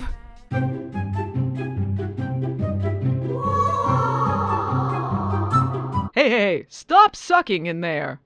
Well, now they think the deadly, infectious disease was just meningitis, but they still need to run one last test. Unfortunately, the lab is closed until the next day. And I mean, sure, I guess they could wait overnight while trying to determine if people are going to die and keeping most of the lifeguards away from the beach. Besides, if they don't have a sleepover, we won't get more hilarious pervert Jeff Altman. Okay, he was in a towel before he went into the locker room. Where was he getting naked? Hello, ladies. All right, nuke him from orbit! I'll never have another meeting, at least not with California Lifestyles. No, April, we should stop whining. Some of us are dying of Emmy Huntington's disease over here. Ha ha ha! Pillow and shoe fight! Oh god, a pervert Jeff Altman plus ugly Baywatch shoe promotion montage. I've never skipped harder. There are entirely too many horny montages in this episode. Maybe if I'm really quiet, I can sneak through here without waking up the most obnoxious character actor in the world. Anyway, the sick guy was actually just having an allergic reaction. More pillow fights! This episode was nothing. And this is the last shot we see of Jordan. Her many storylines finally wrapped up in a pretty little bow. Farewell, Jordan. You were here. Somehow, with 40 seconds left of the episode, Baywatch manages to throw in even more confusion. Mitch is ready to leave, and then Newman introduces him to a couple of exchange lifeguards for no reason. I want you to meet a couple of our exchange lifeguards from England, Lisa and Brendan. Welcome to Baywatch. Hi, it's lovely to meet you. It's so gorgeous here. Yeah, thanks. Hey, man. How you doing, mate? All right, enjoy yourself. Show them around, huh? Hey, see ya. Thank you. See you later. Mitch? I don't know why this happens. I don't know who these two people are. I don't even know who plays them because they aren't credited. Were they setting something up for the future? Unclear, but even if they were, why would this be the way they did it? What's going on? Jeff Altman's still around? I gotta get out of here! Next time on Baywatch, Half-Wife returns as some other character who's obsessed with Mitch. Meanwhile, Newman gets half the plot of an episode? Newman forever!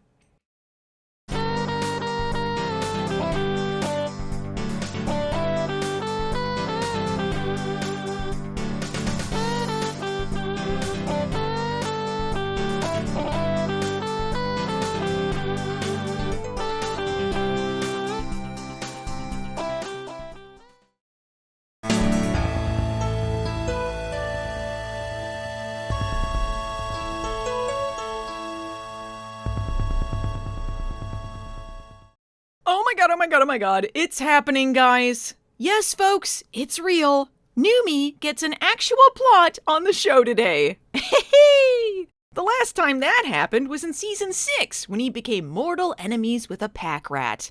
And arguably in that episode last season, where he gets with a model and Cody wears a Trojan condom hat. I'm stoked! And I guess there's also a completely deranged story about Mitch and yet another obsessed stalker. But I think we can all agree the Newman stuff is what glued everyone's eyes to the screen. Alongside all of that, we have the return of Parker Stevenson in the director's chair. Because for a story this expansive, you gotta bring in the big guns. We have some other important reappearances as well, but I'll get to them as we move along. Let's go! Da da da da da! Boobs, boobs, boobs, boobs. Man, they aren't even trying anymore. Remember when the sexy montages usually featured the main characters, at least?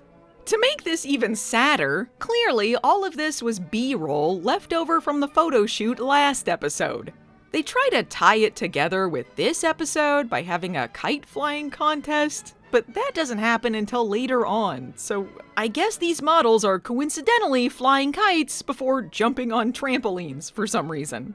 There's barely a pretense of a point. So you like my joke? You're the joke, Manny! We haven't seen Manny since he got back together with April 5 episodes back, and you'll be happy to hear that this is his last appearance as a regular. I know. After all of his wonderful contributions to the series, it's hard to believe we're near the end. But not to fear, because he has one last powerful storyline to give us in his 3 appearances next season, one of which is uncredited. And in case you were curious, of his 2 seasons as a regular, he was only in 19 episodes. Great stuff, Manny. Anyway, Baywatch is raising funds for the Juvenile Diabetes Foundation, which in 2025 is called Breakthrough T1D. This is a cause close to Numi's heart, as he has a nephew with diabetes. Yeah, my Uncle Caesar has diabetes. A kid getting it really sucks. Tell Manny where diabetes is, and Manny will crush it with his bare hands! Everyone says some very informative and natural-sounding dialogue to each other all about diabetes, as you do in casual conversation with your friends. Later, Numi takes his nephew Todd and his friends out fishing. Todd is played by Brandon Gatson, who only acted in one other thing, but then went on to become a professional wrestler. Good for that kid. Unfortunately for Todd, he can't have any of these sponsored Haagen-Dazs due to his stupid diabetes. His frustration boils over at his uncle in a very heart-wrenching moment. Well, what about some popcorn or a soft pretzel? I'm not hungry. Come on, you were starving in the car on the way down here. I lied, okay? Look, okay, this isn't anything particularly special, but I am just compelled watching Numi talk about popcorn and soft pretzels. They haven't given him this much dramatic heavy lifting since that episode where Mitch fake-out died for a clip show. Uh-oh. I'd like you to meet someone I work with, April Kaminsky. She's from Green Bay. You're a big Packer fan, aren't you? No, I hate football. Numi, no, don't get so down. It's just Todd's diabetes talking and you know it. This is a complete non sequitur in both this video and the episode, but, street performer rescue, I guess. Numi rescuing a clown from the death pier? Is this one of Baywatch Season 8's greatest episodes? Who is this guy? Fortunately for you, he's an off-duty lifeguard. Which goes to show you, you're never really off duty. You thought the writing was bad on Baywatch. Hey, remember how April was just introduced to Todd? What if they just did that again? It's Todd, isn't it? Yeah. I'm April. I know. I've got Emmy diabetes, not Emmy Alzheimer's. As of this episode, I don't have Emmy Alzheimer's either. Stay tuned for my plot. Also, I see they've resumed the narrative of Numi being a shameless gossip. And they say Baywatch has no continuity. How did you know I have a boyfriend? Uncle tells me everything. He's always telling me about Manny and the color of JD's underwear. Meanwhile, what can we use Manny for? A springboard while April does some clunky product placement? What is that? Oh, it's my Ray Watch. Tells me how long I've been in the sun. Baywatch has a new product, the Ray Watch sun monitor. It's got this little sensor right here on the top that it gets the UV rays. There seemed to be no limit to what you could stamp Baywatch on. Listen, I know this is the show that spent an entire season cramming A&W cream soda into every exposed crevice on screen, but I feel like even the Pepsi paralysis hour was more subtle than this. Sucks, huh? I enjoy that during this diabetes charity kite contest, Numi calls Manny and April pathetic in front of everyone. Pathetic.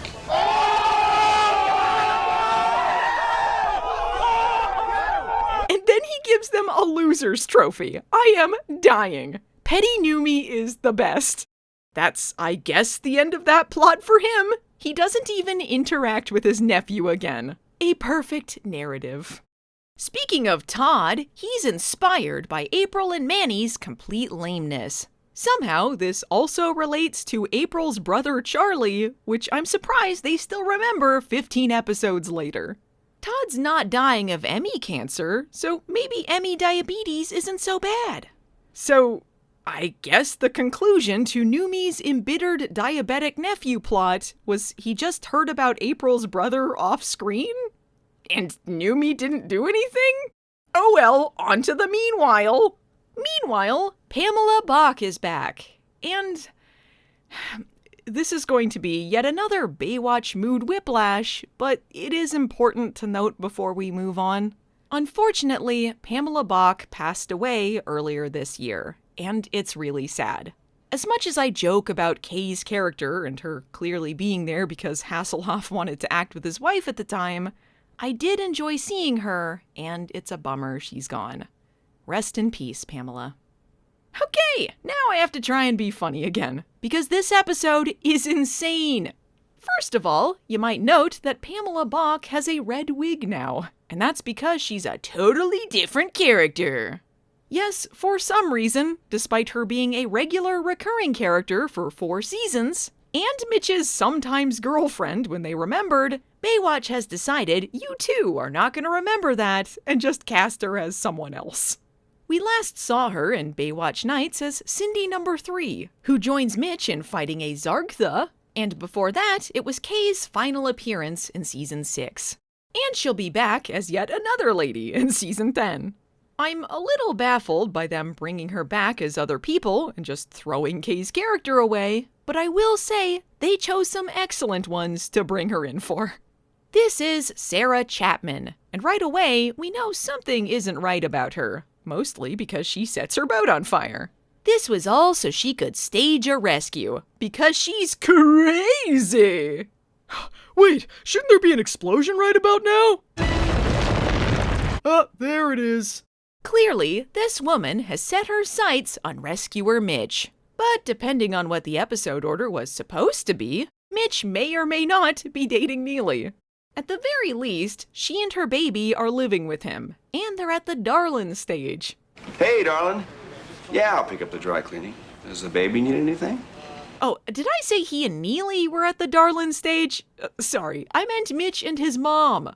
No, that's my mom. Yeah, I always call my mom darling. What of it? It's not weird. Mitch refers to Neely as his friend. You know, friends who kiss on the mouth.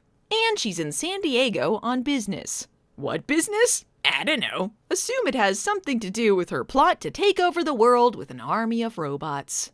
This is clearly a hasty rewrite, as much of this episode feels like they went through the script, crossed out Neely, and replaced it with Mom Buchanan. There are many reasons why this is obvious, but the most prominent one is because, if you recall, the last time we saw Mom Buchanan, she was diagnosed with Emmy Alzheimer's. That was 2 years ago, and she was already showing alarming signs of mental decline, and yet in this episode, she's perfectly fine, and displaying no symptoms of her degenerative brain disease whatsoever. I also find it highly suspicious that his mother suddenly casts spells on all of her greatest enemies, thus turning them into sea foam, which kinda seems like something Neely would do. This is Anne Jeffrey's last appearance on the show as well, which I guess is typical for Baywatch, which gives people terrible medical conditions in an Emmy bid, gets bored with them, and just does something else. Hi, darling. Mom, whatever. I'm home. Huh? Hello, Mitch. I'm completely normal. I see Sarah has already killed Mom Buchanan and turned her into a wax statue, I guess. I ain't talking about getting a break. Ashley was running me ragged today, and ding-dong, the doorbell rings and my prayers are answered. Listen, Neely, do you have an estimate for how long it'll take for you and my mom to switch back to your own bodies? You're considerably less hot now.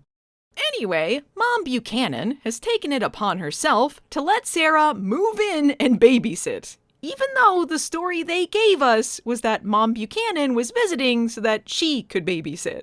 I'm not sure why she thought she had the right to do this, or why she volunteered for the job only to pawn it off on some stranger she just met, but it's a real bitch move. And she has lots of references from Texas. I'll check her out. That's the order you do things, right? Let someone move in and then make sure their references are real. I don't want to lose her, Mitch. The baby loves her, and I really need her, so the answer's yes. And sure it is, darling. You know it is. She showed up randomly at the door 10 minutes ago and said a bunch of untrue stuff. You just can't get help like that these days. You know what? Maybe she is showing signs of her Emmy Alzheimer's, because nothing she does in this episode makes any sense. Lullaby and good night. I am so bug shit crazy. Oh, good to know Mitch finally cleared off that crowded dead girlfriend shelf. He kept the picture of Traci, but he had to throw that Stephanie picture in the trash so he could put up a photo of his new girlfriend, Neely. We're just friends. Friends who take family photos together. Without that stupid Hobie, of course. Mitch, if you put me on the dead girlfriend shelf, I swear there will be hell to pay next season.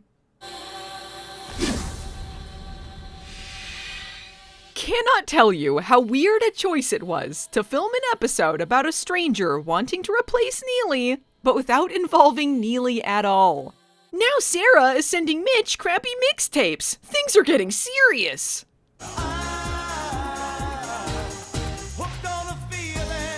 I kinda planned on using these drugs on Neely since she loves them so much, but I guess they'll work the same on you. Oh, how thoughtful of you, dear.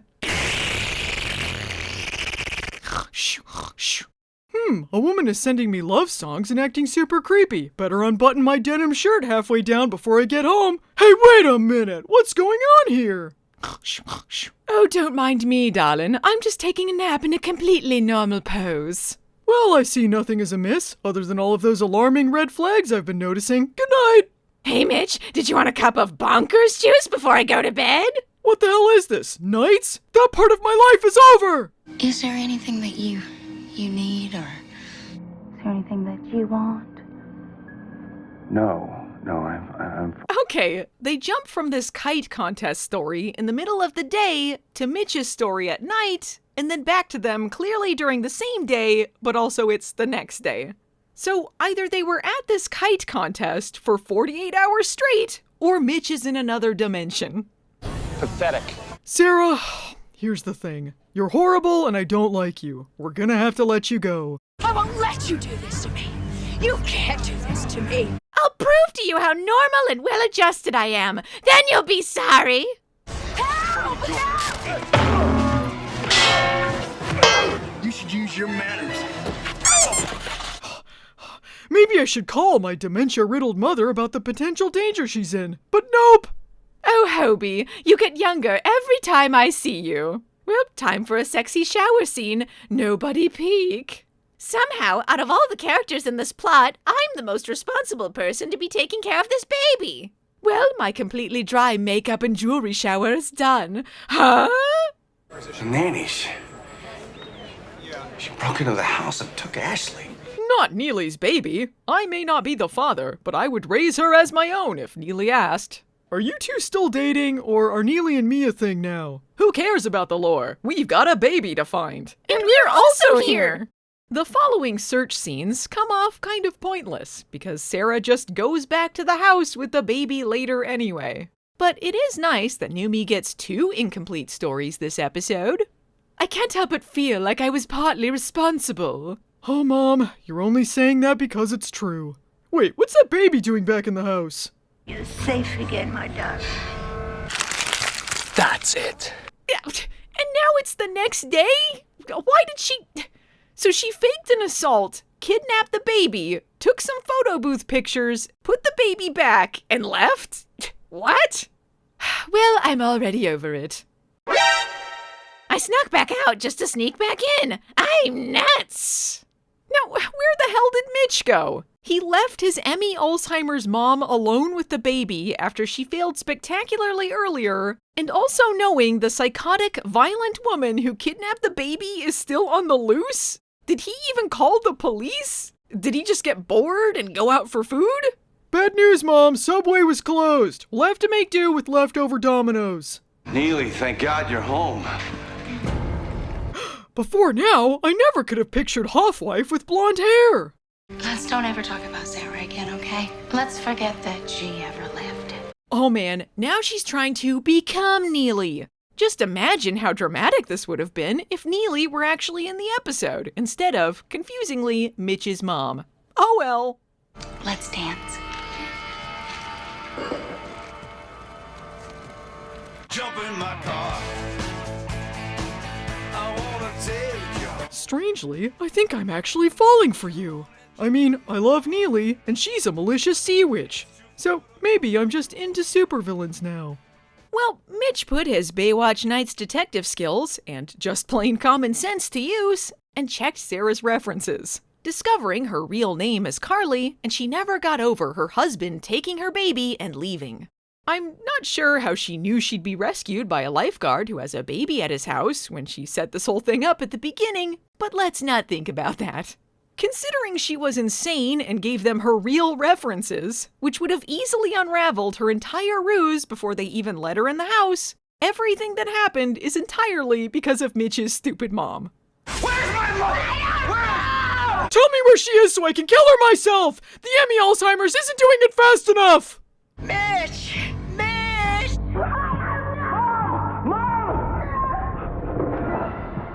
No, not the dead girlfriend shelf! I just cleaned that up! And the tube TV? No! Hang on, maybe there's still time for a sexy fireplace scene. Well, Mom, she's in the mental ward now. They gave her a spot next to Carrie Ann Moss and, I don't know, Mädchen Amick. Oh, Mitch, you'd never put me away in some hospital, right? Especially if my Emmy Alzheimer's came back. Yeah, I'd never do that. Next time on Baywatch, Inside Sports returns! Meanwhile, some jewel thief plot involving Hobie. All that glitters isn't gold.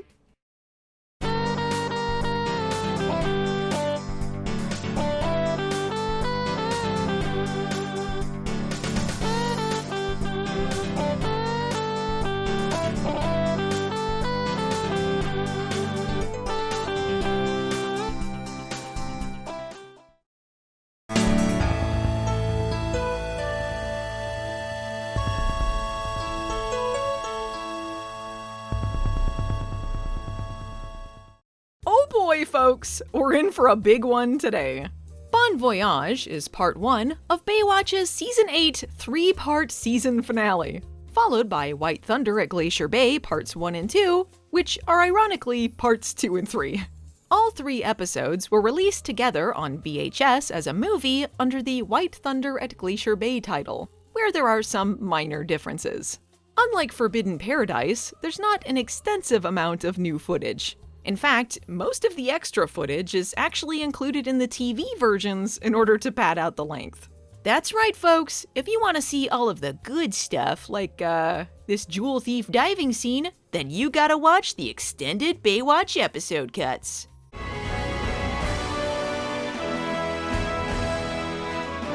There was, apparently, an exclusive montage included in a featurette in the unrated version, where Carmen Electra says it was too steamy for network TV viewing. I'm actually surprised her steamy montage wasn't included in the normal version, since that seems to be the selling point of these VHS tapes, but whatever. I don't have the unrated version, so I can't tell you what the montage was like, but I imagine it featured Carmen Electra in a bathing suit and/or with more simulated nudity. Anyway, here's the return of an old favorite, a Baywatch vacation episode. But not just any vacation episode, this is a sponsored vacation episode. There's no attempt to hide it here, because it is in fact the entire plot of the 3-parter, wherein our lifeguard friends take a princess cruise to Alaska. There are parts of these episodes where we're basically watching a commercial for Princess Cruises, including a scene where Hobie is literally watching a Princess Cruise commercial. And if you're watching the VHS version, it begins with not 1, but 2 nearly identical commercials for Princess Cruises. This block of commercials also includes other sponsors like Alaska Airlines, which is featured prominently as well, Sea-Doos, and Say Yes Fat-Free Milk. Say yes to good health. Say goodbye to fat.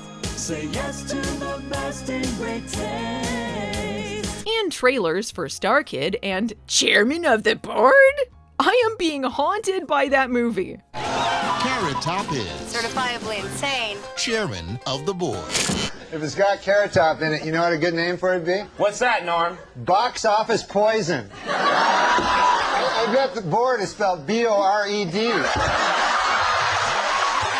If somehow you make it through this 8-minute commercial gauntlet, you will be rewarded with the 2-hour Baywatch Princess Cruise commercial, which includes even more product placement within the plot that I haven't even mentioned yet. Enjoy! I'll be talking about White Thunder at Glacier Bay Parts 1 and 2 in the next video, but for now, let's see how our Baywatch pals got into this wacky situation.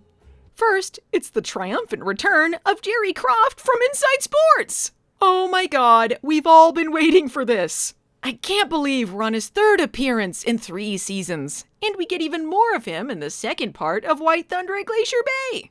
With his 4-episode appearances and inclusion in the Hawaiian Wedding movie, that gives him more screen time than Skylar. What have we done to deserve such a treat? Anyway, Neely, Donna, and Lonnie are doing yet another Inside Sports photo shoot. In universe, they just love coming back to these random lifeguards. Well, the tradition continues. Yes, the tradition of awkward expository dialogue continues. As Mitch, Cody, and Hobie clunkily explain, the girls are going on a cruise to Alaska to take even more photos. How do you do a swimsuit layout in Alaska? Are you kidding me? Fire and Ice is gonna be the hottest mag yet. Thanks a lot, Hobie. Your check is in the mail. Cody is feeling insecure about his girlfriend going on a sexy photo shoot trip, and he suspects Mitch has the same thoughts about Neely. But contrary to rumors, Neely and Mitch are just friends.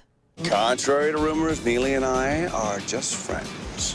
Look, okay, things are going to get insane in this 3-parter, and obviously they're doing this they love each other but can't admit it thing. But Mitch convinced her to move in by kissing her on the mouth. They then proceeded to take family photos on the beach. What exactly did either of them think this relationship is? Anyway, the healthy thing to do in either relationship is for Mitch, Cody, and Hobie for some reason to sneakily go on this trip too. You know, to keep an eye on them like a bunch of controlling assholes. But Mitch points out that a relationship is based on trust, and also, he already tried. I already tried. A relationship is based on trust. But remember, Neely and I don't have a relationship. We're just friends.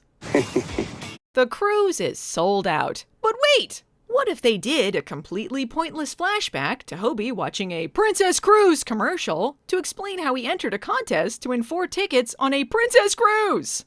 You remember that ad on TV? They're gonna announce the winner any day now.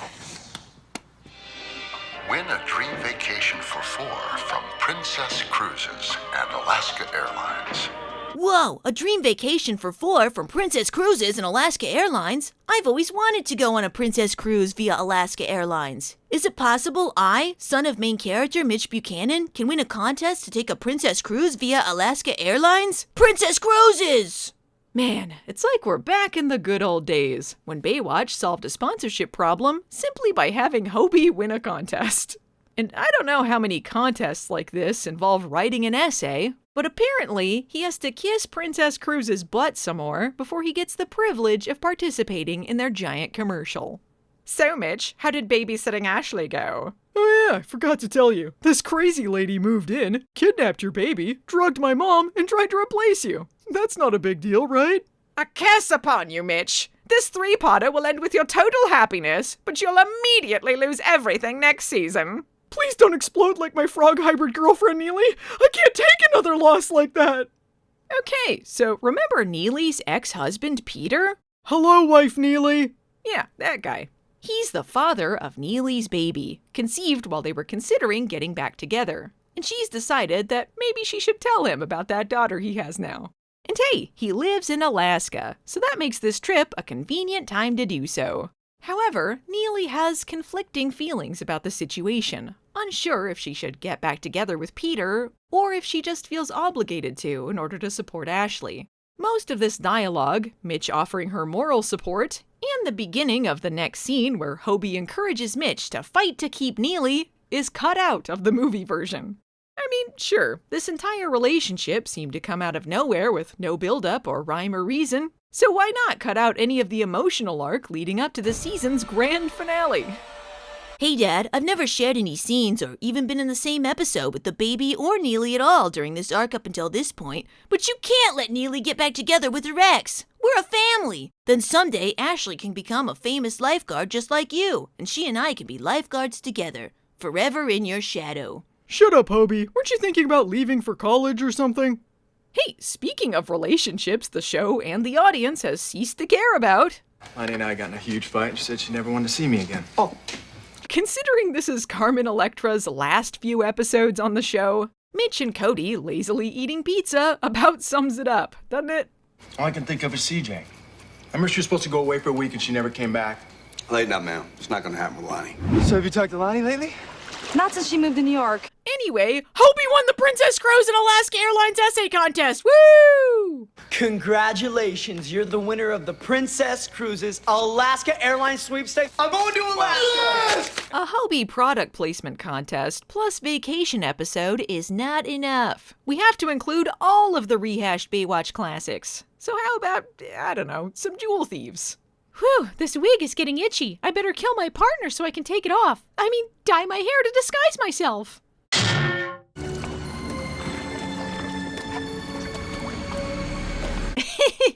It's like this three-parter is a billboard trying to cover every square inch of footage and branding. Also worth noting that this is the second episode in a row where we have a crazy woman dye her hair from blonde to red or vice versa, further indicating that Baywatch is running out of steam. And it may be repetitive, but I do enjoy the high percentage of sharks we've been getting this season. My save! Oh no, shark! Save me, Craig! As Craig is off screen again until next season, we'll have to make do with Shippy and Numi mercilessly stabbing and beating the shark.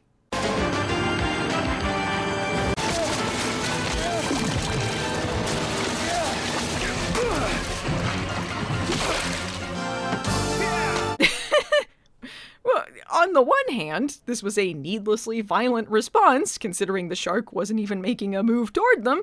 But on the other hand, I will never say no to a Numi/Shippy team-up. And as a bonus, we got Cheryl included in the rescue. Well, the guy isn't dead, which is bad news for jewel thief Leslie Stryker, who worries he'll narc on her to their bosses, who she was also double-crossing. Not sure how him being alive puts her in any more danger, because they'd be expecting them to bring them the jewels either way. And the only reason they even know where to find her later is because she has to tell her whole plan to the guy before attempting to murder him at the hospital for some reason. But whatever. Time to bring this and the Princess Cruise storyline together. This dork should get me into lifeguard headquarters. One dork coming up. To everyone's shock and awe, Hobie is actually involved with a major plot in an episode again. That's right, he isn't just here to win Princess Cruise and Alaska Airline essay contests, he's also here to be manipulated by the bad guy and entrenched in her scheme. Leslie finds out about Hobie winning the Princess Cruise and Alaska Airline contest and seduces him into inviting her along so she can make her getaway. Later, she says something about her bosses watching the trains in airports, and I guess that's why taking a cruise instead makes sense, I guess. Whatever. Yo guys, can I be in the episode? Nah, we're good. Alright, see you next season. After finding out where they took the guy she tried to kill, Leslie reveals the whole cruise getaway thing before trying and failing to kill him again. Well, I guess she's given up on covering her tracks and just gonna go on that cruise now. I'm still confused as to the whole plan here, but apparently she's not that far off base, because she says she only met her bosses once and they won't recognize her with red hair. And I guess, she was right. Yeah, why bother remembering the face of the person you hired to fetch $5 million worth of emeralds for you? Do you remember what she looks like? Oh, I remember. We never met. You did, at a party I hosted a month ago. I told you she couldn't be trusted, but you knew better. I was extremely suspicious of her, but not enough to remember her face. I understand you have a drowning victim in intensive care. And you are? His brother. Can you give me any hard evidence? Thorn Princess. Hey, thanks for the tip. After all of that fuss about whether you lived or died, your story is now over. Hey, Hopester! No one's called Hobie the Hopester since he was 12 except you. Hopester! Hey, Dad, I invited this 20-year-old lady I just met with me on this cruise. Hope that's okay. She's 20. 20. 20? Why, that's almost how many years older I am than Neely, my live-in maybe girlfriend who I'm stalking jealously on this trip. While hypocrite Mitch is worried about Hobie dating an older woman, we do at least get clarification that Hobie magically aged up 2 years this season. I'm 18 years old. What is the issue? You want it for yourself? Please, I haven't tried to date the same girl as you since you were a literal child. And I'll do the same thing to Ashley when she's a little older. Alaska Airlines! Mwah! Friendship kiss! Mwah! Friendship kiss! Alaska Airlines! We love being on Alaska Airlines. Alaska Airlines. Oh, yum.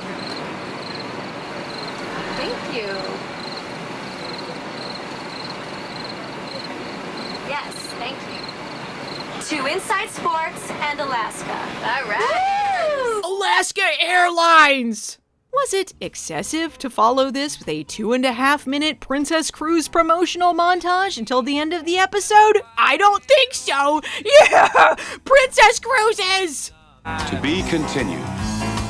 Next time on Baywatch. Princess Cruises! Wild Bears! A shocking wedding? Season 8 goes out with a bang! Here comes the bride!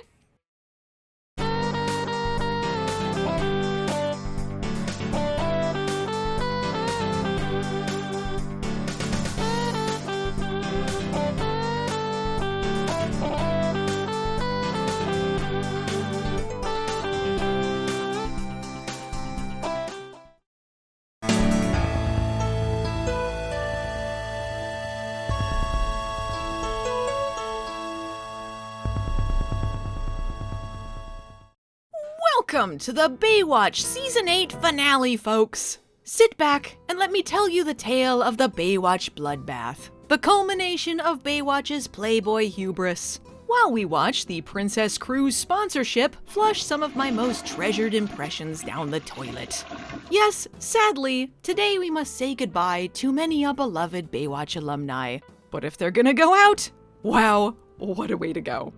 Brace yourselves, folks, for this is the swan song for Baywatch and Baywatch Nights superstar Donna D'Errico and main character of Baywatch, one-season wonder, Carmen Electra. Carmen Electra will be back in the Hawaiian wedding movie, but alas, Donna was off to do stand-up or something. Listen, I'll get back to that in a second. The most tragic departure of this season is Gena Lee Nolin, who will also not be returning until the Hawaiian wedding movie. This is not, however, the departure for Neely, and I will be getting into that mess next season, because boy oh boy, it is a disaster of epic proportions. So anywho, I brought this up before, but cramming this season full of as many Playboy models as possible, while at the same time giving them absolutely nothing to do, was not the ratings bonanza they expected it to be. Simultaneously, Hasselhoff never stopped bitching about the fact they were focusing less on character-based stories and more on the boobs. This is extremely evident throughout the season, as main characters slowly disappear with no mention, and more stories bringing back people from the good old days are featured. By this point, we've already dropped 4 of the 13 main characters, and only 5 of the people left will come back as regulars next season. If you're doing the math, I know that leaves 1 person unaccounted for here, but I'll get into that issue some other time. To make a long story short, almost everybody was let go in what was nicknamed the Baywatch Bloodbath.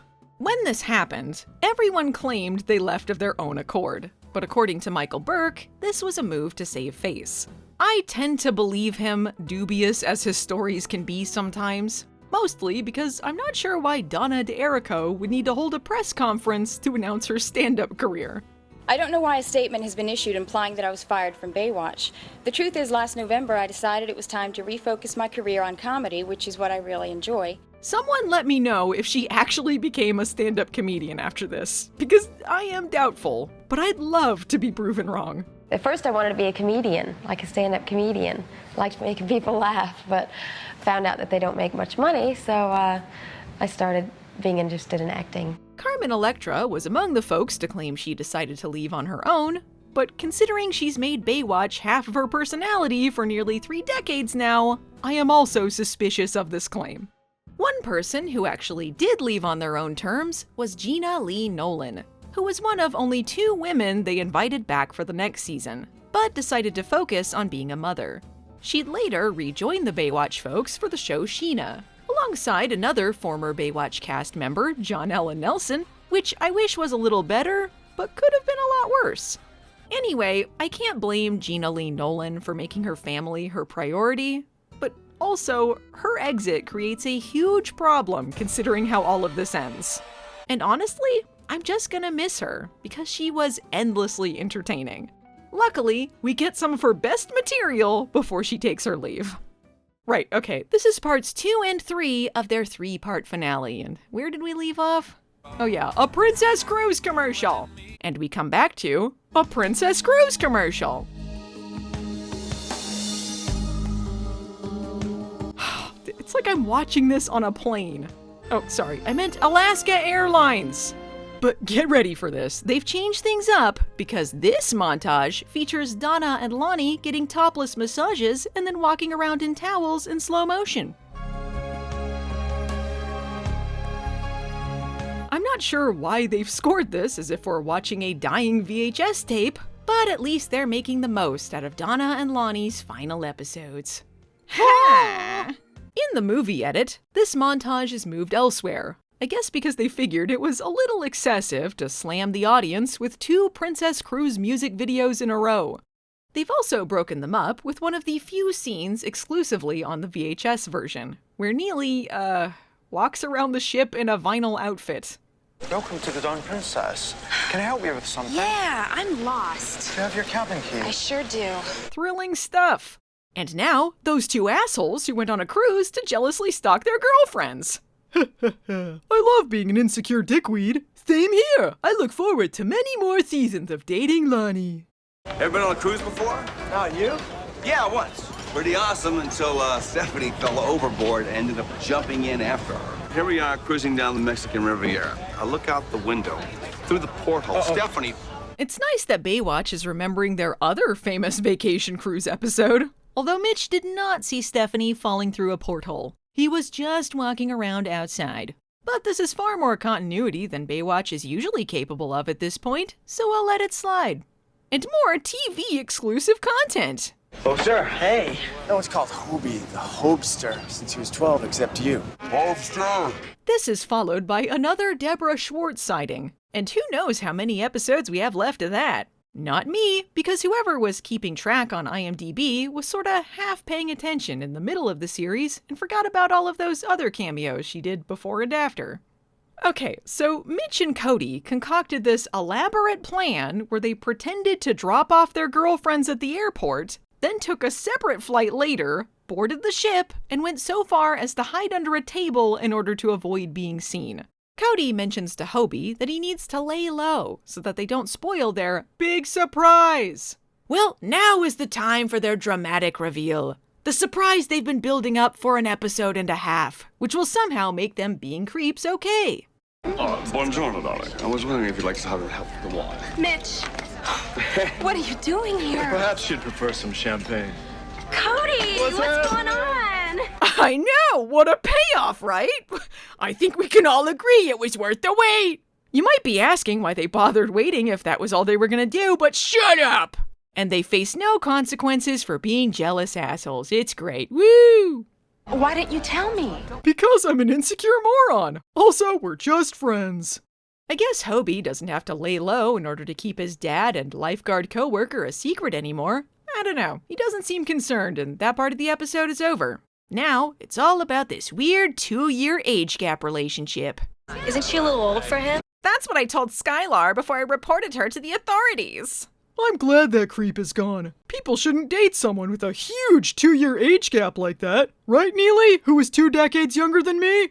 Don't worry, Mitch. I'm working on a de-aging spell to make our age difference a little less embarrassing. Unless something happens between us next season, in which case you will only be able to de-age in montages that reuse old footage. But that'll never happen. We'll be together forever. Oh, Mitch, tell me everything you love about me. Okay, well, obviously, your boobs and your butt. And I mean, no one hunts endangered species like you do. Oh, and the way you covered up all of those murders you committed on the East Coast between December 1979 and March 1991 was inspired. Mitchell, just marry me, why don't you? Haha, imagine if we did that! Please, Mom, don't make me the new Hobie! I'll be good, I promise! Shut up and don't ruin this for me! Oh, he's so sinister. He's the perfect man. Sure, why not leave Ashley with Hobie's older date who nobody likes, trusts, or even knows? It's not like they just did an episode where a stranger becomes Ashley's babysitter, kidnaps the baby, and attempts to take Neely's place. In case you're wondering, Leslie does this just so she can store the emeralds in the baby carriage and then grab them again later. It amounts to basically nothing. Time to explore the Alaskan wilderness! I swear it was this big. I swear, my last remaining brain cell was this big! Alright guys, I want you to prepare yourselves. We may be losing Gena Lee Nolin after this, and we've had a lot of memorable moments so far, but this may be Neely's greatest scene.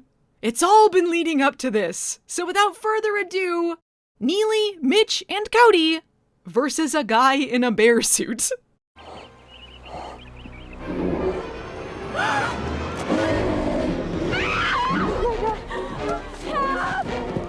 Oh my god, I have to bring this bear over to Mitch and Cody. Maybe it'll eat them first and I can get away. I can't wait to eat this salmon, a bear's favorite food. Mitch! Mitch! You're not taking my fish, you son of a Mitch! Stepping onto this log will help me somehow? Now come on, I'm not responsible for that. Hey, get out of here! You hear me, person in an obvious bear suit? I will have no furries on my show! Yeah, no furries! Only dolphin fuckers, whatever that equivalent is! This footage only gets better in HD! Oh, whatever. Yes, yes, yes! Truly one of the best animal fights on Baywatch. A remarkable 20 out of 10. And is it just an aside during a 3-part Princess Cruise commercial? Yes! Baywatch never change. If the reboot doesn't include at least one clunkily inserted soda sponsorship while they hunt down a killer whale, what is even the point? Did I ever tell you the time Eddie Kramer was trapped, pinned underneath a vault inside an armored car? Of all of the past episodes to reference here, I'm glad Mitch chose the one the previous story editors pointed out as the prime example of them having absolutely no ideas for the show. In season 1. Thanks for mentioning me, Mitch. Shut up, Eddie. Can you and Neely please adopt me? I can be the new Hobie, I swear. Oh no, Neely's hurt her ankle. How is this gonna affect... never mind. I guess she's fine. I was gonna say I was worried about how this would affect her Inside Sports Princess Cruise photo shoots. You know, because that's the whole reason she, Lonnie, and Donna went on this trip. But confusingly, we never see her taking part in any of them. All I kept thinking was, who's gonna take care of her? And then I looked up, and I saw you. And I knew I had to make it out alive, because Ashley would be lost in a pile of empty A&W cream soda cans within a week. So true. Hey, remember how I got her kidnapped like 2 episodes ago? Wait, we can't do this! Even though we've already kissed on the mouth before this, now suddenly this means something! Who can ever tell the difference between a romantic and a friendship kiss?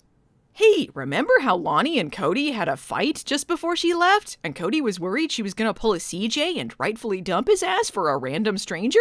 Well, I guess they're over it, and so is the episode. This is Carmen Electra's last appearance on the show, and her story is barely a thing. Even the TV cut seemed bored of their romance, because if you want the real juicy footage, you gotta watch the movie version, where we see them walking over to the slot machines, or dancing for slightly longer, or talking about dancing some more later. Let's go for a dance, come on. Well, at least Lonnie got some more dancing in, I guess. Oh yes, it is a love story for the ages. Speaking of useless extra footage, here's some more of the titillating TV cut exclusives. There you are, ma'am. That's 2 tickets for the helicopter trip in Skagway. Oh, thank you. We're having a great time. Beautiful ship. Thank you. Enjoy your day. Okay, here's your Princess Pata. Everything's will be in there. Okay, thank you. I can help you. Can't miss out on any of that! Princess Cruises! I really stink at gambling. Oh well, I'll just find another sugar daddy to sponge off of. I've been thinking about opening nights too and turning that into a kids restaurant with singing animatronics. It's been my life's dream to tank 2 successful businesses by the time I'm 30. Believe it or not, this is in fact Donna's contribution to the plot here. She wants to sleep with some random guy she saw, and it turns out it was the goon sent in to kill Hobie's girlfriend. In the extended TV cut, we get a scene of him harassing some random woman on the ship based off of the vague description his boss gave him. But in the movie cut, they just moved the dialogue over to when he sees Donna. Mid-20s, brown eyes, blonde hair. Perfect girl next door. Mid-20s, brown eyes, blonde hair. Perfect girl next door. You know, the guy had only 3 pieces of description he could actually use here. She's in her mid-20s and has brown eyes and blonde hair, and he still pursues 2 women with blue eyes. Excuse me, I couldn't help but notice that you're a woman in her mid-20s with brown eyes and blonde hair. Would you like to give me those emeralds you stole? La, that sounds like me, all right. I don't remember stealing any emeralds, but feel free to ransack my room. Okay, I will. Donna, I saw a guy go in your room this morning. He had the key. Oh yeah, he said he was looking for some stolen emeralds? Stolen emeralds? This looks like a plot for Mitch Von Malibu! Donna, you're dismissed from this story. Thanks a lot, Mitch. I'll have to stick my tongue in a box fan or something. La. Now that that's over, Gavin eventually remembers what Leslie looks like. Mitch witnesses this and tries to helpfully intervene. Stop! Who is this guy? Thanks, Mitch. Perhaps Princess Cruises and Alaska Airlines can help Mitch unravel this mystery. Thanks to the captain, who's just sitting at the desk for some reason and doesn't give a flying fuck about giving away passengers' personal information, Mitch discovers Gavin the Goon and Leslie's true identities. The line Mitch says at the end of the scene was changed for the TV edit, and I'm not sure why. Who the hell is Leslie Stryker? What the hell is going on here? Who is Leslie Stryker? I gotta find Hobie. Both of them sound badly piped in, but I think the VHS version was just audio from a different take of Hasselhoff talking to the desk guy. Leslie Stryker? What the hell's going on? Versus the TV version, which was just badly ADR'd in. Anyway, Leslie takes off with Hobie on a paragliding trip, followed closely by Goon Gavin, who really doesn't like this ticket guy for losing him time. To be continued. Is he dead or... Oh well, who knows? Part 2! The world is here. Yeah, okay, we get it. Once I, the main character of Baywatch, escape this glass tube, it's over for you. Remember when I was deaf? Meanwhile, it's the return of Ron! Good old cue card Ron! Hey guys, it's Mitch. Hey, Mitch. Okay, so clearly, whoever Ron Sturck was behind the scenes, he was their go-to, we don't have anyone else for this Baywatch headquarters scene, and we just need a body guy. This scene was obviously meant for Craig, as Mitch asks where he is, and I guess they couldn't get Parker Stevenson for this episode. So here's classic Ron, running police checks and stuff like he always does for Mitch. You know, like a lawyer/lifeguard friend might do. I need you to run a police check on 2 names. Never mind how Ron is able to do this and under what authority. Also, I guess he knows about Leslie for some reason? Leslie Stryker? Yeah. You know her? All I know is that she's wanted for attempted murder. I'm always keeping tabs on that stuff. I'm a real true crime buff. Thanks, Craig. Ron. Never mind about that police check. I forgot I asked you about that. Meanwhile, stunning paragliding effects. Check another one off the Baywatching intro list. It's no Mitch falling to his death via a comical skydiving accident, but it'll do. Hey, Hopester, how's it going? Oh, this is your fault somehow! And now, a thrilling high-speed blue screen chase.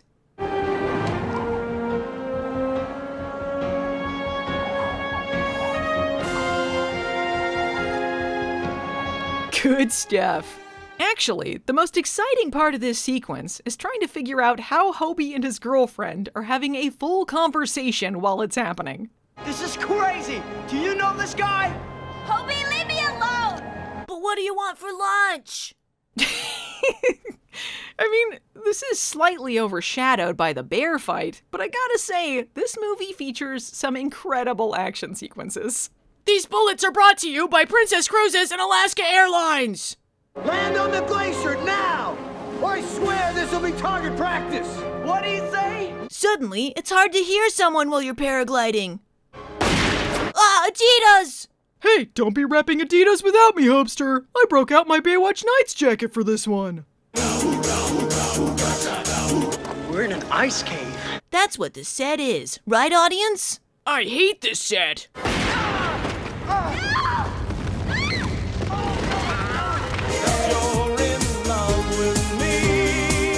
They call an ice avalanche White Thunder. And that's why this two-parter is called White Thunder at Glacier Bay. Get it? Catch. No! Oh, I'm so stupid! Hey, don't be repping stupid without me! My Adidas save! Ah, see, taking it to the water, the lifeguard's domain. That was this guy's fatal mistake. Princess Cruises! You're under arrest by authority of Temshko helicopters! I mean, these guys are just helicopter pilots for tourists, but sure, I guess they can take people into custody. Meanwhile, remember how Neely was gonna tell her ex-husband about his daughter? No? Well, that's still happening. Honey, we're here. Let's go meet your new daddy. I think she means old daddy, because he's, you know, her biological father. Whatever, none of this matters, because she finds out he's married with another kid off-screen. I do love that Mitch has to, shove aside that he was in a fist fight with an armed jewel thief while an ice cave was collapsing around him so he can get the deets on this baby situation. Hey, are you alright? Yeah, I'm fine. Hobie and the glacier? He's fine, I'm fine. Everything I'll explain later. What happened with Peter? Yes, it turns out my ex-husband, who I didn't like that much, really booked it on this family situation. So that lets me off the hook. Well, that makes it easy. And we still have so much episode left. That gives me time to wash off all of the grime I got on me while fighting a murderous jewel thief during an avalanche. While I don't approve of you stopping the crime, I'm nonetheless happy to see you're alive, Mitchell. How can you marry someone when you're in love with someone else? I don't know if he's in love with me. Who's he? You? Really? Why? For some reason, I'm attracted to your Adidas jacket and lack of commitment. Mitch, I've just finished my last treatments. I've successfully fused my DNA with a frog's. Can I be your frog hybrid girlfriend?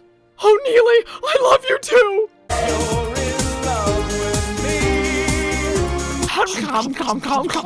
Well, glad my plot is over. I hope nothing else completely insane happens on this trip. Shut up, Hobie. I'm getting married. You're getting married? Yeah. To who? Who do you think? Samantha? I don't know. No, it's Neely, stupid. Of course it is. We set this story up so well. I brought a rabbi. Does that help? Nope, we'll just go with the ship captain. And making this decision will not come to bite me in the ass later. Oh, hang on. Before I get married, I gotta propose real quick. Will you marry me?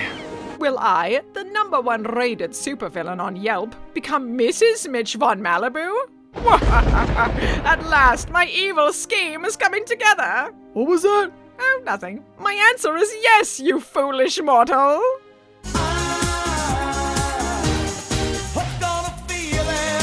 Neely would have preferred to have her best friend with benefits, Newman, be the maid of honor. But since he's not on the boat, she'll have to settle for devious Donna. This scene is not included in the movie version, which is a shame because it's Donna's last real contribution to the show. La, I can't wait to be a maid. I'll start cleaning your room right away. Yes, and part of being the maid of honor is becoming my ritual sacrifice to ensure a bountiful harvest. Anything for you, Neely. Anyway, how about that wedding, huh? Yes, it's happening. The most insane coupling Baywatch has ever done.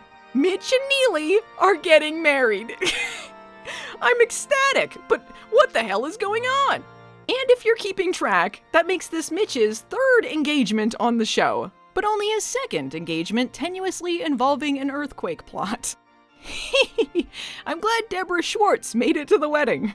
No! Hobie, there's still time to stop this! Embrace the inevitable, Ashley. Besides, it doesn't matter anyway. We're barely gonna show up next season. Neely, I vow to sometimes remember that we're a couple, and only cheat on you if the girl is really hot or if the plot requires it. From this day forward, you and I are one, but not in a literal sense, because we're separate people, but also not in a metaphorical sense, because Gena Lee Nolin is leaving the show. Mitchell, I vow to never kill you for one of my evil schemes, because what you'll receive is a fate worse than death. Although I can never do anything worse to you than what your lifetime Baywatch contract has already done, I shall make it my goal to ensure you never live a happy and fulfilling life. With the power vested in me by Princess Cruises and Alaska Airlines, I now pronounce you husband and wife. No, really, they actually do throw the sponsorship into their wedding ceremony. With the power vested in me as captain of the Dawn Princess, it is with great honor that I pronounce you husband and wife. Yeah! Donna, Lonnie, you're fired! Yeah! Woo!